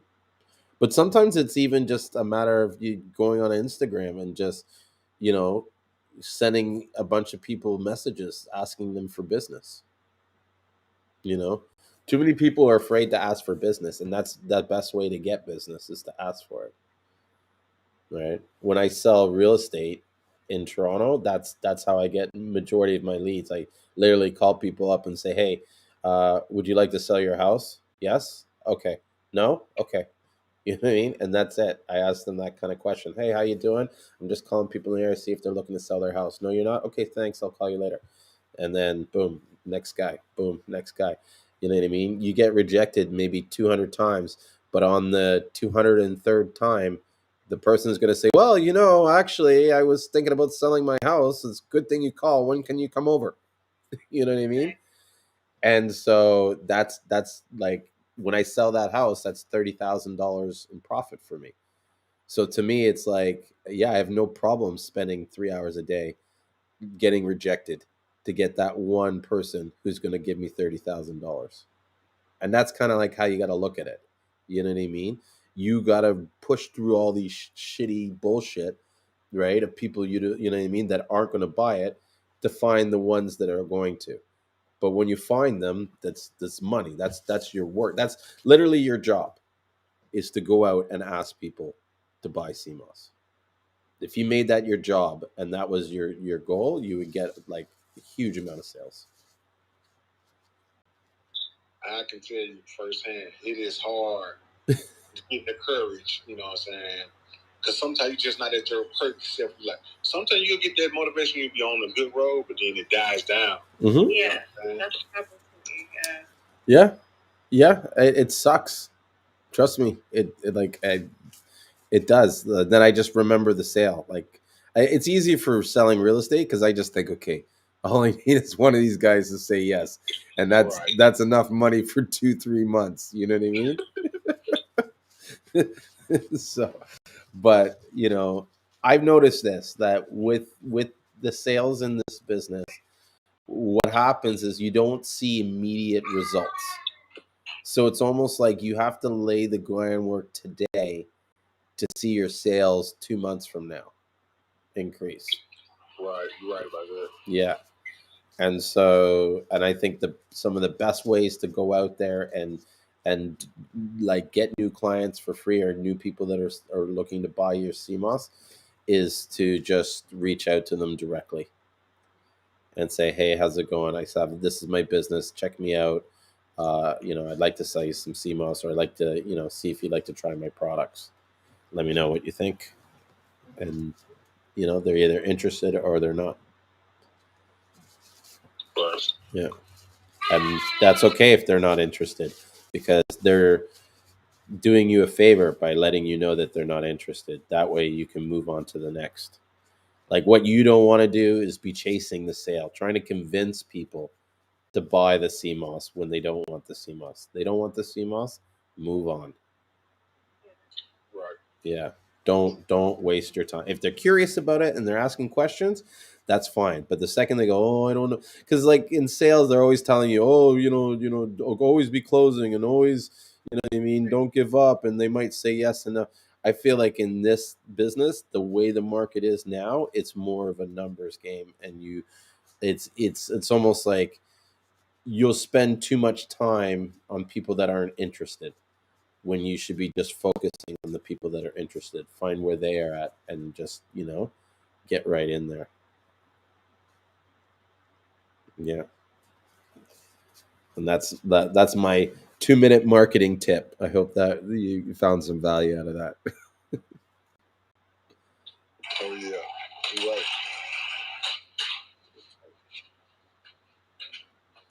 Yeah, no, for sure. Every time I come over here, it's such a nice reminder to just, because sometimes we get so busy and then, yeah. Mm-hmm. Yeah. Yeah. It happens. You know what I mean? It's life.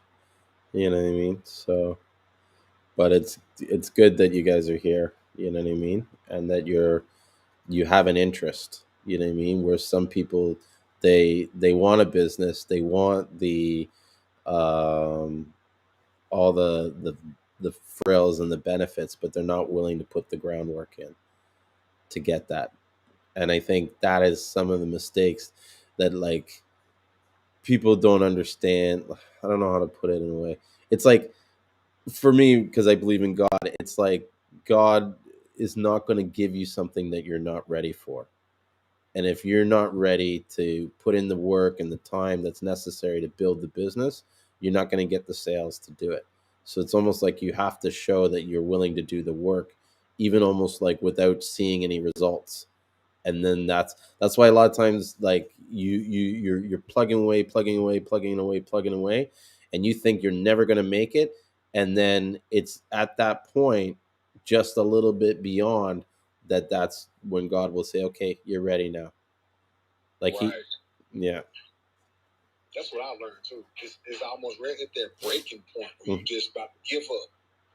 Yeah. Sorry, get excited about this.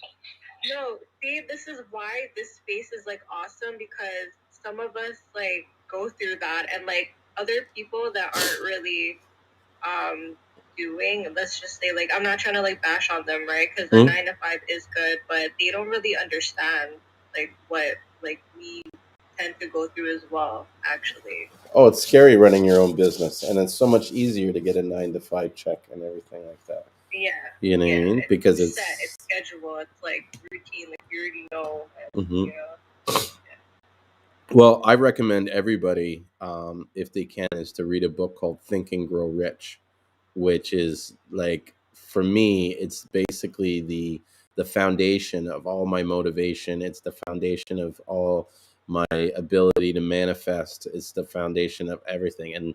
And pretty much every sort of self-help guru, or even Tony Robbins and stuff, when you look at the stuff that he's teaching and you compare it to the book Think and Grow Rich, it's like the Think and Grow Rich is like the standard. They're the ones that, like, they're like the original self-help stuff.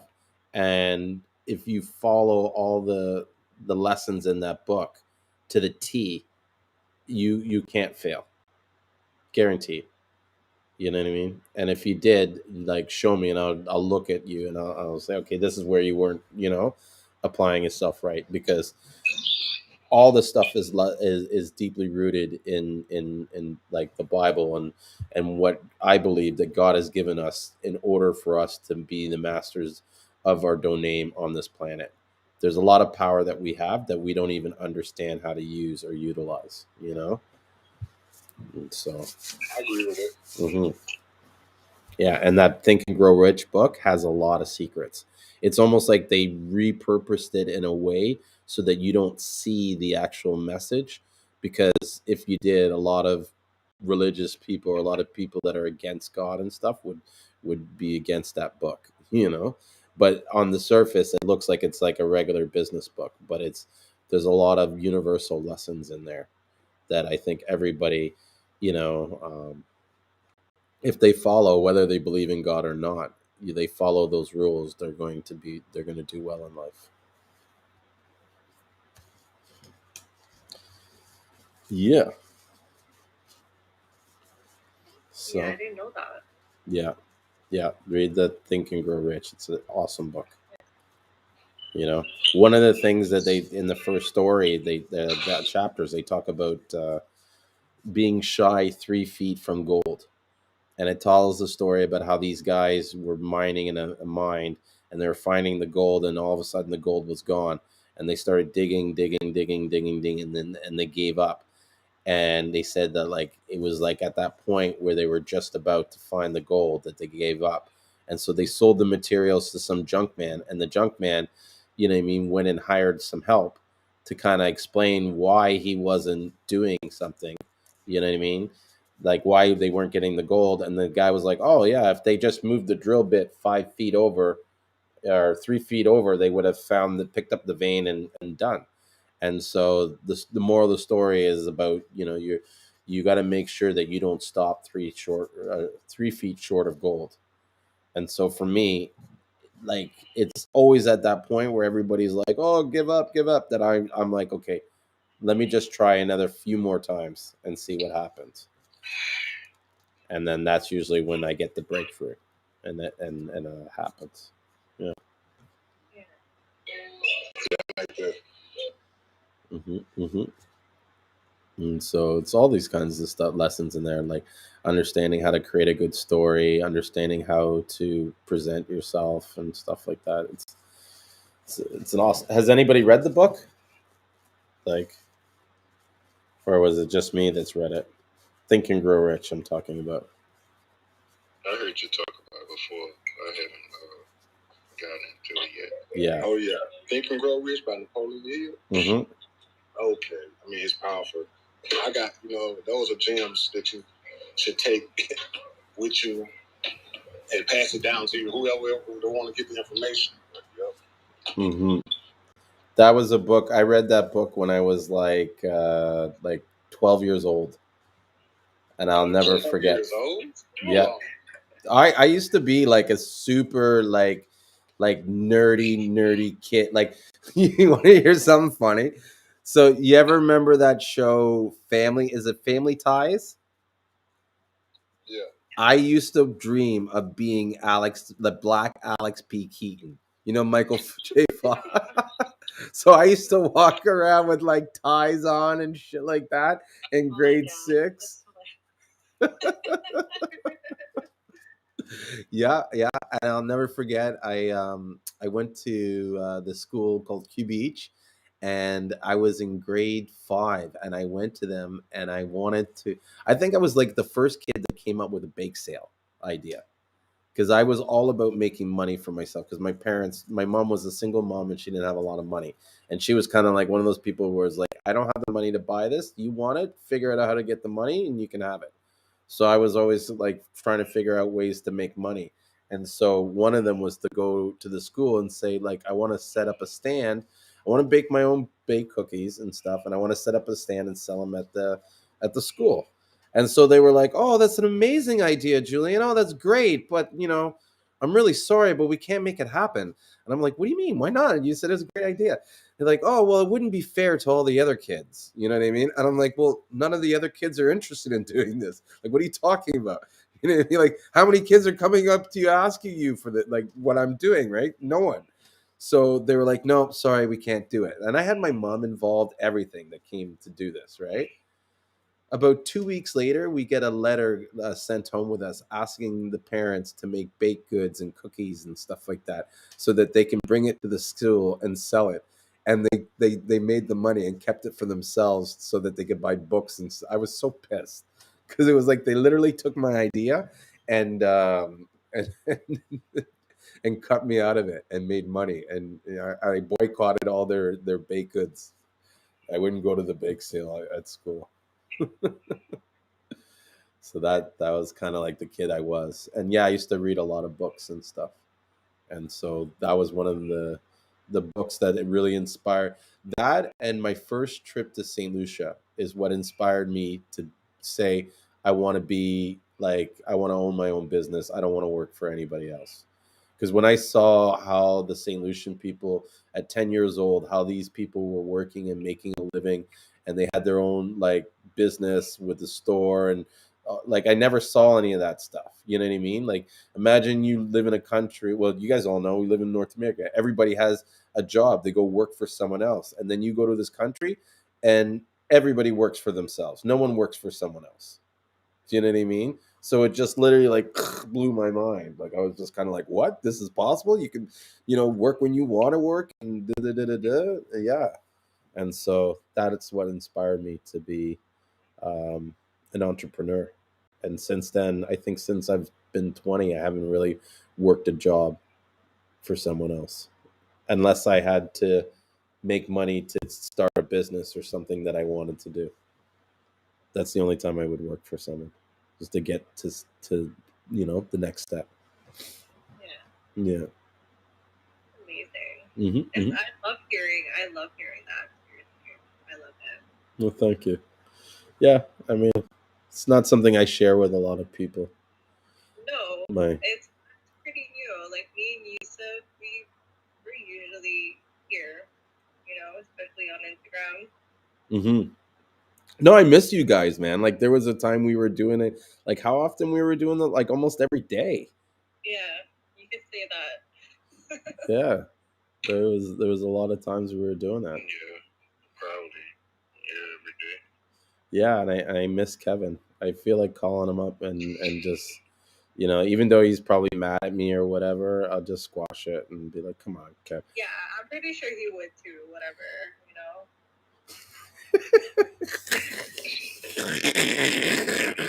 You don't know Kevin. Kevin would be nice to me, but still talk shit behind my back. No, he was doing the same with me too. But that's a conversation another time. Yeah, like do you know how many times people would come to me and be like, Kevin's saying shit about Seamoss. You know what I mean? St. Lucian Seamoss. And he cuts you up and says this, and I'm like, yeah, whatever. Fuck Kevin. I love that guy. Yeah, you know what I mean?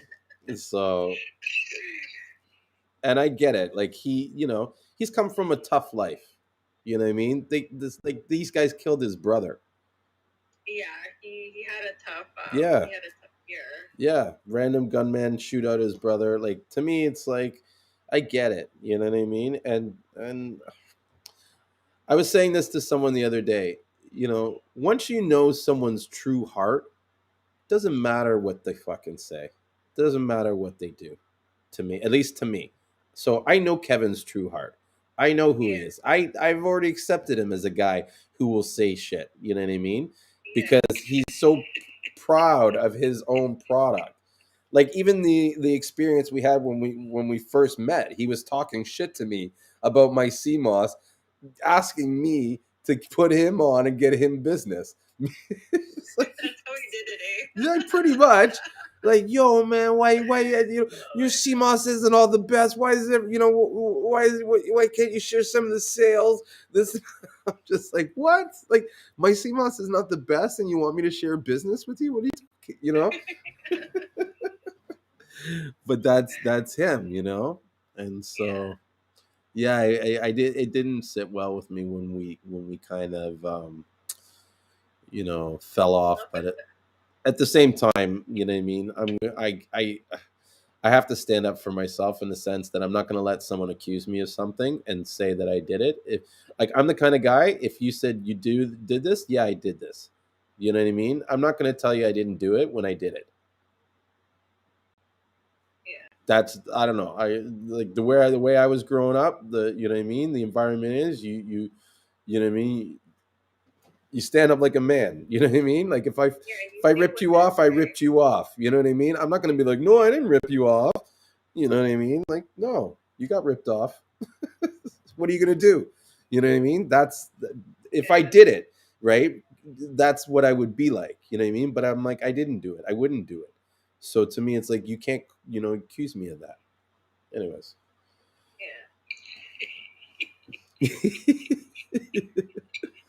Hopefully Kevin will see this live stream and he'll reach out to me and be like, yo, fam, I didn't know he was on here. Huh? I didn't know Kevin was on here. I don't think he's on whatchamacallit. He's not on Clubhouse. Definitely not on Clubhouse. Okay. But on the Seamoss Buyers Club, he was on there. But, at the same time, I think I might reach out to him because I'm worried now.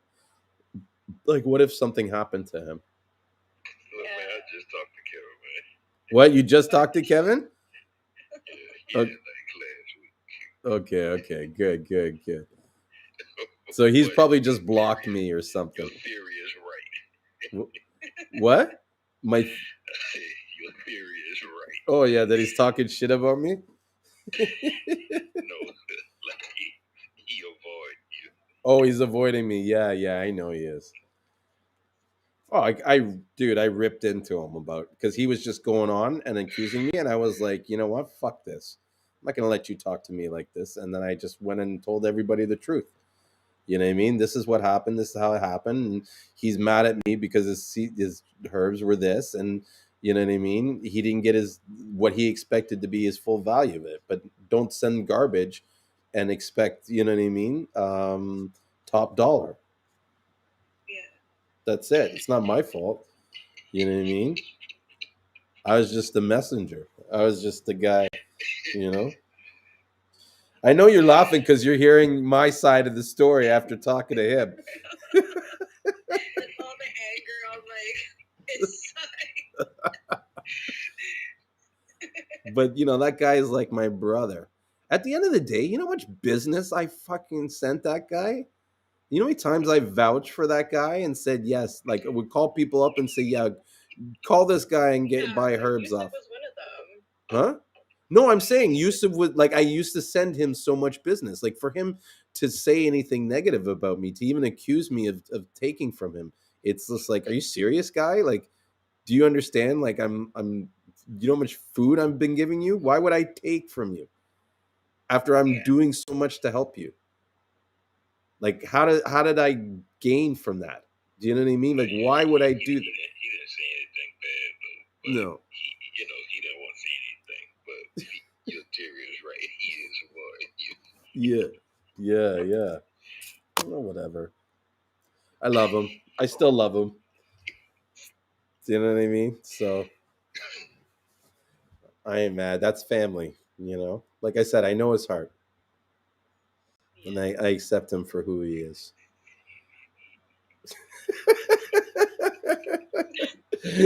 You remember when we showed him that video and said he looked like Little Nas? Oh my god, that was so funny. Yeah. He didn't know who he was. So we had to show him a picture. And he was like, no, guy, no, fam, no, man. Because because he was wearing a hat on one of the live streams. The hat, the cowboy hat. Yeah. Right? Yeah, I remember that. Yeah, those were jokes. That was good times, man. Good times. Yeah. Hey guys, I'm just gonna say goodnight because I'm going to bed. I got these two kids that are gonna wake me up in no time. Yes, No, yeah. And don't worry, Christine, we're gonna start wrapping it up too because I gotta go to bed. Okay. I'm glad to meet you all. Maria, you're in Ontario, is that right? Yeah, I am. I saw that on your Instagram. I'm from Rochester, New York originally, so up that way. But okay. Oh yeah. Wow, you're not far. Being from New York, anytime I met somebody from New York City, if I said I was from New York, they'd look at me like, "You're from Canada. You're not from New York City," Because, oh wow, that's interesting. I never heard that before. Well, they don't say that. That's kind of not really, but it's not New York City. I was closer to. Yeah, the border. Yeah. I know what you mean. Like they look at you like you're near Canada. I started selling in Manhattan for a while I would go up there, I'd fly from Ohio up there all the time, and every time I say, I'm from New York, I learned real quick that I don't say I'm from New York, but I was from Rochester. Doesn't do well for sales. I'm saying I'm from Ohio and shut up. Yeah, keep it simple. But thanks, guys. I really appreciate it. No, thank you for joining us. And, if you can make it next time, that'd be great. Definitely. I'll look for you. Okay, cool. And, I'll probably reach out to you with some questions. So I appreciate all the information. I'll talk to you guys later. Happy New Year. Yes, Happy New Year to you too. Take care. Bye. Bye. So someone just had a question on when do I usually come on. So lately we've been doing this show Sundays and Wednesdays after 9:30. I'll try to start as early as 9:30 as possible, but sometimes it might start 10 o'clock. But it always goes like at least 2-3 hours. Like, look, we're on 4.5 hours right now talking. How long y'all been on live? How long we've been doing the live? Yeah, 4.5 hours. So I started at 9:30. Yeah. And I mean, if anybody in the bottom here, like Deborah or is it Kia? I don't know. QIA or QIA. If any of you guys want to come up and talk and ask some questions about Seamoss before we kind of wrap it up, then, you're more than welcome to do it. If you're wondering what the link is on the top, that's the link to the YouTube page where I stream this show. And yeah.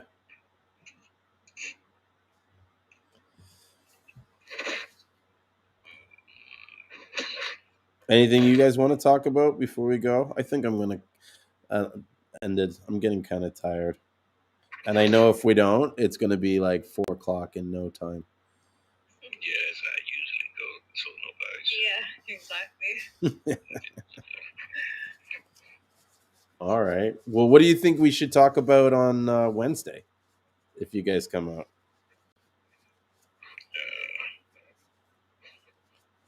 I'll probably be back on the road by then. Oh, yeah? Oh, boo. Yeah, you should still do it. Well, I'll figure out something on my own then. Don't worry about it. Maybe we'll do a reunion show and bring Kevin on. I'll have him on for next week. Oh, that one would be. Yes. Definitely gonna be that. You're not going to miss that episode, right? Oh, shit. Oh, shit. Yeah, he's probably has some stuff to say to me. All right. Well, with that being said, let's close out the room and the night. Thank you so much, all you guys, for joining me. It was great seeing you again, Yusuf, Maria. Always a pleasure. Todd, you know what I mean. It was great seeing you guys. Reginald, welcome to the group. I know you're the kind of like the new guy here. You didn't speak. Actually, you didn't even talk at all. Did he talk? Do you want to ask any questions, Reginald, before we go? Huh? Yeah, I bet. You just sit back being quiet on everything. Yeah, always the quiet ones. Yeah. Well, you got to watch it when these guys are calling themselves Moss Up, Boss Up. You know what I mean? Yeah, I'm just listening, just soaking it up. Hey, Julien, you What? you shipped the orders out yet? You know what? Yes, but let me check and see if your orders got shipped out. I think it did. I'm trying to see if it's gonna be here before I leave. It should come soon. It's fulfilled. It's going on UPS. And let's see what it's saying here. Where is it at? Those PDFs I sent. Yeah, so I don't. It had a lot of information. Hmm? No, I'll send the PDFs an email to everybody. They have a lot of information. The check. Books and case studies. Yeah, there's a lot of stuff to read and check out. It might slow down my computer. You're trying to say, right? The Seamoss boss. I don't think I sent any of that. Yeah, I didn't know what you was talking about, man. I knew you said something. I don't got no WhatsApp. I do got WhatsApp, but I'm not too familiar with it. Oh, I can send them to your email. It's just a whole bunch of information and how to form Seamoss, the culture, and different case studies. All right, I'm finna send that to you right now. All right.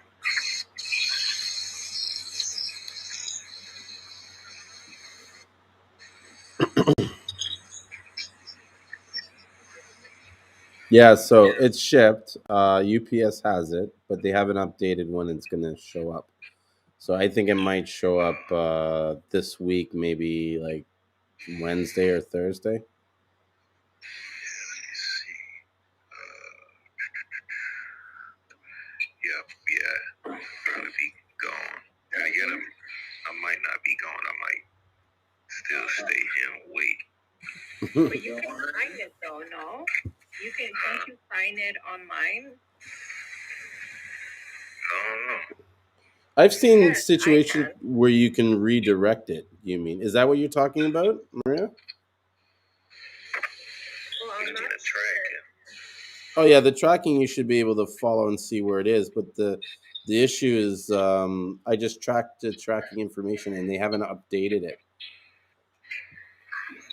So Yeah, it's like I have problems with UPS and the postal service. Mm-hmm. Yeah, they never deliver when they say they're gonna deliver to me.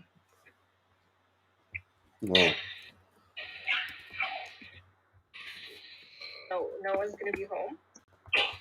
Yeah, someone will be here, but most of the time,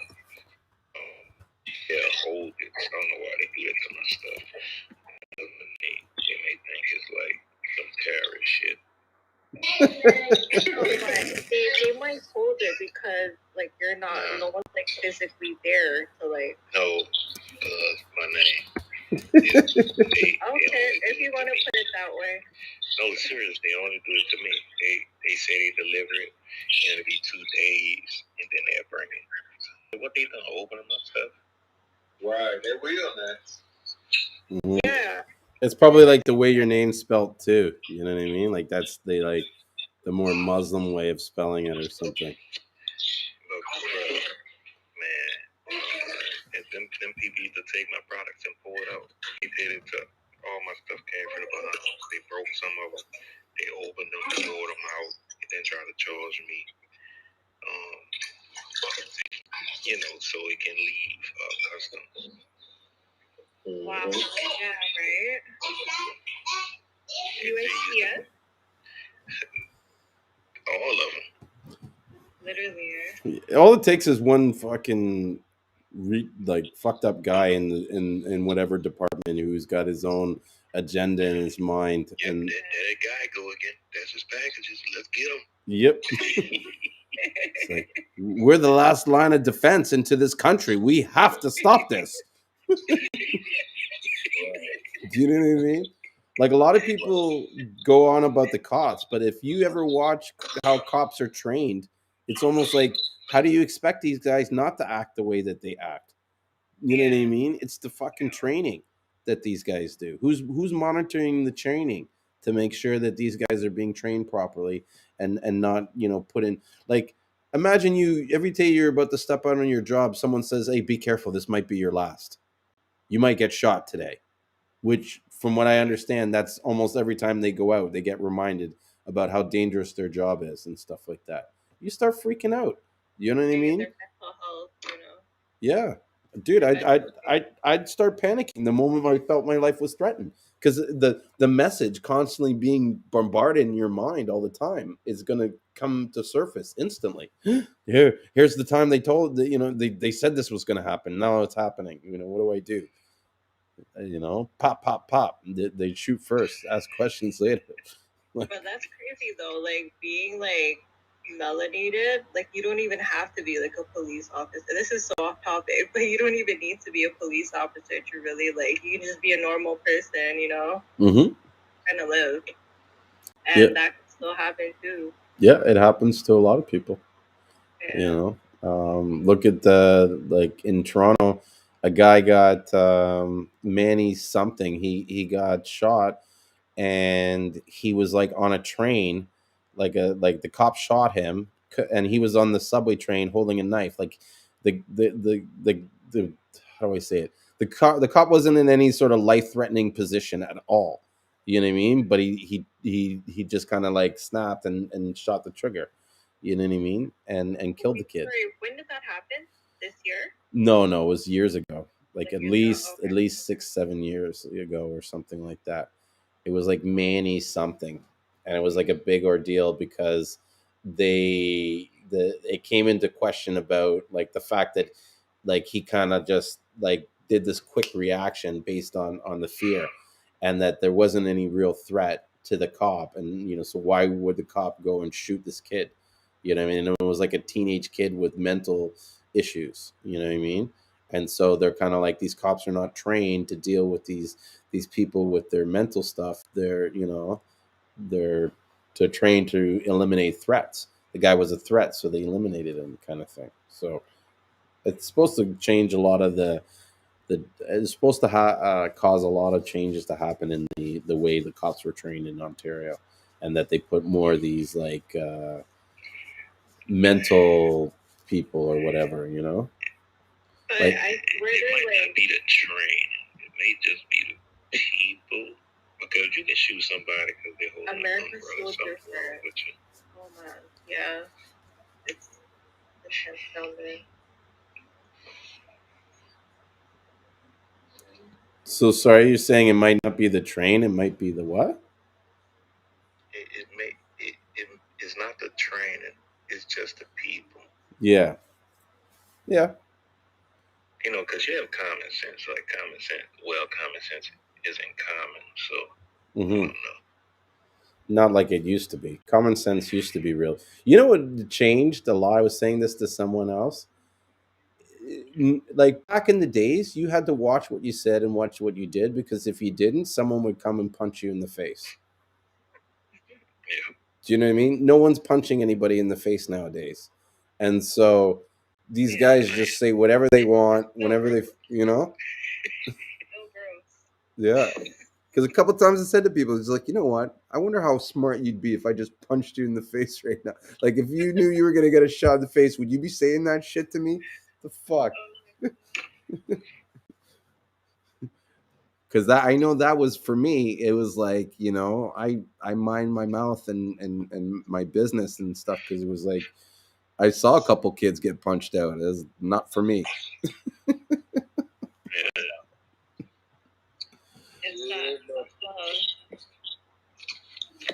Yeah. Pardon?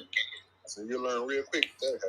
That's what I'm saying. You one shot in the face, and that's it. You smarten up quick. Like, geez. I remember my mom. I called her name one time, and she picked up like a liquor bottle, boom, across my head, and that was it. Like, never did I ever disrespect my mom ever again. You know what I mean? Right. Yeah, it was like the first and only time I ever called her a name, like, ever again. And it was like yeah, it was like instantaneous. Like, yeah, you look at the pow. What? It was like, oh, just stars. Knock the taste out. Yeah, literally. And I had to be like 14, I think, or something, because that was when I was, you're trying to like, you're in high school now. You know what I mean? You're trying to show off that you got, you're a big man now. Yeah, she put me in check real quick. Right. Yeah. So yeah, mom deuce. Okay. You remember those licks too?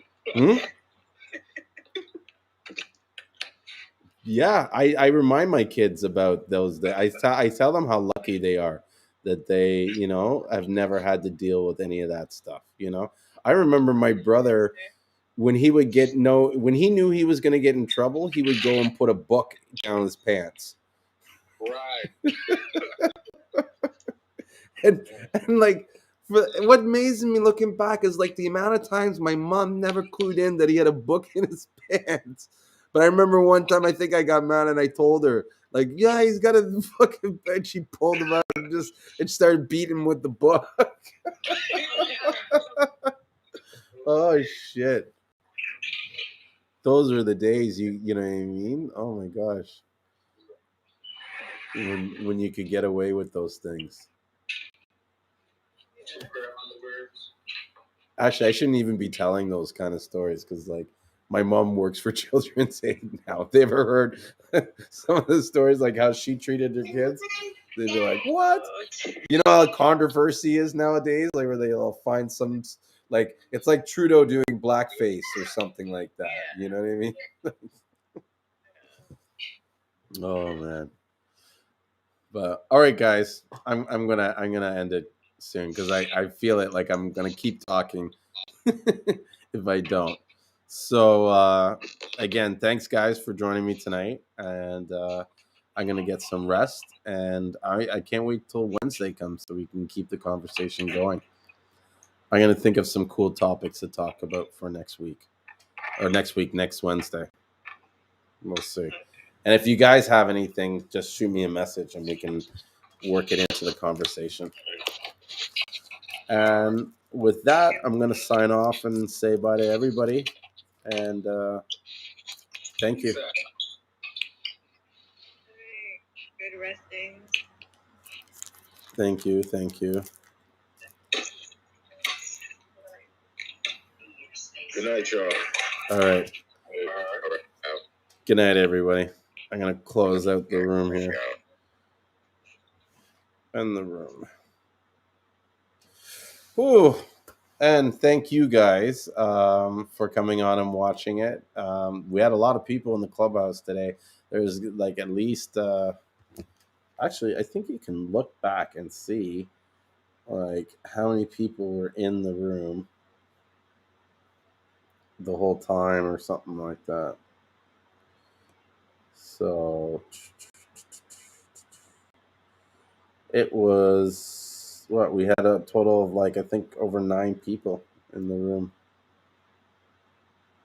Even Candy was there. Actual conversation, get it on the video here. Oh, and that's the actually no, that's the old episode. That's the 26th. So maybe you have to.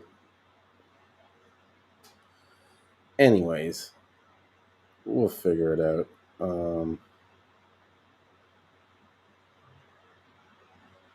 It doesn't tell me. So, but there was quite a bit of people in there, and it was great to see everybody contribute and share information. It was nice to meet that lady Christine, who I felt like, even though she was new to Seamoss, she had a lot of great ideas and views. And there was a few other people earlier with their businesses that they were talking, sharing. It was great, and this is why I do this and why I like doing it. Is because you never know what we're going to talk about. We're always talking about something, interesting or like learning, and everybody learns. Like I've learned stuff, and I think in future I'm going to take some notes down so I can just sort of recap the stuff that I learned that I didn't know that I learned in here, and so make sure everybody kind of, you know, gets takes full advantage of this opportunity to speak in a forum like this, because really there's not too many people that are doing it. There's people that are doing their own shows and stuff, but they're not doing it in this way where anybody can come and talk about Seamoss or stuff related to Seamoss, and whether they have an advanced question that's really complicated or a simple general question that everybody wants asked at one point or another. This space is here so that those questions can not only be asked but can also be answered.